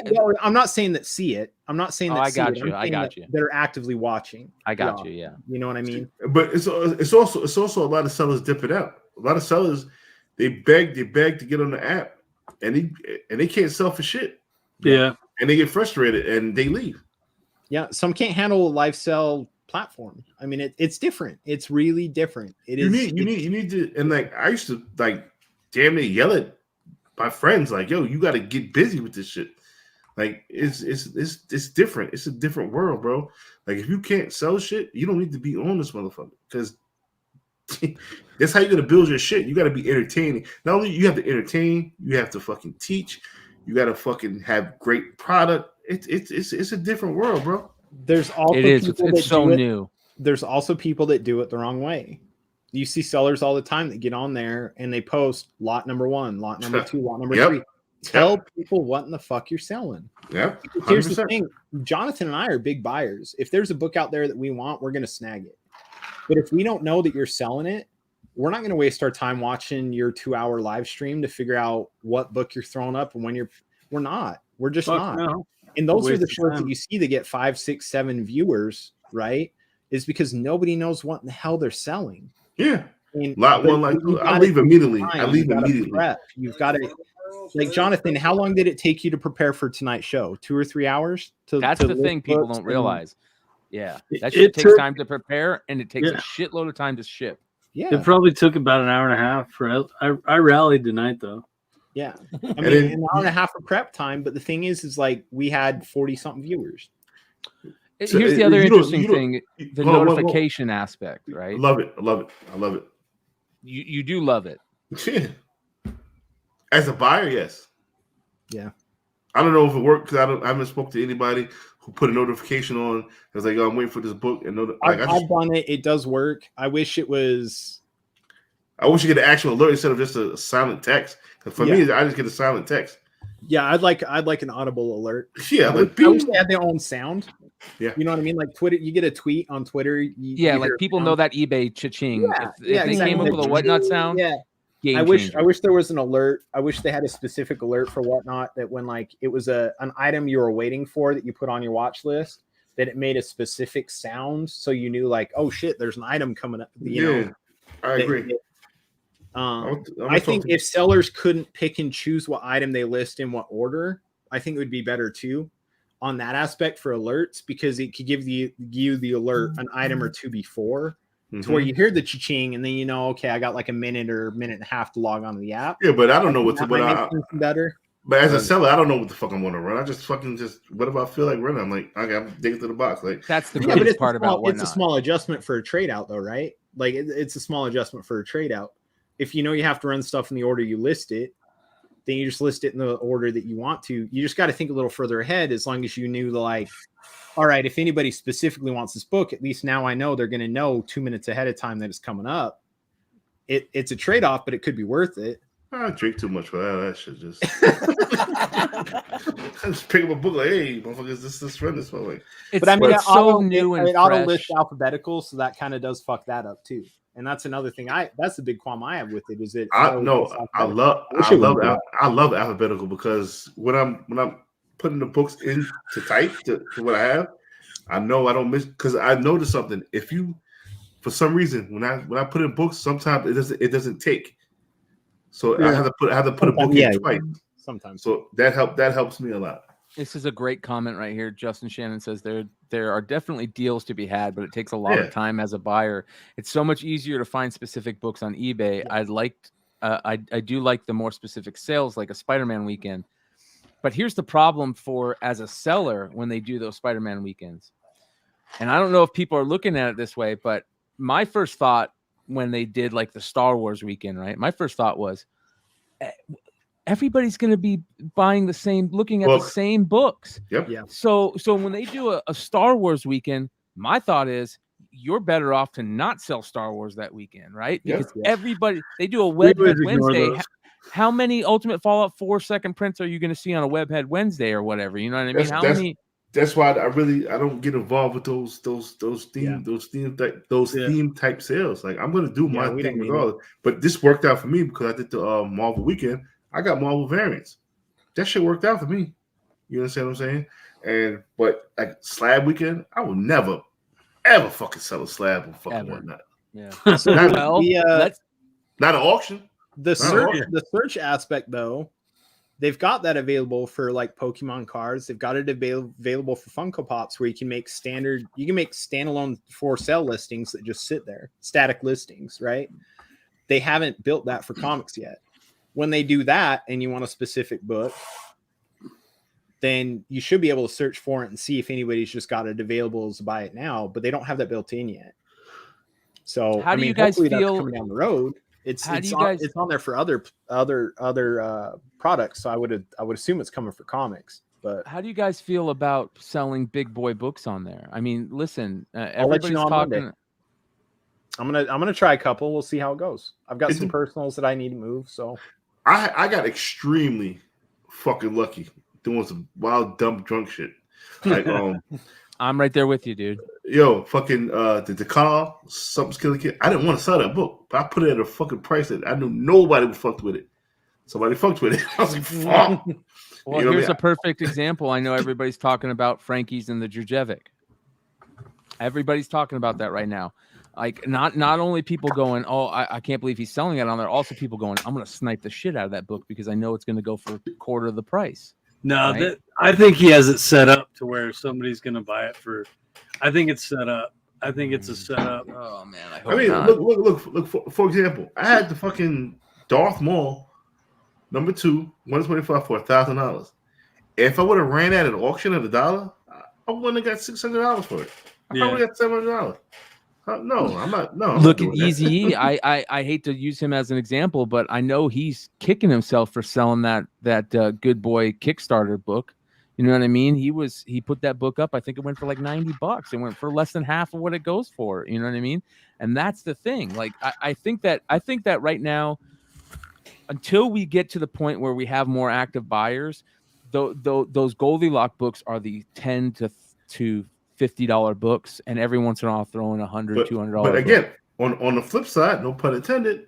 Look what I sold. Look what I sold the what's the name for? Yeah. I sold some crazy books. It's all about timing. It's all about who you got when you sell. It's all about how you push the book. You know what I'm saying? You have to have some type of selling shit to get this shit over. And it's timing. It's who's in the auction. It's who's willing to spend money. If it's a lot of factors there. Like I've took L's, I've got wins. You understand what I'm saying? This shit ain't for everybody. Well, here's another thing is once it gets to international type things like that's a whole nother ball game, you know. No matter what, I think Whatnot is taking a killing on shipping right now because they're paying shipping prices and they're spending a lot of money on those shipping prices, I bet. And being able to do like, how are they going to do international sales? Are they going to say, okay, if you're in the UK, then you can only buy from UK sellers? You know, like they're going to have to do something because I would if I was Whatnot, I would just do that. If you're in Canada, I would do Canada. If you were in UK, I would do UK. I would definitely do just that. Have you guys had some Canadian buyers already? Yes. Yeah. And they pay for all the shipping, and I put it in the box, and that's your problem. Yeah. Yeah. But what I do want to see, and this will help sellers crazy, and this will help scared buyers. I want to put a room. I want to make rooms and I want to limit the rooms. Like have an out like strictly whale sale. Yeah. All the big whales come into the room, and it's limited to 6 people, and have those big boy books there. So because I want my buyers that don't have that wildness that these whales have. I want these guys to get these books. Yeah. You understand what I'm saying? I want to help out everybody. I want to have shit for the whales. I want to have shit for the people who might not have that financial shit. You know what I'm saying? But they want to get good books. Yeah. That's why I like mix it up with the 1 in 50s. You get a great deal on 1 in 50 when I have like 1 in 50s go for like less than ratio. Oh, my man, what's going on? Illis in the house. What's up, brother? What's up? What's good, everybody? I'll throw these up on Monday, and we'll see if big books sell. Yeah, They won't. I'm gonna be watching that. I'll be They watching it too. Yeah. We'll see. For real? Yeah. I I don't need to believe move it. these. I don't believe it. What do you start? What do you start them at? You start them at $1? Dollar. No. Crazy. Wait, check out that sketch. Tell me that's not the coolest fucking sketch ever. Dude, Hold I on, love that that is dope. cover. Yeah, that's dope. Yeah, that shit is fire. Dude, I know You how could- much you paid for that too. You gonna start them at $600? I stole that. Yeah. No. Well, here is another question. Well, not another question. I guess it's a statement. The excitement that this app has brought into the equation is the biggest thing for me right now. If you don't know what Whatnot is in the Yeah. community now, you sound like an idiot. Yeah, You do. There's so much fever around it. Everyone talks about it. And if you're the one guy that's like, what the hell's Whatnot? Everyone's like, you don't know what the fuck Whatnot is? You know? Like when is there a everybody gets on you now. when is there a competition for Whatnot? When is that popping? I mean, that's eBay. Sunday, right? eBay. If eBay decides to do live sales, game over. YouTube. If YouTube starts doing the Yep. live sales, if I could do the same thing I do on Whatnot right now on YouTube, Yeah, that's true. But I don't know as about that. Whatnot moves more towards the model that eBay has, or Yes. or if they choose to, then YouTube, then does YouTube, are they just copycats at that point? hey, Is you know what? it If I a was matter of who YouTube, gets there first? That's what I'm asking. Is it a matter of who gets there first? I'm gonna kill everything right here. The reason why Whatnot works, this is just for me. The reason why Whatnot works, and eBay works, I don't have to go chase some motherfuckers for my money. yeah. Instagram, YouTube, I gotta fucking But that's what I'm saying. That's what YouTube will do. They will. If I was YouTube right now, I'd be calling Whatnot and saying, "How much you want? What do you want? Yep. What do you Bam. want?" But Bam. is it big enough for YouTube to even give a shit about? How big Yes. is YouTube as a company? What's their revenue this year? Well, Or what was their YouTube. revenue last year? The only place where YouTube can go to make even more money is by allowing selling on YouTube, right? I mean, to me, that's like that is the place where they want to get.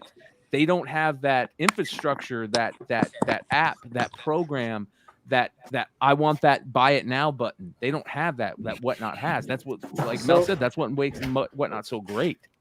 So YouTube did 28.8 million in ad revenue last year, or billion in ad revenue last year.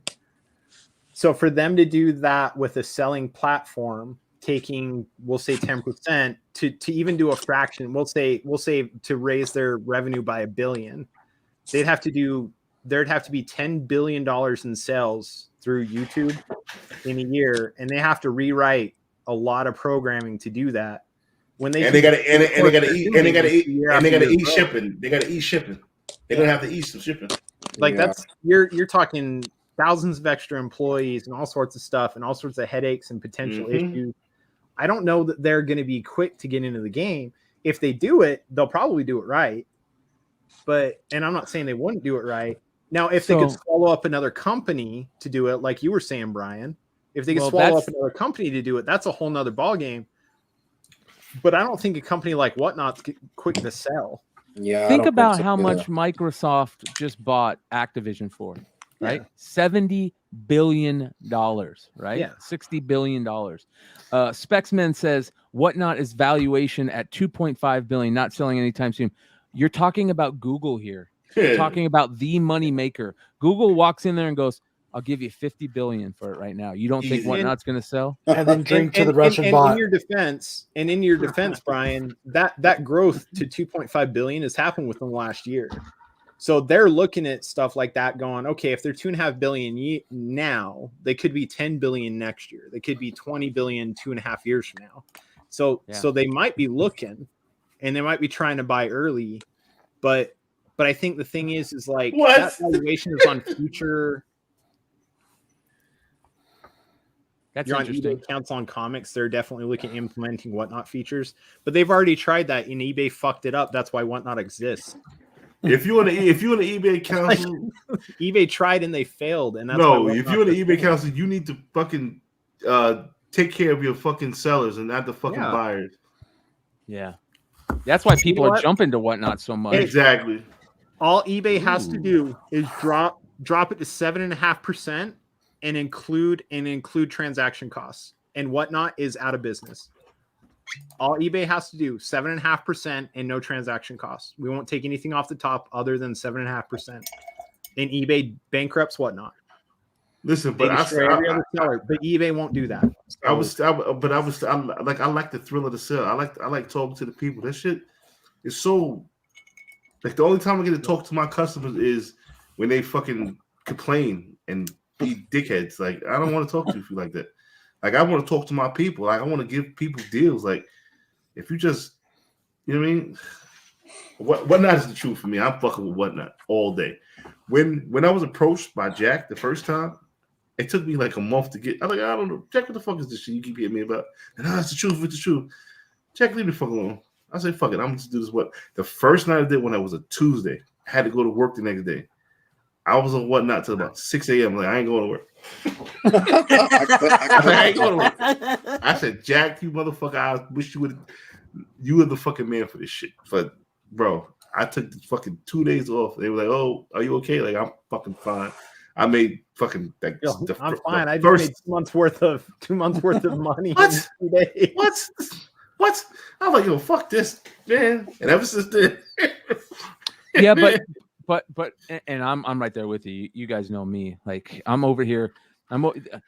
Behind the scenes, cornbread. People don't like me talking about Whatnot all the time, man. But you know what? I know what it's like selling on there. I know the money that it's made me. Bro, this shit is a rush. I know. I know how. Let me put it this way. I've made more money the last year selling comics than I ever did in the aerospace industry. How about that one? Right. So I know what's going on. There's no way I'm not going to talk about it on this channel. You know what I mean? There's no way. But I'm also want to start that conversation. I want to be like, we all know that competition's always good, no matter what. Love it. Right? Whatnot is the king of the castle right now. If there was no competition, then Whatnot could charge 15 and 20% fees. But the fact that there is competition is great for us. It's great for those of us that sell on multiple platforms. Because at some point, things are going to happen, right? Whatnot's going to make a big enough dent. And I think me and Brian, I think me and you even talked about this in depth. Like, the worst case scenario is still a good outcome. The worst case scenario is Whatnot folds. But it folds after it makes a big enough dent that eBay realizes, like, holy shit, we're kind of screwing people over here. And they adjust their stuff back down to, like, the way it used to be. And if they do that, then those of us that have been selling on eBay, we're still happy, right? If they go back to their old fees and their old systems, cool. But they keep raising their fees. They keep changing their systems. And they make it harder to be a seller on there. If they adopted some of the stuff that Whatnot did and they went back to their old seller fees, then cool. We still win. Right?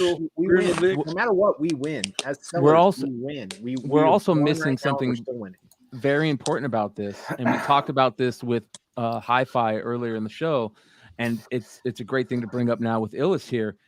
The ability for creators to go on Whatnot and open up themselves to their fan base is game changing. It's huge. It's huge. I love it. Yeah, it's a whole different world now. Yeah. Well, you creators, don't need and artists don't have to depend on cons. You got it. You don't have to depend on cons. It's or publishers. cons any night you want them to be. It's crazy because If I'm Ellis, I'm like, damn, I need $1,000 to go to the club tonight. Let me just do a fucking sketch right quick. You make that shit fucking 15 fucking minutes, bro. Like, that's crazy. Ellis is busy getting money together for his charities and to pay off his little Mick mansion over in Arizona. Man, I'm trying to do crazy things this year. You know what I'm saying? I'm trying to raise as much money as I can and just get my philanthropist on. You know what I'm saying? Let me ask you this, Ellis. We were talking about that earlier, man. Ellis, has Marvel reached out to you yet? Because they haven't, they're fucking idiots. No. Well, I think that, you know, if that happens, it'll happen. But it's gonna happen for you, brother. You know, we gotta keep grinding. It's gonna happen sooner than you think, man. Trust me. We got I'm gonna trust you. I'm trusting you. Trust me. We're gonna hey Javon, we're gonna talk to you. Me and Jonathan are gonna talk to you too. We want to get in on helping you out with your charity stuff. So we're gonna talk to you off stream. Dude, I seen what you guys did too, man. That shit was amazing. Yeah, it was cool. What kind of charity you messing with? I'm trying to do a bunch of them this year. You know what I'm saying? Like one new one a week. You know what I'm saying? Listen, Drunken Chat, we did a lot of charities for a lot of people. Like one young lady had lost a house. She had a house fire, and we helped out, you know what I'm saying, tremendously. And we helped out a lot of people. So we definitely be on board with that. You know, to contact me, we get it right. Drunken Chat will get it right with you. Yeah. I think that is super cool. I think you know, obviously giving to any charity that it is worthy of it is great, but being able to affect somebody that needs it directly and be able to help somebody like that is so much more fulfilling, right? Oh yes. So you know, that's what's so great about this community in general, right? I think building the way that this community has been built over the last 5 years, I'd say it's been really good about helping out people within the community that have been put in situations like that. You know, I love doing that shit, man. I remember during COVID, I had put $50 in a random book I gave away, and just for somebody just for that to be able for somebody to buy some groceries, or somebody was out of lost a job or something. $50 will go a long way, bro. It ain't just $50, bro. So and that's my whole thing. I felt like I had a void in my life. Like I was making, I started making a lot of money, and it's like, what can I do to, and like plus comps, I don't want just books sitting around. You know what I'm saying? I rather, if I can sell them and do some good, man, let's do that. You know what I mean? Yeah. Up the Down 7 made a good point. He said, no offense, but you guys are like the 1% and whatnot. The majority of sellers don't have the kind of following you guys do, and they get hammered on sales. If you don't have a ton of viewers, but books go mad cheap. Nobody knew. Nobody knew who I was. Nobody knew who I was. You got to start somewhere. You got to start somewhere on there. But Kyle has a good idea for this, and I want to let Kyle talk about this because he talked about this earlier today. That we want to kind of help with that. What I want to do is to eliminate that and to help people. I want to get new whatnot sellers on the show and spotlight them every week. So if you're new to like, that's why I said Skagway to come to reach out to me. Yeah. Because he said like his first one didn't go that well. Well, if you come on here, you talk about it for 15 or 20 minutes. Tell us your story. Tell us your what you did in comics and what your sales coming up. When you have it, at least there's an audience. And I'll do the same thing on Drunken Chat. Can I say two things real quick? Well, actually 3 things real quick. One, there's a Facebook page for everything. Everyone by this point should know this. There's a Facebook page for Whatnot Comics. Go there. There's constantly posts of people being like, "Hey, I'm a new seller. Follow me. I'll follow you back." Right? These guys buy from each other constantly. We have a good customer of ours who's a local to us that recently started selling. I think he's on his 4th or 5th show. He's got over 300 followers already. He's got over 500 now. Yeah, and he's not on YouTube. He doesn't do any of the shit we do. He's going to pass us give him a month and a half. He's going to pass us.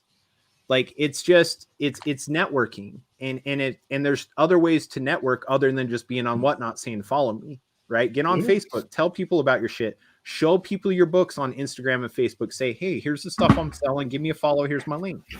Right? That'll get you numbers. The second thing is is honestly like you just got to be consistent with it. Pick a time, pick a day, and just be consistent, and you'll pick up followers. And you'll pick up followers that will be there every week, because the followers you're picking up are the people that have that time available to them. They're the guys that have that Friday night off, you know, that got paid that day or whatever, right? And the other thing too is like don't be afraid to follow people, you know, follow people to follow you back, and those numbers help. You know, throw big books out there, throw your previews out there. Make sure you're doing stuff the right way. Make sure you're listing the books that you're going to sell that day. Make sure you're putting up a good video preview of what you're selling. Like people like us, we go through that stuff. Like every day I wake up, I start my day, I go through sellers and whatnot, and I check who's got sales up. What are they listing? Is there anything we're interested in spec wise for Hive Comics? And I go through it. And if I don't see anything cool, I'm not tuning into nothing that day. But if I see some stuff, I mark it, and I'm there. I'm showing up in the cell, you know? Yeah, I think this is also a good idea to do with, and again, you have to know, be a little bit knowledgeable about what you're selling and where the best place is to sell it. Okay, again, I don't know how many times just in this episode I've said Whatnot is not the place for everybody to sell big books. It's the place to sell those $5, $10 to $30 to $50 books. That is the place to sell it, and I think that once you have a good follower or a base and this and that, this 10-second auction thing might be a great idea. But these are the type of tips that it's worth talking about, and we have these conversations about, you know, when we get these new sellers on that, you know, they need to know about that would be good to help them. So we'll put that into process here the next couple weeks and figure out a good way to do it. I was going to say one other thing, Brian, and this is something guys like us could do.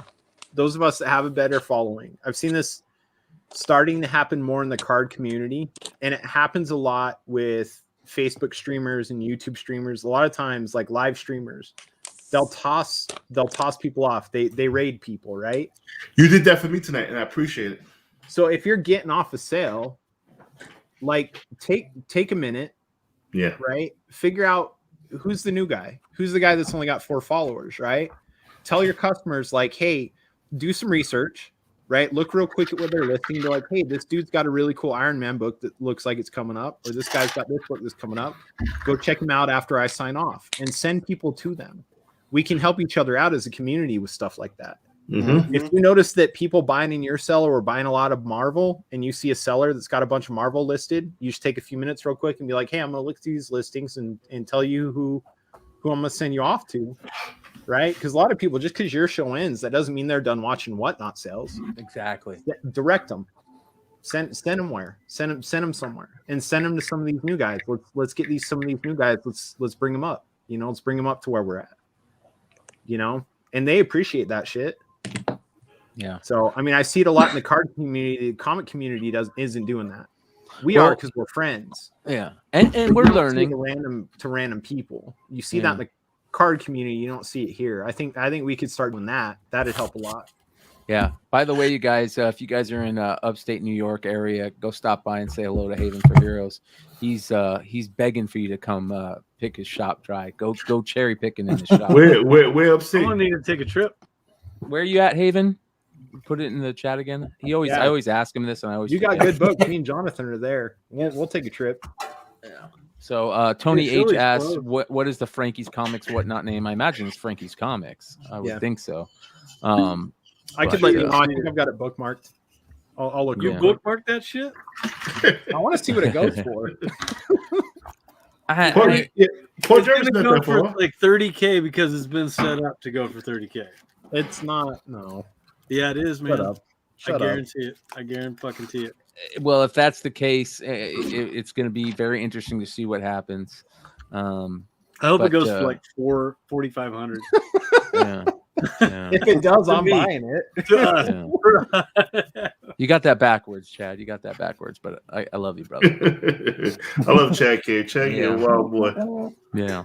I picked up some really good indica tonight, man. Let me tell you, I'm looking for that. Looking forward to that. Indicas for pussies? I don't Sativas for pussies, brother. I want to hit couch lock every time I smoke, and that is definitely not happening with sativa. I gotta get you some of these gummies, Brian. Oh fuck yeah, man! I'm in. They're sleepers. Hey, Brian, I got Well, a challenge. I got a what was challenge the- for people watching. Mhm. I'm not even gonna. Okay, so here's the deal. We're at James is 900 drawing dick followers. pics on a board over there. Yeah, well, probably. I'm at. No, I saved those for one customer only. Yeah, right. We've got a local guy that when he buys books, you know, we got to send something to him through Whatnot, but we still hand deliver his stuff. Yeah, so yeah. I just draw dicks on backing boards. I'm gonna start doing that to Kyle. So do I. I drew him some big hairy balls the other time. He's coming by tomorrow to pick up all his books. Kyle comes on and buys a book for $1 and then makes me ship it to him. Because it's funny. Yeah. Because it's funny. We're at 988 followers on Whatnot. If we hit 1,000 before our live sale on Monday, I'm gonna give away a big slab. Yo, it took me. I just recently reached 1,000. It took me like fucking 6 months to get 1,000. But again, you know, another thing, I don't get wrapped up in how many people I got on live. It's great to have like 100 people in live. It's great, but most of them are just fucking watching what I'm doing. Like, it's Hey guys, I'm putting. Just need Sorry, two or Jamel, three. I'm You putting. just need 2 or 3 interested in a book. That's all you need. just is 2 or put 3 Hive- interested in a book. That's it. Hive Comics, Whatnot in the chat. Go give them a follow, you guys. Get us to I already 1,000. follow him. I don't even You know got, why I'm. Mel, you getting got on 100 con. people, 100 people watching one night, and what 5 to 10 of them are buying every fucking book, maybe 3 or 4. You know what I mean? That's all you need is 6 people in the motherfucking room. I don't give a fuck. Yeah, I got 50 or fucking 100 people. Just Oh, James, I know what we books. should give away. What? I know what we should give away for 1,000. The I was Medicine thinking, box. No, I was I'm thinking. gonna go grab I'll show you what I was thinking. I'll show you what I was thinking. Yo, Some crazy metal variant, I'm sure. Yo, James, I'm looking at Jonathan's lap, and I just happen to see medicine packs when he stood up. This shit just fall off his lap. Illis, we were looking at your prize on Instagram earlier today, man. That The old scratch. Oh man, I'm thinking one of those. He left. James is gonna cry. This is Franklin like and Ghost. Franklin and Ghost Kickstarter. Yeah. Garrett Gunn, signed by Garrett Gunn. This book is, I mean, when this show hits, James, what do you think? Yeah, we could do that. That's not what I was Boom. thinking. What I was thinking, I think I already gave you, and we probably already sold it. I was gonna grab that last 9.8 Invincible 1 variant we had, but I think you sold that one. James, oh Jonathan, you didn't hear what I said when Jonathan stood up. You see all these medicine packs fall off his fucking lap. So you guys got 10 followers to go. Dude, that shit gets me twisted. Don't talk about Jonathan ripping Medizzy, man. That shit. You've been doing that shit all night since I've been on. You hear the crinkly pack. Hey, I also want to give a quick shout out to Sniff Comics. If any of Yeah. you guys are in For sure. Washington, right? Where's that, Illis? And where's he at? I think they're in Moses Lake. Moses Lake. If any of you guys are near Moses Lake, go check out Sniff Comics. Yeah. All right. Javon, aren't you working on what cover are you working on for us? Really? I don't know if I can talk. You can talk about it. Well, I mean, he did this one for us. Yeah, he did do that one. Which is bad fucking ass. Yeah. We got those coming out to you, Javon. By the way, we're just waiting for some medals to come in, and we're gonna send you some medals too. So Hell yeah. we got you. We got you. Hell yeah. What are you working on now though for us? You want to tell everybody? You can talk about it. Okay, yeah. If anybody gets in trouble, it's us. It ain't you. we're gonna do a bunny mask. Oh shit. Nice. So yeah, we're gonna have to do something game changing with that. So, Oh yeah. so be prepared. Nice. Let me ask you: you can't do Department of Truth books no more? Is that true? Nobody can. No one can. Yeah. Mm. Yeah. Look at what I got today. I already showed this in pickups, but I did pick up 2 of these today. I need the ice cream man, Javon. I need either that. one of those. I got this in an AOK. I thought that was fucking game changing, man. I thought that was there was like 4 of the books in there, and then I saw this. I was like, oh my god. Brian, In a what? AOK and acts of kindness, dude. Oh shit, that's what's up. Yeah. Okay. Brian, do yourself a favor. Send that to Javon and have him do a crying Jordan remark. I was just about to say that. I saw Dude, the crying those were Jordan remark. so Yeah. fucking cool. Dude, I laughed when they asked me to do that. I was like, "Oh man, this is like a perfect fucking remark for this shit." Amazing. Yeah. By the way, you guys, this is where the Ice Cream Man covers came from. That Dude Books. So new retailer that I've never messed with. So I'm glad to see. Are they still in stock? Are they what? I don't know if they're still in stock. Let me take a look. They probably sold half. I just got my comps for that today. Yeah. Well, let me know. I'll pay you for something. Yeah, you let me know. Yeah. We'll clear you out. No, I see like 4. I just need Mel's 4 and then like 10 more. So T Jones wants to know, what do you guys mean that no one can do Department of Truth anymore? They're sold out. Yeah. Wow. Look at that. They're not allowing variants anymore. Yo, I had sold out. I had a perfect. Sold out. I had a perfect Gangsta. Department of Truth shit. Yeah, you did. You told me that idea. It was a cool one. Why'd they do that? They're just done. Paper shortages are making it a little different to where some of these publishers are tightening the reins just a hair on what can be done. So first story Stray Dogs fucked everything up. So Stray Dogs did fuck everything up. They used an entire forest full of trees. Literally. They got to reseed some shit when we might get some more variants in like 5 years. But, Victor says gone because of comic books over this year. So he bought the Franklin and Ghost Kickstarter raw from your whatnot sale. It's at CGC. Right on, Victor. Yeah, I gotta get shout out out of to here Lewis. Appreciate you, Lewis. Before my wife kills me and shit. Well, don't feel bad, Mel. We're gonna end it right there. 4 hours 34 minutes. It was an extravaganza tonight. I want to thank Brian Miller, Hi-Fi Color, just an OG stud in this industry, and I can't thank him enough. We're definitely gonna get him back on the show. He was awesome. Hang out with us. Yeah, really cool dude. Shout out to him. Thank you guys all 128 live that are chilling with us till the end. We appreciate you guys. Make sure to hit that thumbs up, sub if you're not subbed. I want to thank you for again putting the sale up on Flipside. I want to thank Hive Comics for fucking just giving me great shit. I want to thank Javon for just hooking me up and coming on my show because he's the artist of Drunken Chat. I want to thank Kyle just being a drunk motherfucker like me. Kyle, what's that blood alcohol level? Let's everybody hold on. Let's do a blood alcohol level check. Russian bot. Drink. Let's go. It's only at 0.05. 0.05. You're not a real fucking professional, bro. Yeah. What is that? And Skagway's called it. Fucking shitty. That should be a contest. Kyle at the end of the show, Kyle's blood alcohol. We do it every show. You should have been shotgunning those things, dude. Come on. I'll walk around at 0.5. Come on. Right? Nah, I think it's great. We do it every end of every show, the blood alcohol level. So it's become a fun part of the show. You guys know, I'm sure some of you guys are taking part in the drinking game. So send us in a picture of your blood alcohol level. If you got one of those two, I'd love to know. I also want to thank the Hive Boys. I also want to thank Illist. And you guys make sure to join us again next Saturday. And we will see you next time. Adios.